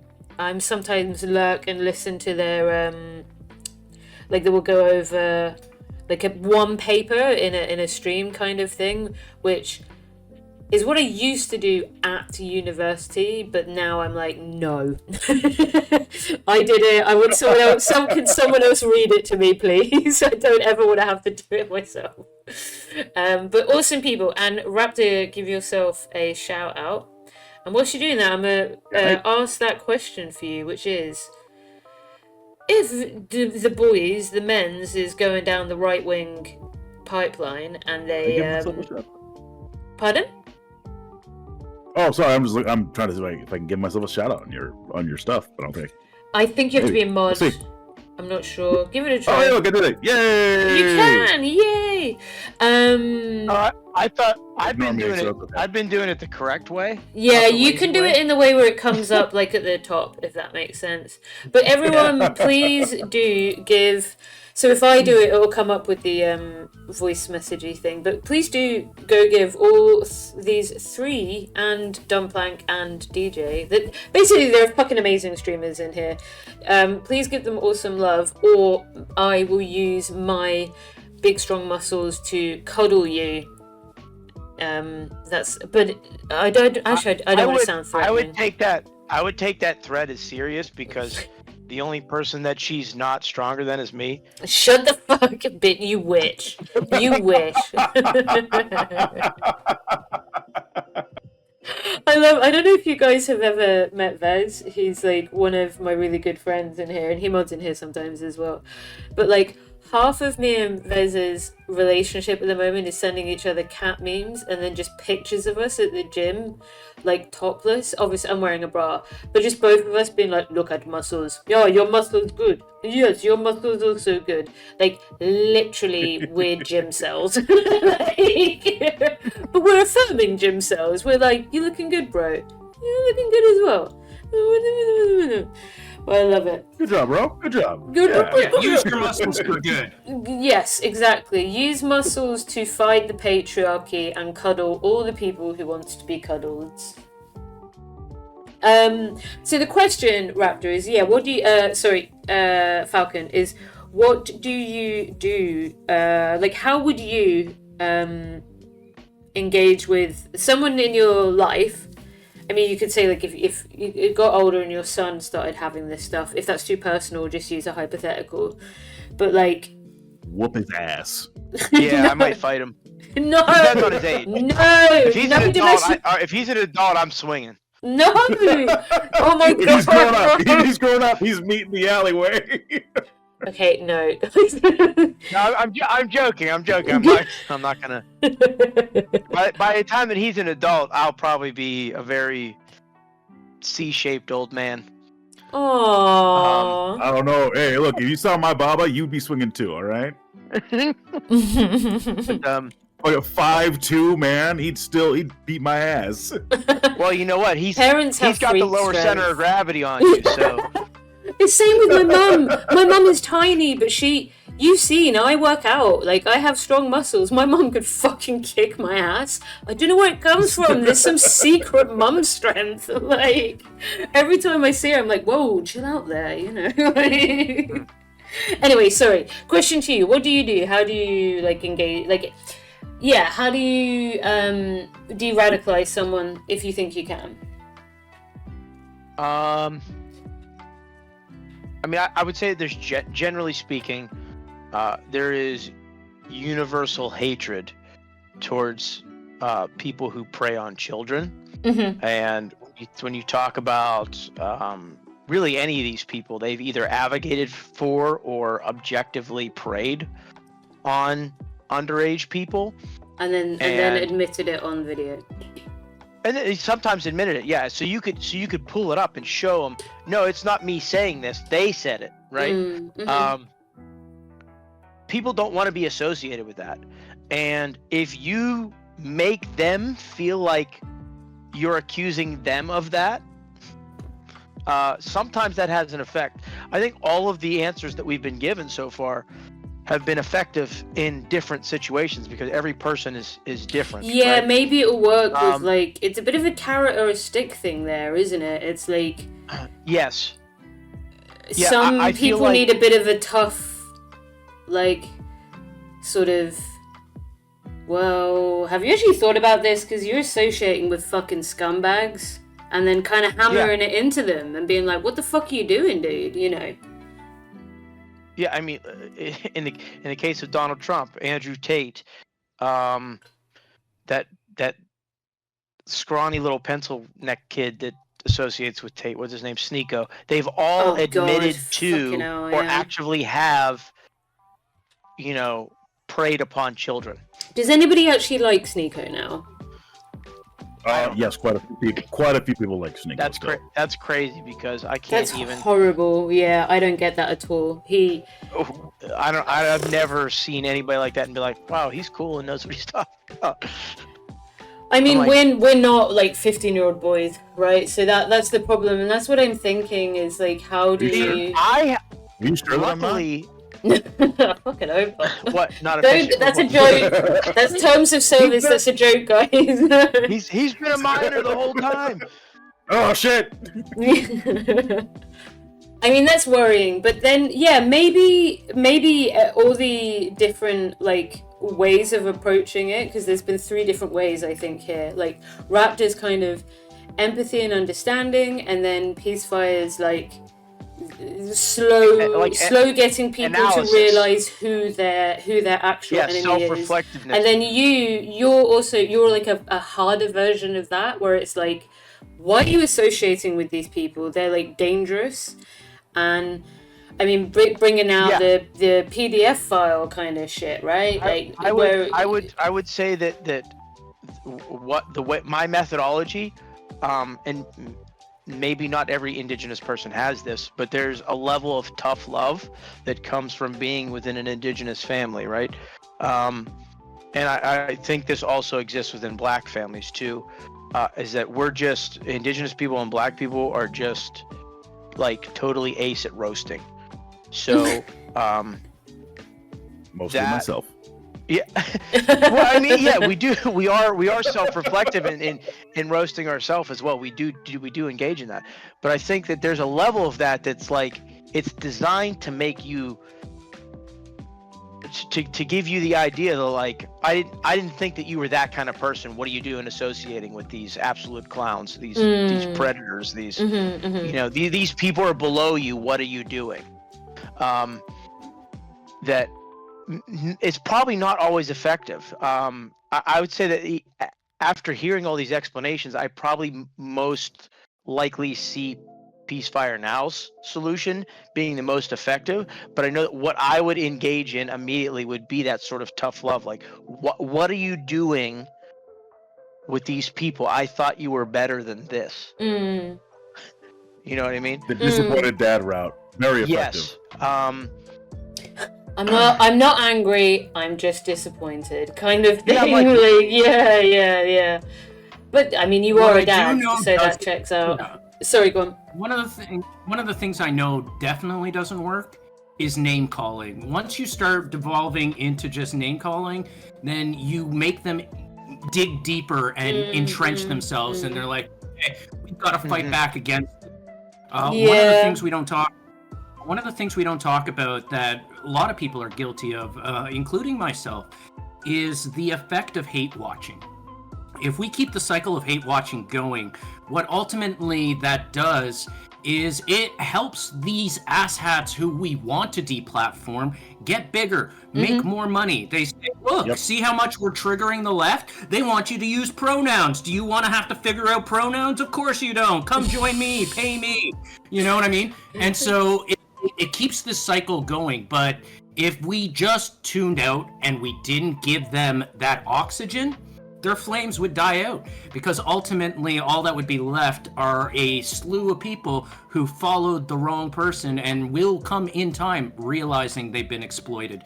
And I have a real world example where I got into this fight about Andrew Tate with somebody, and I didn't even bring up Andrew Tate. They did, and they were like, oh man, I really like Andrew Tate. And hell, even my dad once sent me a video. He didn't know who Andrew Tate was, but he was like, look at his take on Palestine. This is amazing. This guy, he said it. And I was like, it doesn't matter. Yeah. Palestine. God. Right? Like, I'm sorry. Apologies. He sexually assaults women. I don't know what we can get away with on TOS. It's fine. I don't think it came through that clear anyways, because I think there was multiple people talking when you said that. But yeah, don't worry. Yeah. Hey, so I agree with you 100%.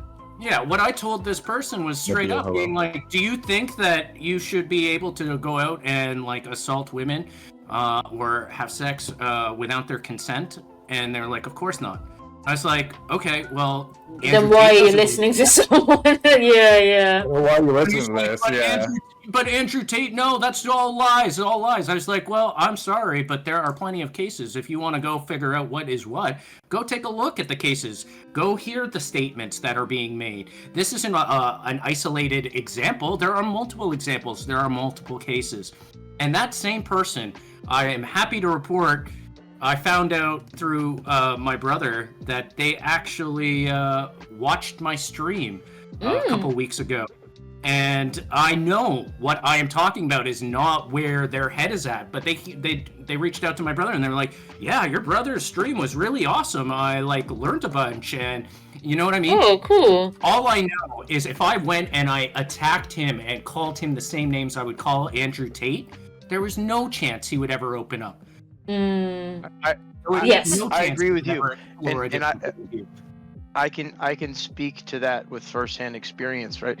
A few years ago, this is probably the first year that I was on Twitter. I hosted a Twitter space speaking about the Sullivan-Clinton campaign, which was 2018. It was officially recognized as an act of genocide, but before that, it was considered a military campaign of ordered by George Washington against the Haudenosaunee. And I had held a Twitter space about it, just talking about the facts of the event and why it happened and how this still affects, indigenous and U.S. relations and the relations between the Haudenosaunee and the state of New York and all kinds of other stuff. And somehow somebody I had never heard of this guy before, but somebody let this dude Haas know that I was doing this. Oh no, not that prick. This is my first encounter with him. This was probably 2019, maybe. Hello. And I just got to notice that you're raiding out. What? Yep. I'm gonna. Sorry, Okay. I was waiting. What? I was waiting you finish. So we're gonna raid into Raptor. Uh-oh. I will continue this last bit of the conversation, and I really The Raptors? It's 9 for me, and then I need to. Okay. We haven't figured out what we're doing today. We're probably going to be doing some Dragon Age. So if you want to come over and do that with me, it's fine. Awesome. But you guys can use the Discord and continue, and we can chat for a little bit. But I'm just raiding over now, guys. So just before we go, Peacefire Now is here. Peacefire Now, who's an absolute babe of a man, always trying to build everything. Oh my god, that gay comedian who's fucking hilarious. It goes both ways. I want to make, I wish I could just go ahead and give a special shout out to Lesbian Hot Sauce for putting together these awesome streams and these discussions that need to be had and creating a safe place. They really for do. all of us to share our thoughts. No worries. Lesbian Hot Sauce, when I talk about top tier streamers, you are top tier for me. Up because there, of yeah. The empathy and the care and the conversations. Sometimes they can be uncomfortable, but you make them a comfortable place to discuss, and we all appreciate you. Thanks, babe. Sorry, There we've we just go. gone into Raptors. Hi, guys. Woo. If you guys didn't already know me, I'm Raptor Blue. Hello. Can we do a shout out for Red Falcon? We can do a shout for everybody. Awesome. Well, maybe a shout out for Lesbian Hot Sauce for the raid first. I don't know. First off, Lesbian Hot Sauce, thank you for the raid. Shout out. Oh, I'm raiding into my. Oh, it's raided, Shauna. Raided. I can't do it for you here. For some reason, shout out yourself there, Red Falcon. For some reason, you're not showing up on my end. I don't know why. Oh. I'm not in here? No, for some reason you're not. I got a chat rules thing. Hold on, wait. Let me type a message. Which is crazy. I've been here before. I've been in your, in your chat before. That's why I was confused. I'm like, what is this? Yeah. Oh, I can't even shout out Peacefire now. Okay, You gotta accept the chat. Accept the chat thingy. Anyways, to finish my stories that. Yeah, so finish the story. I wanted to hear that before I go. During that time, he started harassing me on my Twitter page. Has. Yeah, and then Has, for anyone who doesn't know, Has is a legitimate fucking moron who. He's a Nazi. He's Nazi. He uses aesthetics of communism to. They recently posted an AI queer, like bourgeois decadence, and says China has no queerness, whilst it has the single biggest queer community in the entire world. Yeah. It's so stupid. He also believes women only have two holes. All right. One of the people, yeah, that's right. He doesn't know female anatomy. He's a racist cunt as well. He's just a fucking scumbag. He's racist. The people that follow him LARP ethnicities.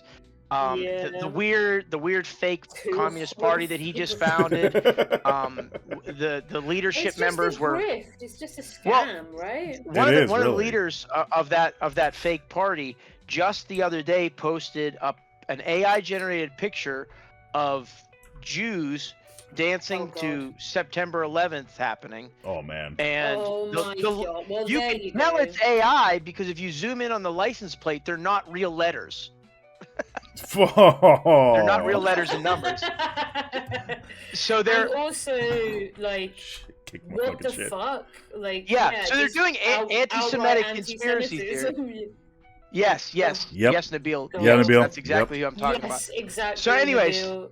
that moron. Nabil, I need to tell you earlier. One of his fans told me that I'm one of his fans who I've invited onto my channel so that I can fucking absolutely rip him to pieces, said that I'm a an imperialist gay, and I was like, I literally steal money from the not steal, I get money from the British government and give it to international queer people, and 90% of it goes into their pockets. Can confirm you are a thieving gay. Yeah, thieving gay. Yeah, I was like, but gay bad.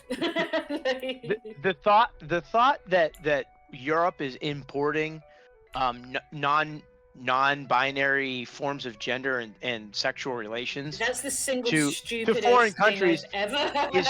is so dumb, because if you look at the actual histories of any nation right outside of Europe, because they don't give a fuck about colonialism, mate. We had all this shit until Europe gave us those binary relations, and now Europe has decided, wait, we were wrong. So we fucked up, sorry. I'm sorry, you clearly need a white man to come and tell you that you're being imperialized, Falcon. Sorry, that's just you're right. I should have never the only way I should have guessed what you were saying is if a white man said something different. Because the white man is obviously ahead of the white woman.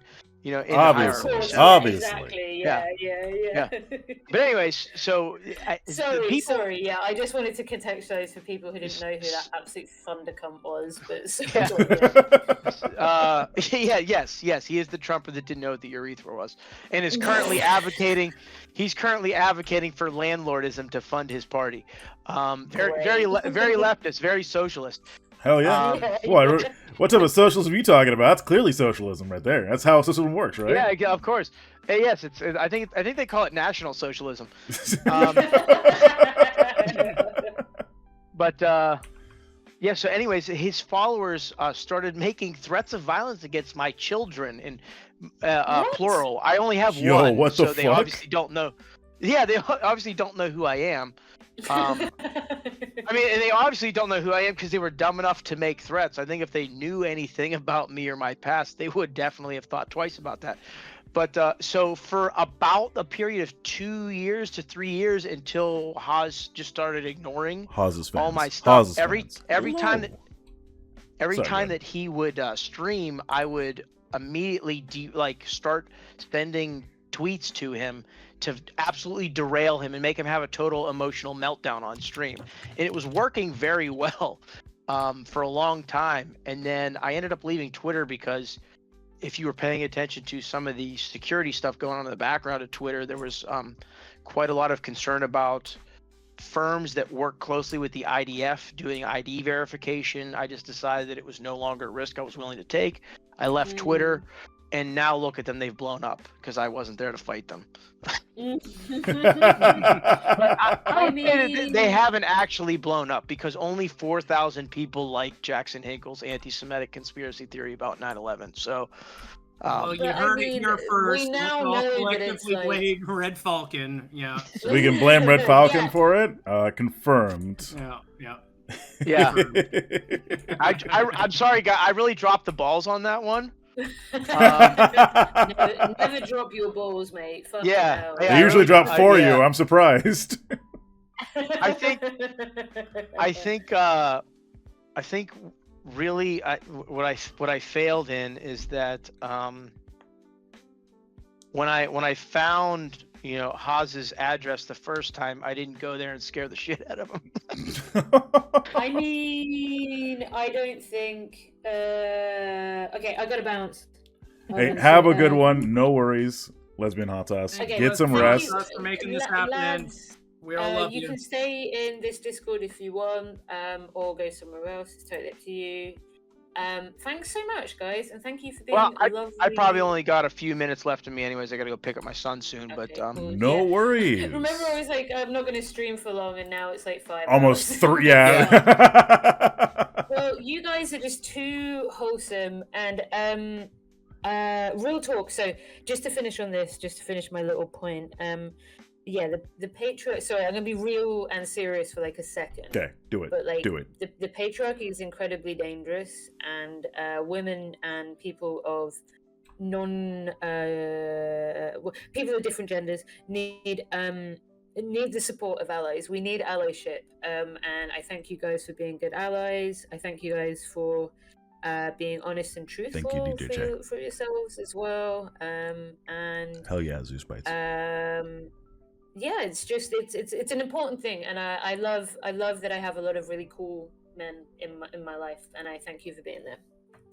And Well, I'm thank about you. and get ready for the working day tomorrow and settle We- down. we I love will you be too. lurking in the background. Yeah, I love you too, Babs. Absolutely. Right, I'll be watching and lurking and sorting my life out somehow. Anyway, lots of love. Speak soon. I've been there, so I get it. Bye. Damn, ain't that a slide? So, what else do we want to cover today, guys? Because there's a lot we can cover still, especially with like toxic masculinity. I mean, sure. I if you want, we could go over stuff that we did before you were on. I mean, it's entirely up to you. Oh, I am. basically, we we just like another 10-15 minutes as well. So I mean, Oh, then let's just start wrapping it up then. So let's get our like kind of our last bit out there then, in regards to kind of how we fell down there, as well, or fell down into how I fell down into it, for example, as well as like what our thoughts on it and how our best way to combat it is. I mean, the only thing that we failed to cover really on LHS's stream was how men with like narcissistic personality disorders tend to engage in something called love bombing, and how to recognize that, because doesn't just happen in terms of relationships with women. It also happens in friendships. It also happens in homosexual relationships, or any sort of relationship. It can happen in a polyamorous relationship. Mm-hmm.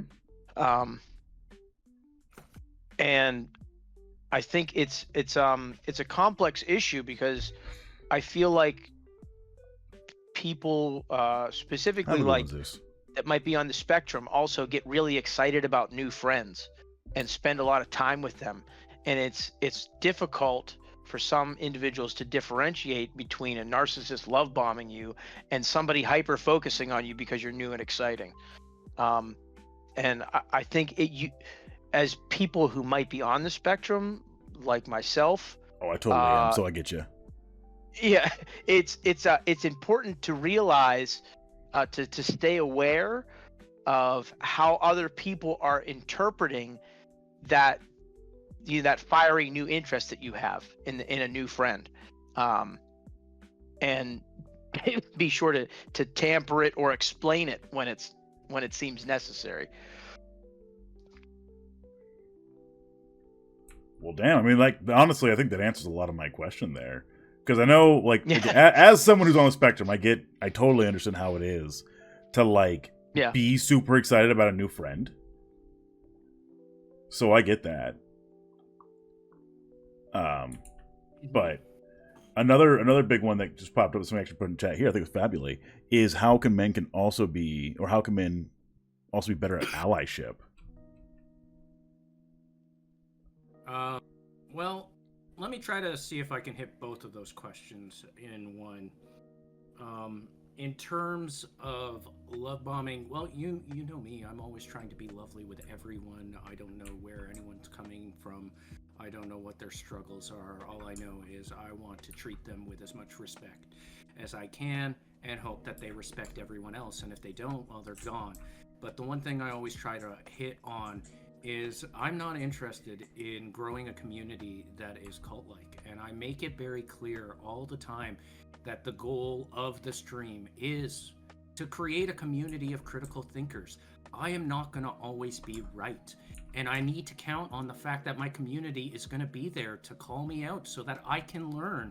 I do not pretend to know all.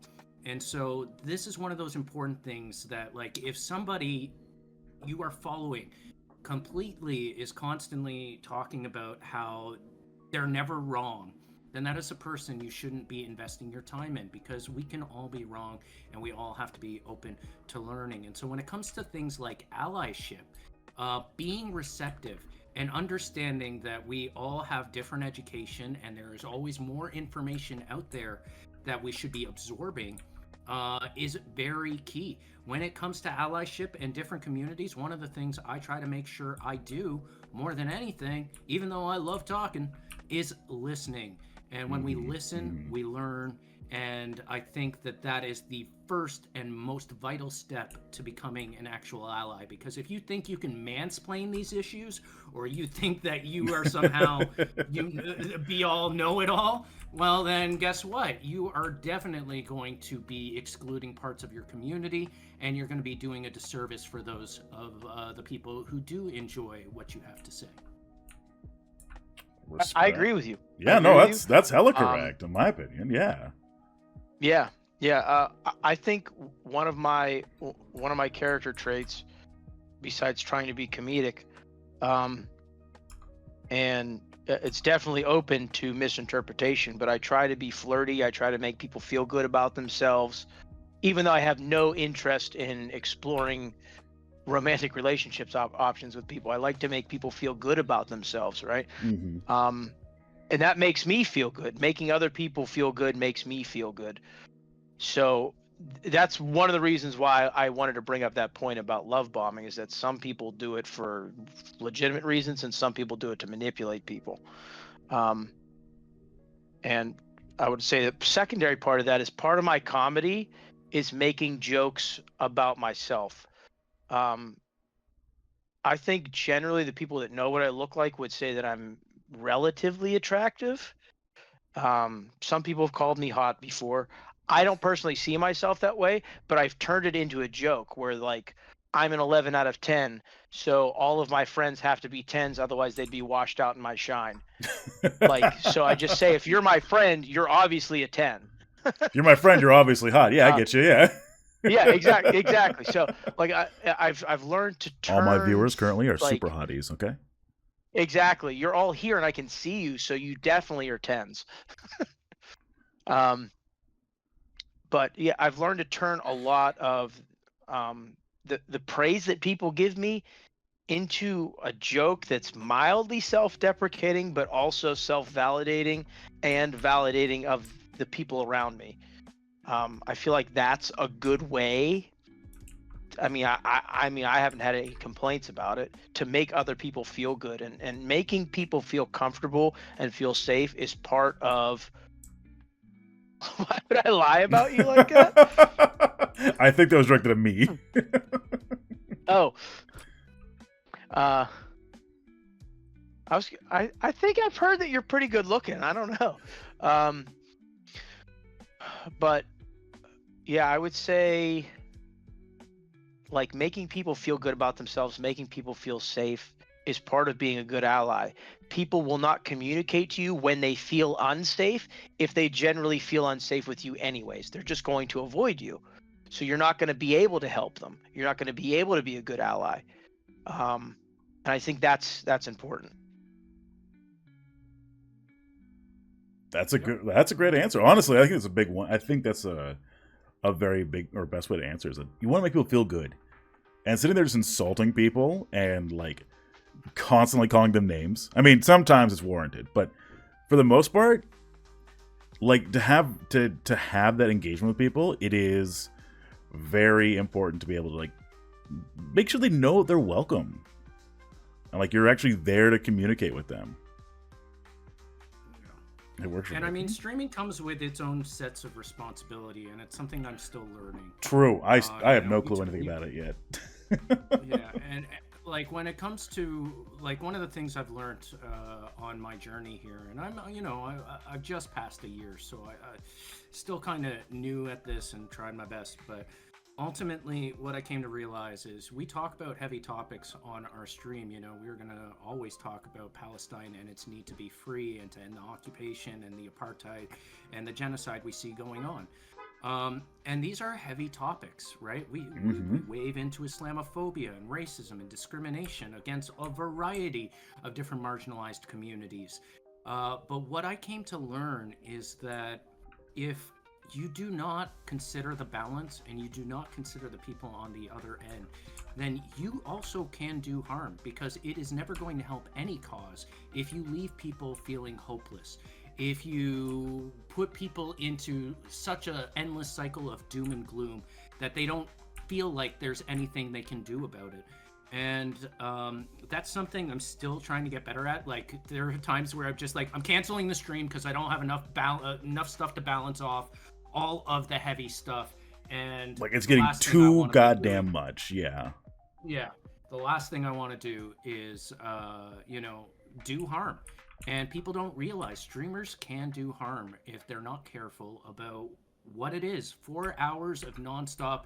Like, I always talk about the fact that there's some people out there who love looking at this, at what's going on in Palestine as if it's like some kind of trauma porn. And it's like, oh, we've got the latest, horrible video of children being abused or this and that and that and that. And it's not that we shouldn't be speaking about these things, but we also have to keep in mind that too much also does harm. Too much leaves people feeling hopeless. And this is not a time to leave people feeling hopeless. This is a time to remind people that what they are feeling is not something they feel in isolation, that we all feel it, and that we all need to come together, and we all have to keep hope alive. And that's why oftentimes with the stream, I try to make sure we leave on some kind of inspiring note, because the whole goal is to have people feeling better when they leave the stream, definitely more informed. And I know it can be tricky, but ultimately that for me is the secret sauce. Hell yeah, guys. Hell yeah. Somebody even put up here, I catch myself doom scrolling so much. Yeah, you need to have good things on your scrolling. Otherwise you end up just becoming hopeless. Like I totally get it. Lead by example. Yeah. And lead by example. Like, right, one of the things I did early on was I was like, look, I keep telling people they need to know when to unplug. If they can't figure that out, then let's do Saturday night music nights. We will unplug together. We will share music from all around the world, and we'll build our community through something positive as a reminder of how important self-care is and how important it is to know when to unplug, because you may not be able to change what you are seeing, but you can change what you are consuming. And if you do, and if you consume everything to its extreme, it will have harmful effects. Absolutely, absolutely. I know you guys need to get out of here, so I want to make sure to give you guys enough time to, once again, plug yourself, please. Also, hydrate. Sure. Well, before I plug myself, I just wanted to bounce off that point that I agree that there needs to be positivity. Also, I'm going to have to pop in for one of your music streams. One of my cousin's friends just got a gig opening for Snotty Nose Rez Kids and Drazus. Booked a show with in a Snotty few Nose months. Rez Kids. You Great did? band. Everyone should go watch Snotty Okay, Nose so- Rez Kids. One of the best live performances in Canada right now. One Hell of yeah. my cousin is like, I don't know how close they are, but like friendly with Chase Scans and Sakani, the Seneca rapper. He's opening for them. Nice. I think next month, I want to say, or somewhere in the middle of this month, maybe. It's either the 18th this month or October 18th or something. But I have to pop in and share some music with you. But We've definitely played Snotty Nose Rez Kids on our Saturday nights. We played a lot of music awesome. from everywhere. In fact, it was the last show where I was a site coordinator with our festival before, we called it quits. And what a last show. For me, their performance, amazing. And yeah, they do great work. If you have the name to the opening act, I'm always looking to learn more. So let us know. It'll be something I'll check out. Even if you're not on our Saturday night stream, I will check that out on my own. Sure. I'm usually available Saturday nights. Being a single father with full custody, I'm usually home. Understood. Understood why. Dang. Yeah.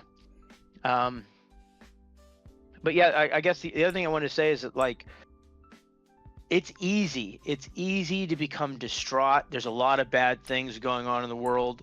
And this might not be relevant to everybody, but,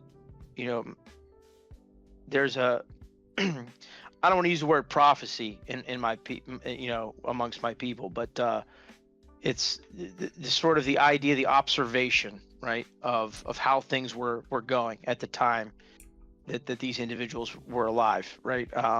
And several cultures have this. There's Crazy Horse saying that in seven generations, the United States was fundamentally changed, possibly even collapse, and something greater would rise from its ashes. The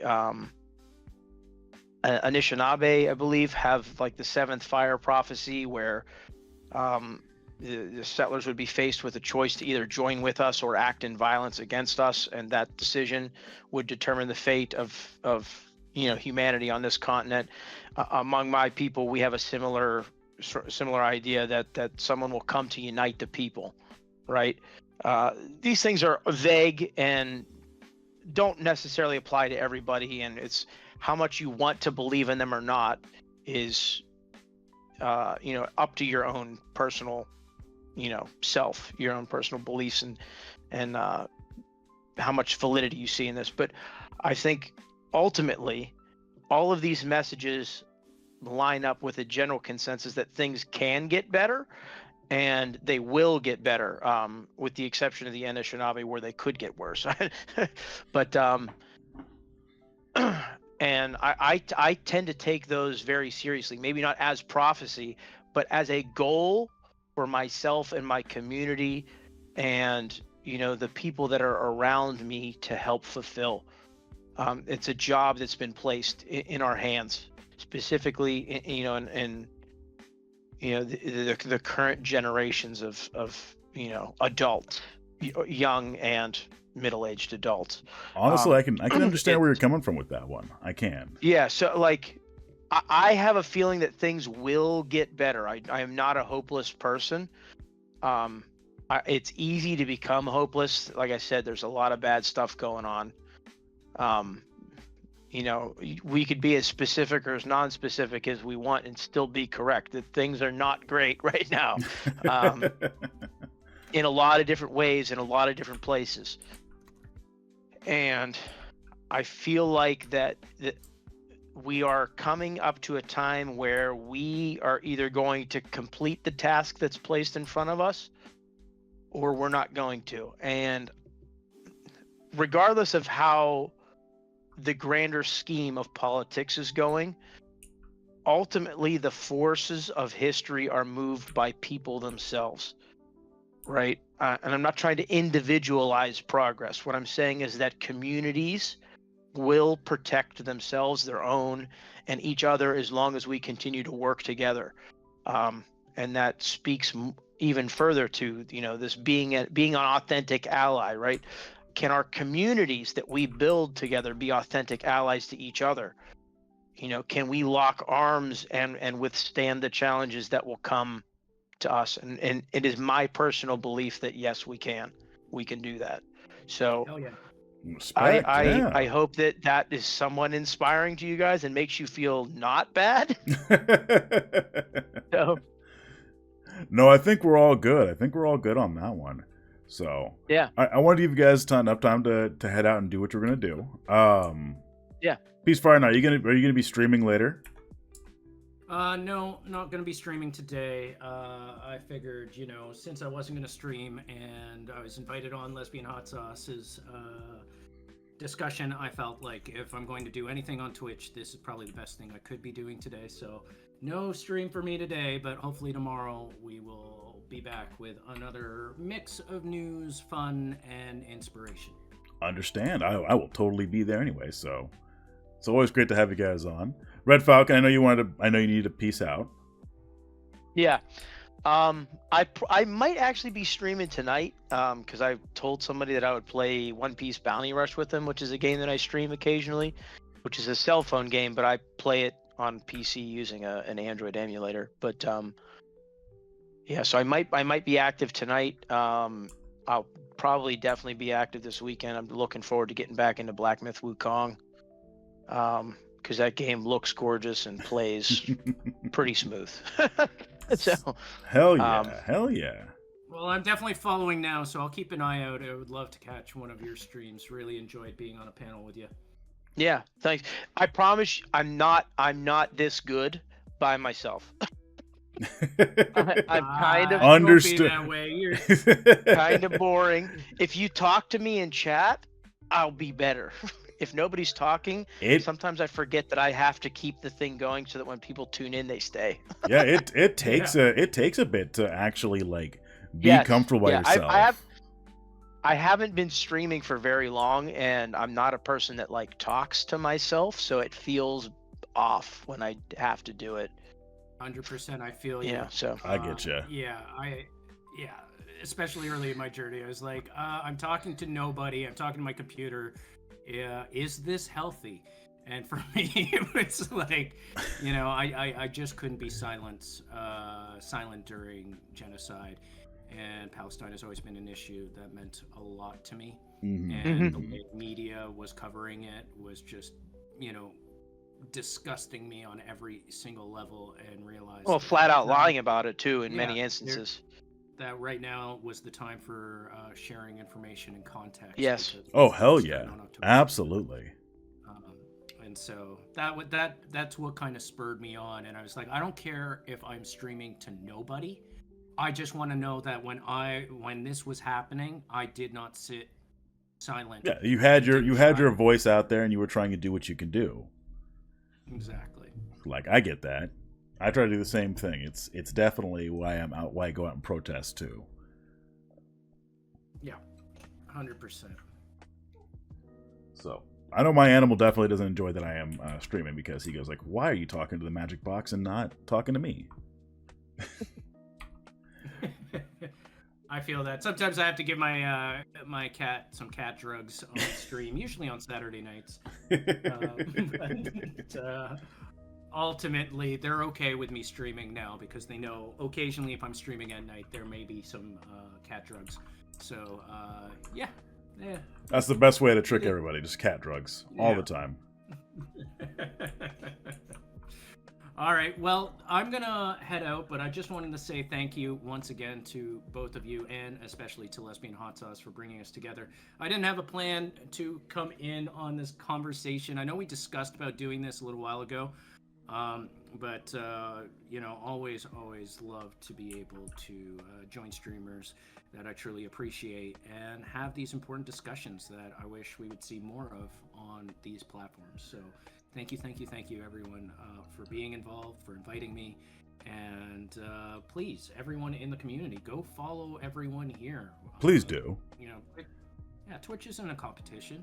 We can all grow, and the bigger our communities get, the better we are in terms of mobilizing a message and strategizing change. So that's me in a nutshell, and just want to say thank you to everybody. All right. She does have a valid excuse as why it didn't happen originally as planned. Unsurprisingly, she had internet issues the first time. Then I got pneumonia. You know what? That only excuses some of it. All right. Yeah. Hey. The important thing is it did happen. This conversation did take place. True. And I look forward to many more conversations. As we discussed through the whole day, you know, if I was a real man, I wouldn't have gotten pneumonia. Exactly. Is that how we're going to end this conversation? Real men don't get pneumonia. Real men never get pneumonia. Ending on a comedic note. Well, guys, it's a lovely to always talk to you guys. I'm still gonna be streaming for a little bit. We're probably gonna be doing some Dragon Age once I get more coffee in me. So you're welcome to chill out for that. If that's not your thing, that's also not your thing. Yeah. We do cover. I'll probably just leave the stream running while I run out so that you get more viewer numbers. Hey, you know what? I still appreciate that. But all right. All right, guys. Great talking to you guys. We'll talk to each other soon. Peace. Bye. Bye-bye.